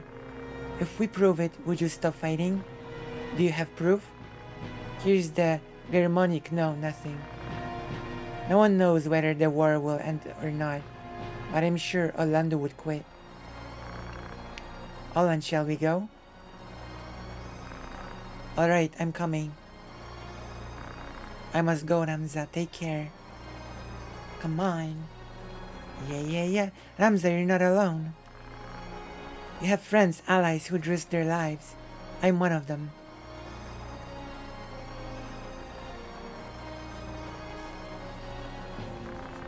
Thank you, Alan. Bye. I'm out of here. So let me check.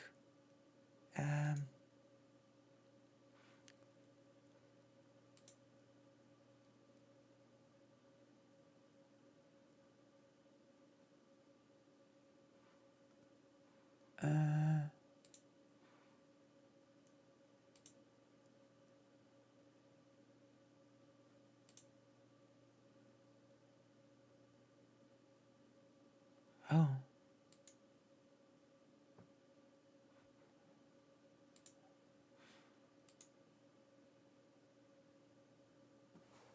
Oh, we need to go to the start here section.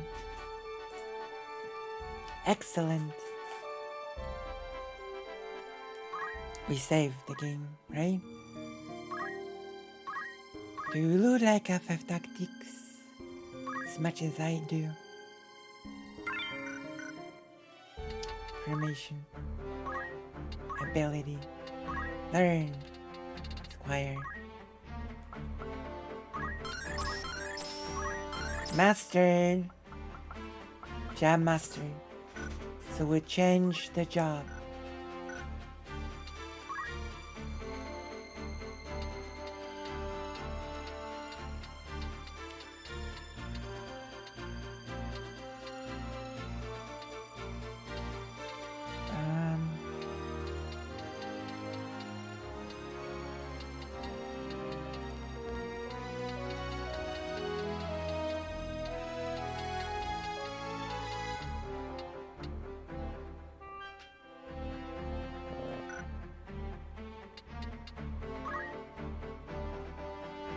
Okay.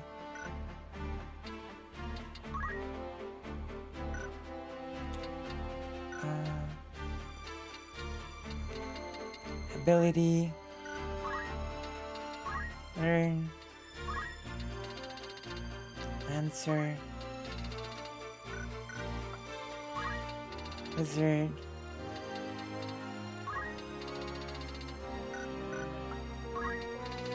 Geomancer. Oh.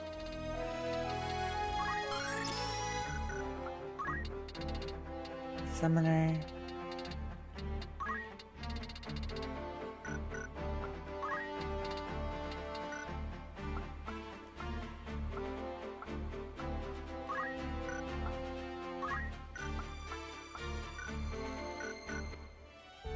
And away we go. We fight in the city. Let's go.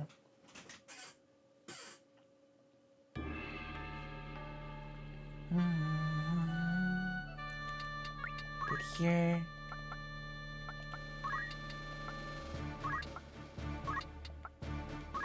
There we go.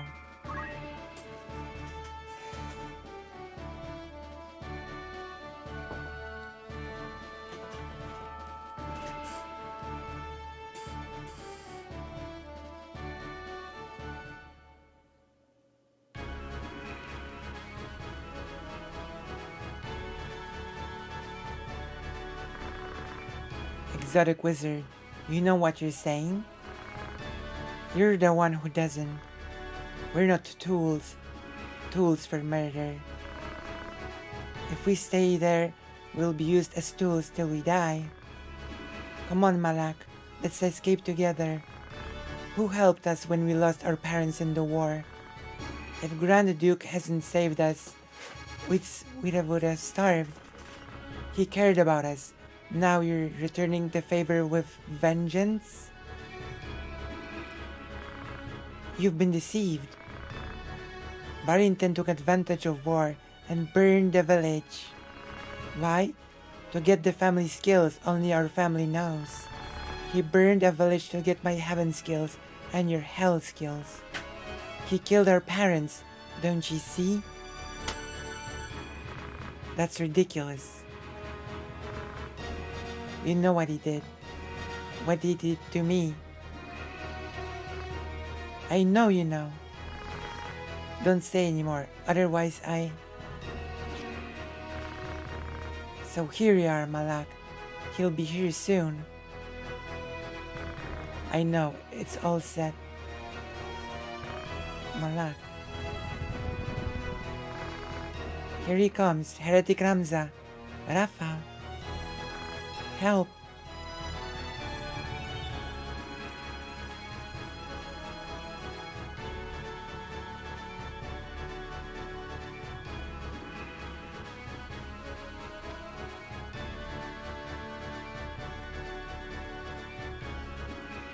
Okay.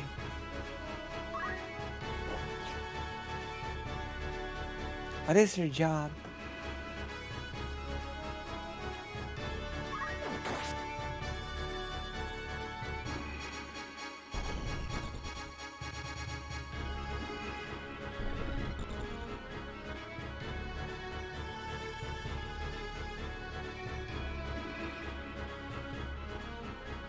Heaven Knight. Hell Knight. Heaven and Hell.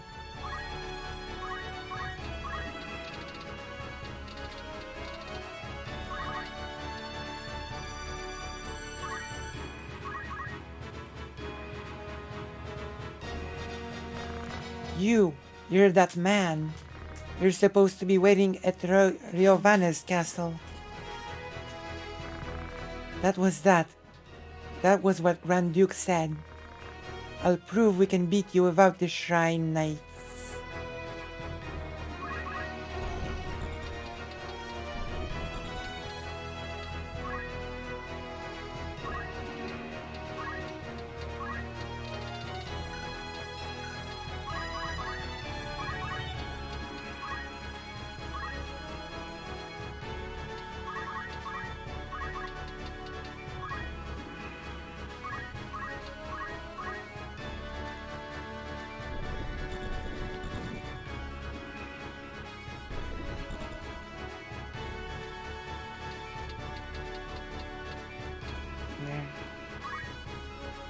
Hell Ivy.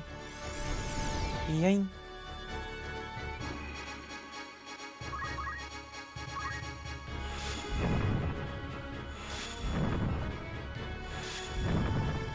Oh.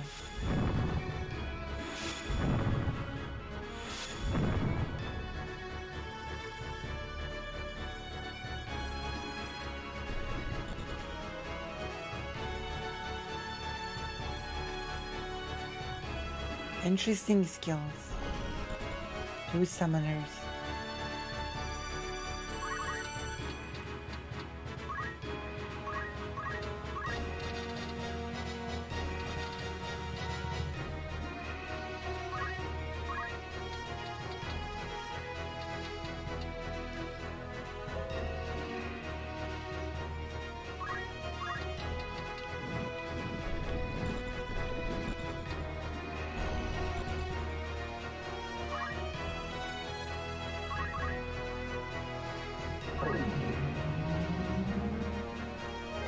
Carbuncle. Weak. Ice free.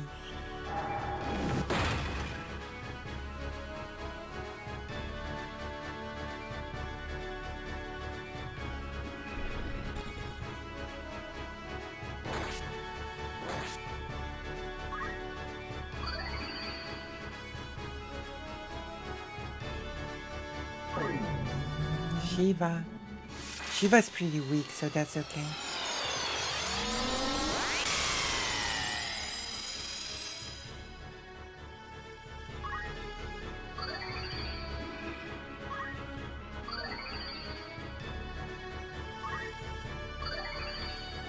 Alright.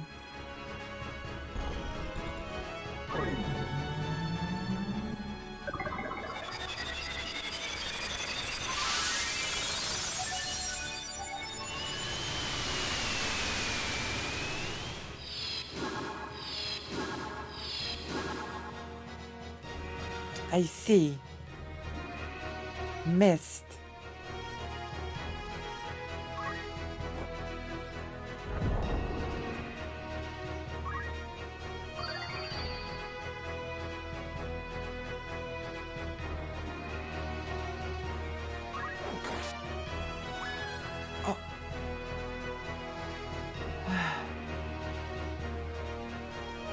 So fragile.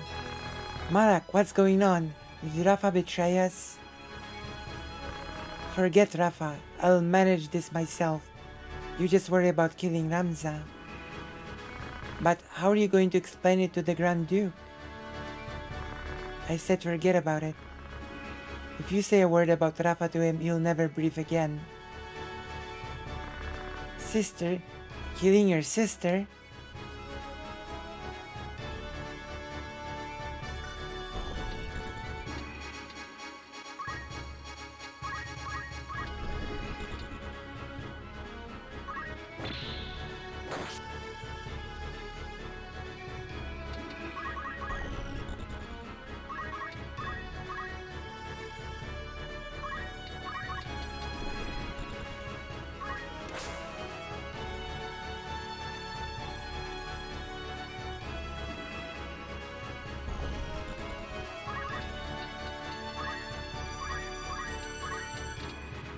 Fire free.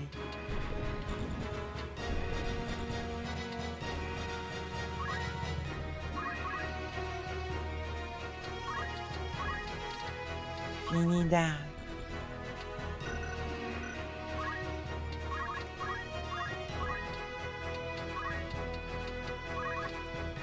There we go.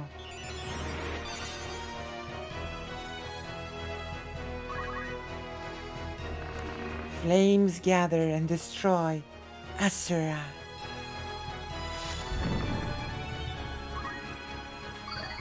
Wait, you attacked me. Why?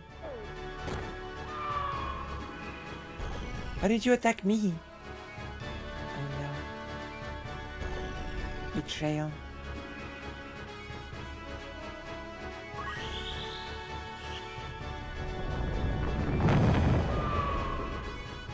There we go.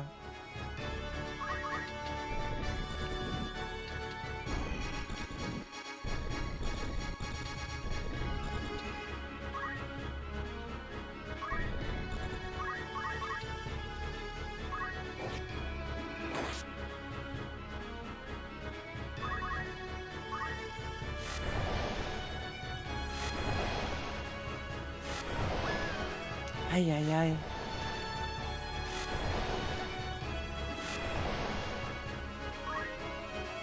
That's pretty painful.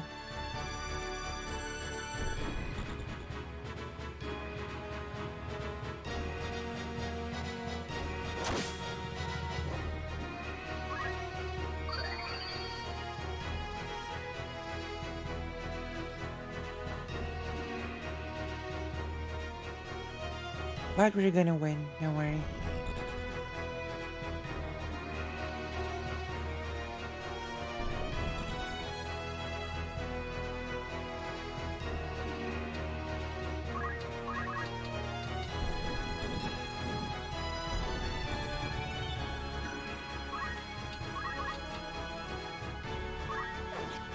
Oh.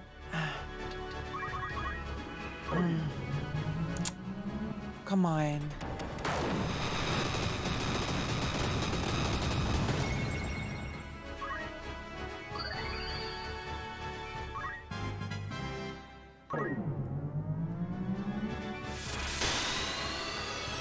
That's not nice. Oh.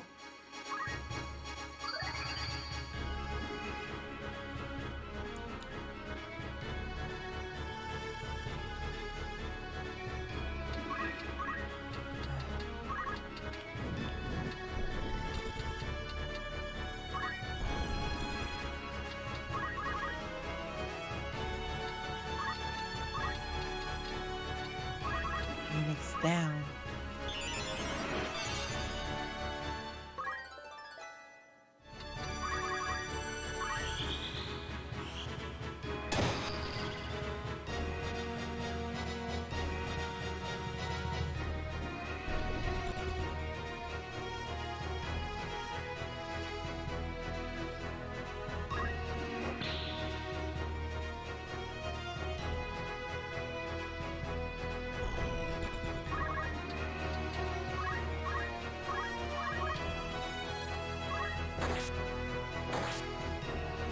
There you go.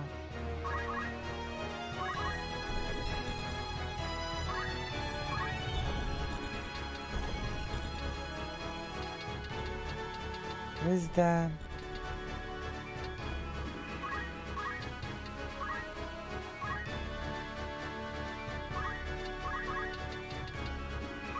Yoink. Deadly rumble, strike from the sky, heaven, bolt back. Uh-oh.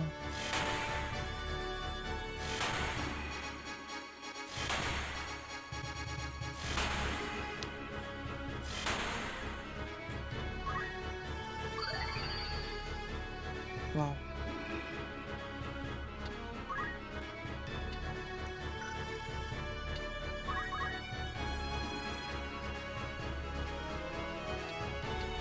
Yeah. Well, I covered it, so don't worry. I actually covered the links, so don't worry about it. You can actually... Also, hello Valhalla. You can actually go back in this video and check me out covering it. I've covered the article of the leaks, and I've also covered the orgs themselves that took part in the emails. So like it's gonna be a really long segment I'm going to have to edit.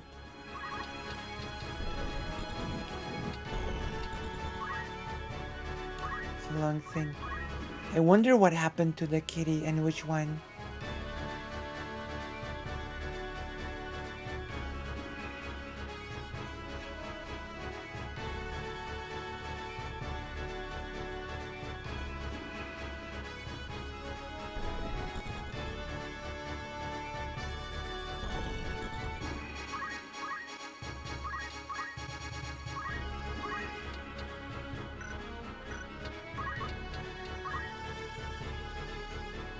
Hello. Ah, okay. I've been streaming for 16 hours. So consider becoming a Patreon and stuff. Boom. I always... Here we go. 16-hour stream. Well, it's now almost 17-hour stream. Ramo. Yeah.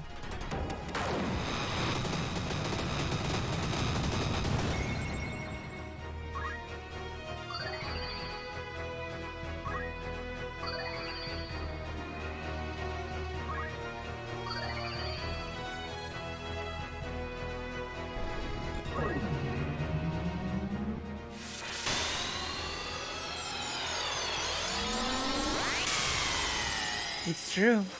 We've done a lot. We've done a lot today. I've done drawing, commissions, everything.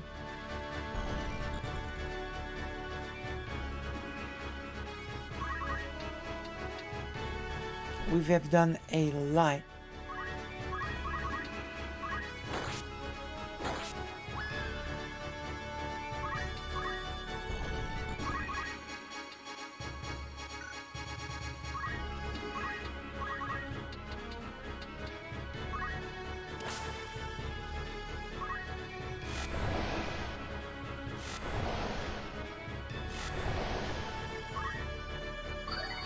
There you go.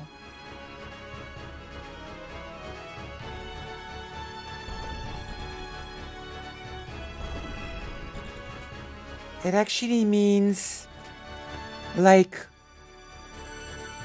Wait, Valhalla, are you from the US? I'll ask you this first. Before I answer the question, I'll ask if you're from the US. Or what country are you from, sir?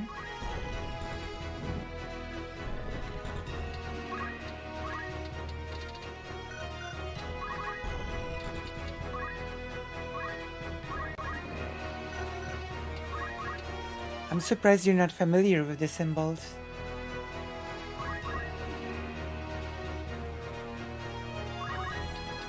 So I assume UK, okay. So I assume they're not really used in your country as well.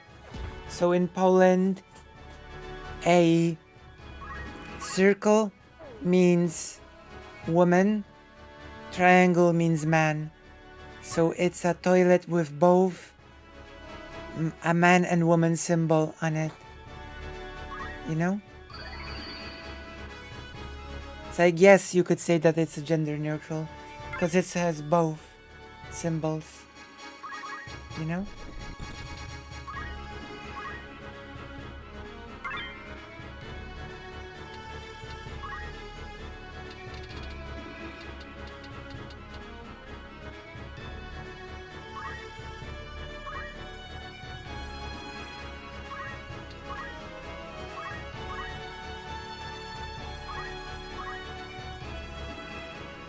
Okay.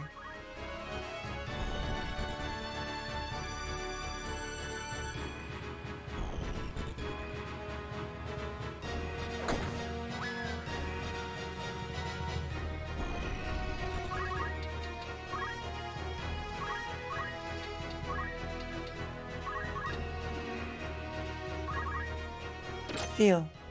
Stolen weapon! Goku ride! Oh my god.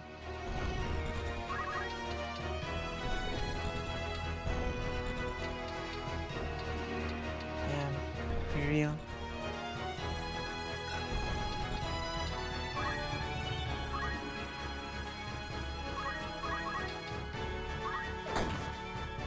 You're weaponless now.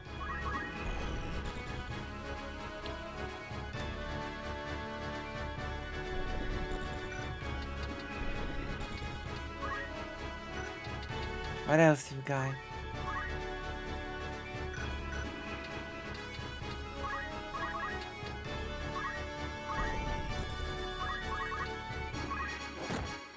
Bag.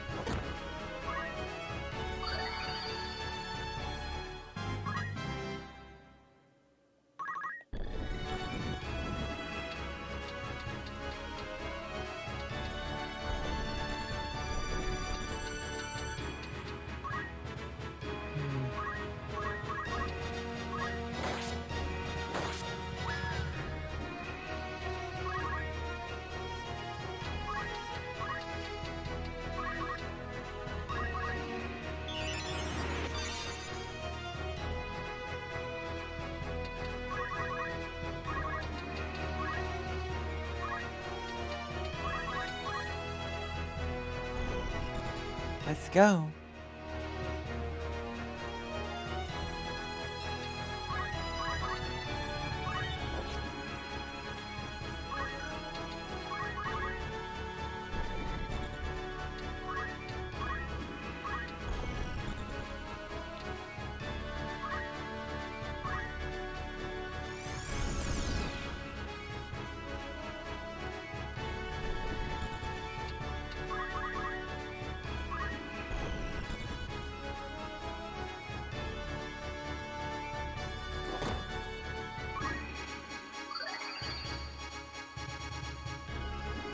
Oh. Welcome back. Giggler, welcome back.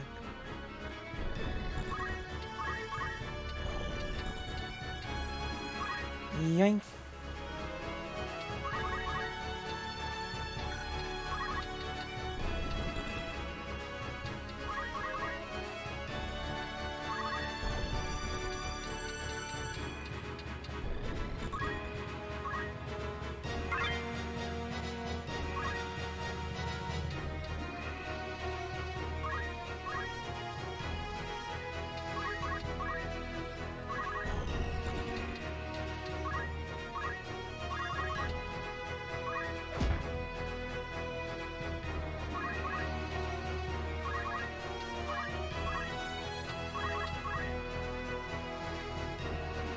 There we go.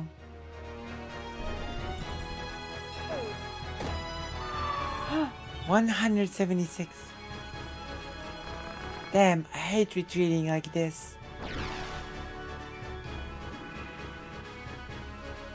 Why? Oof. Are you alright? Yes, thank you. If they return, we're in trouble. Let's hide. Let's scram.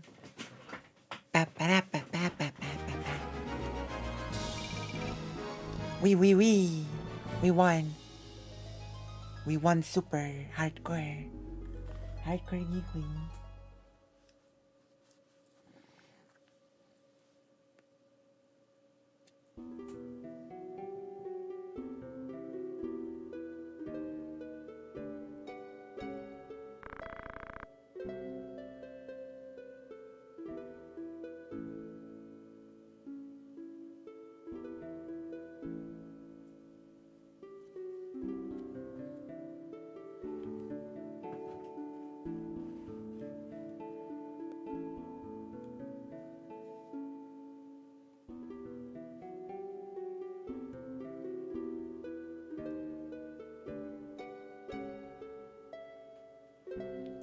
Marianten wants only one thing, to be the king.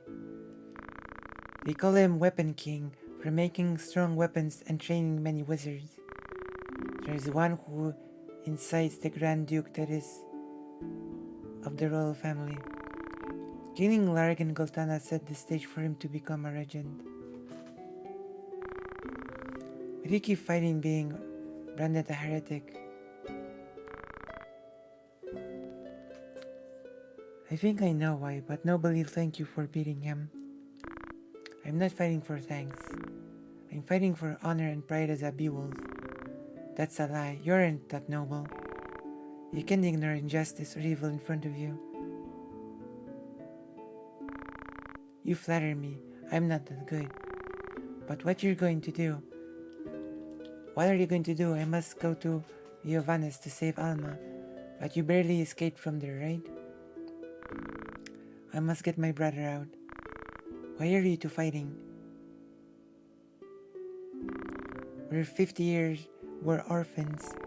I'll never forget those days, looking through garbage and dead bodies for food. That's when Barrington saved us. I believed in God then. Barrington built orphanages for the war orphans, but he provided training to gifted children to be professional assassins. You must be those children. We Galtanas have secret skills of the family. My heaven skill and my brother's hell skill. These two skills differ from magic. Barrington wanted them, but the family elder refused him, so he burned the village. He decided if he couldn't have them, he'd erase them from this world. He probably was excited when he found us among the orphans. You tried to escape when you found out the truth. We yearned for him to be like a real father, but even then...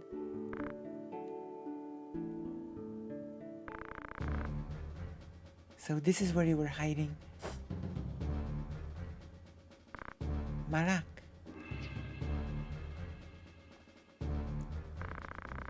Listen, Ramza, hurry to Giovanni's castle, or your sister will be dead. If you touch Alma, I'll show no mercy.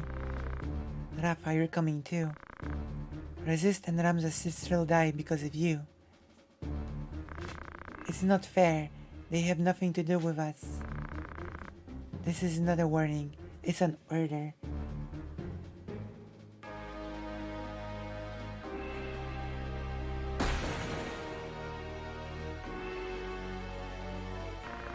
Let's go, Ramza. Sorry, Rafa. You had to do this because of us. It's not your fault, don't worry.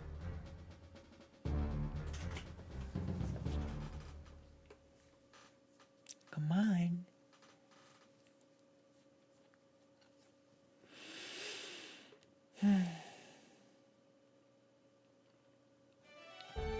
Okay, let's save. I'm not sure about Ramza as like a chemist. I'm not 100%. Also, Vosh couldn't cover the leaks because his cat had an emergency and he had to cut the stream short.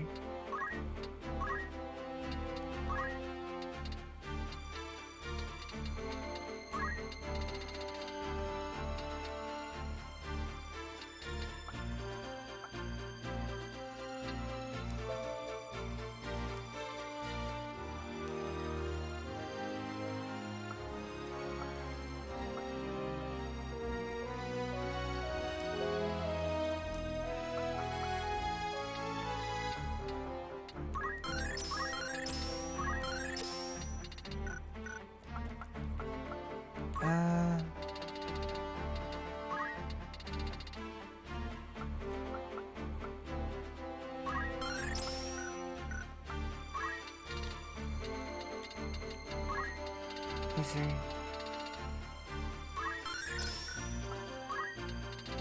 Geomancer.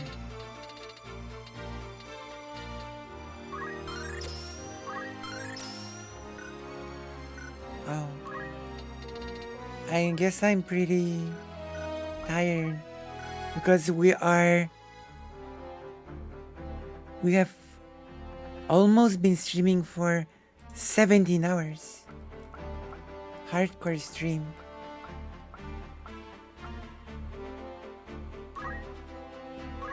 You know?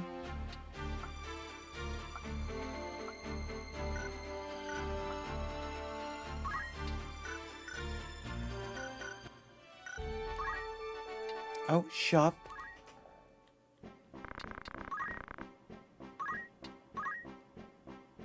Ooh.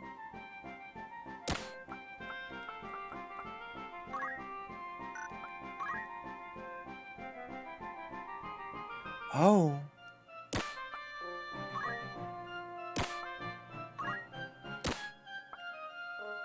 There we go.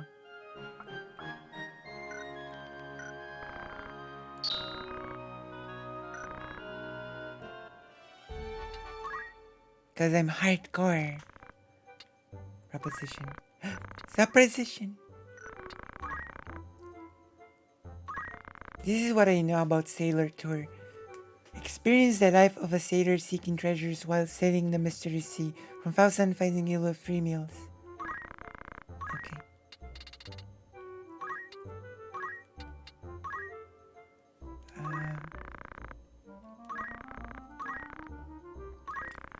I was supposed to finish the stream on the 12th hour, but then the leaks came out and I had to cover them. And then we covered some Vosh coverage, and then I'm gonna play some FF Tactics, I guess.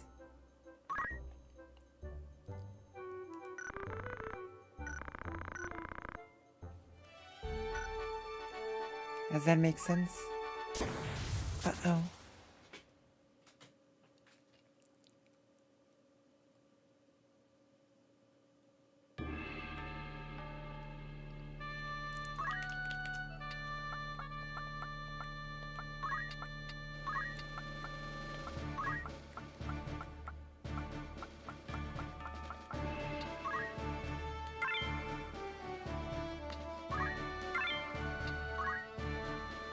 Alright.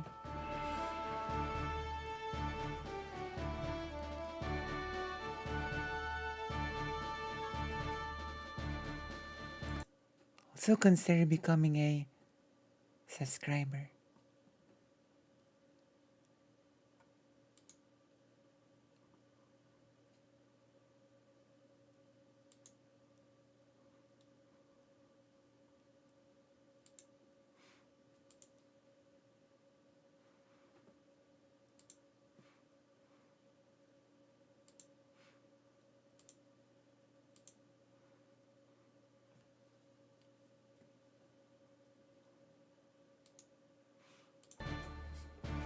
Okay.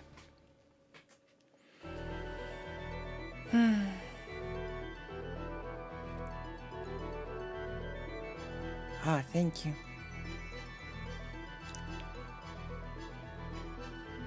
It's true. Like I'm a hardcore feeding space giggler.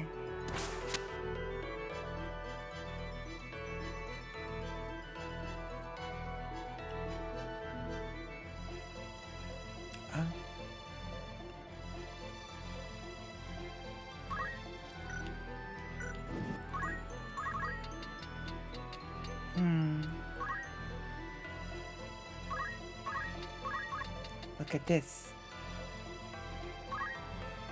Pitfall.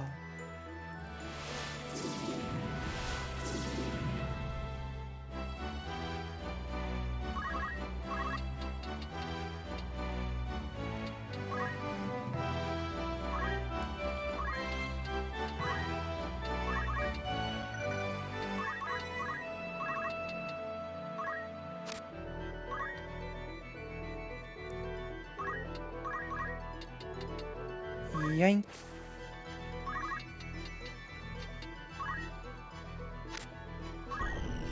Feelings? Yeah, it's true. Eyes free. Uh-oh.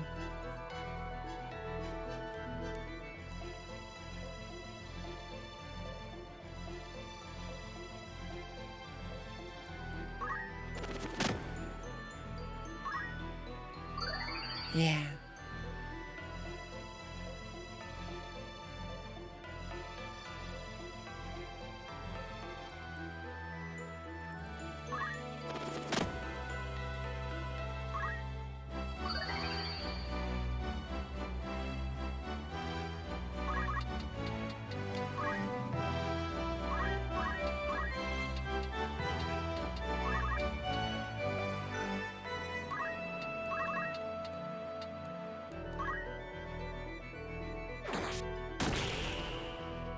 All right.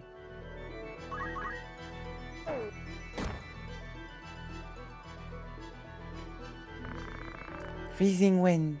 It will miss.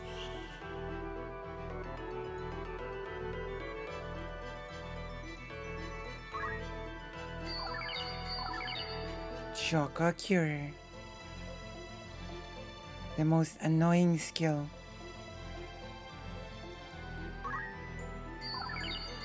Oh no. Oh.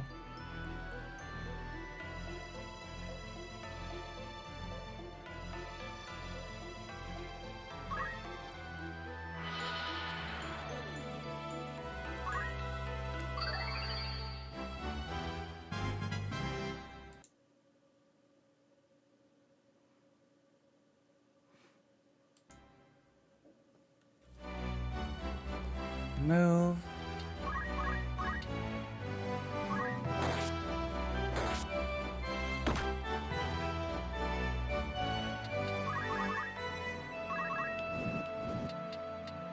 Okay, let's go.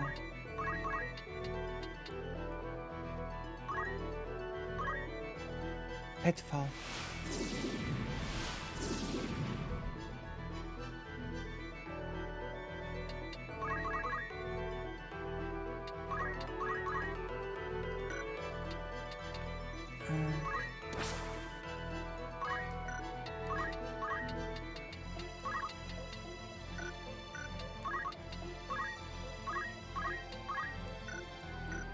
Oh.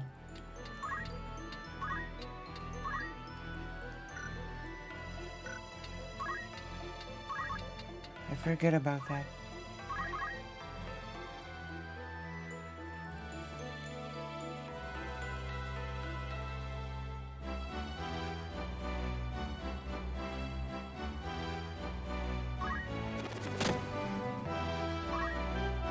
I need more gil.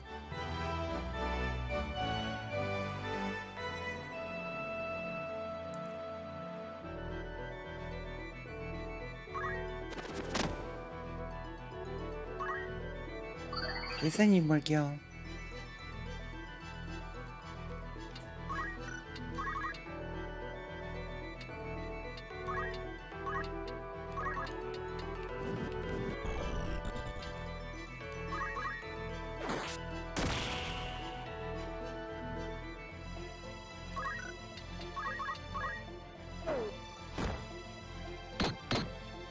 All right.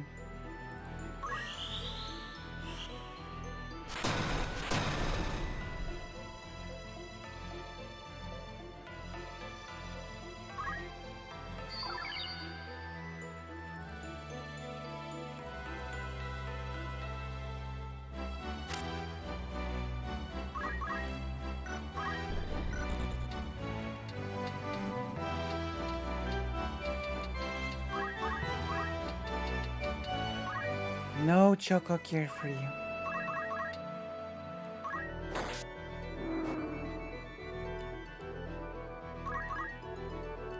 No choco cure.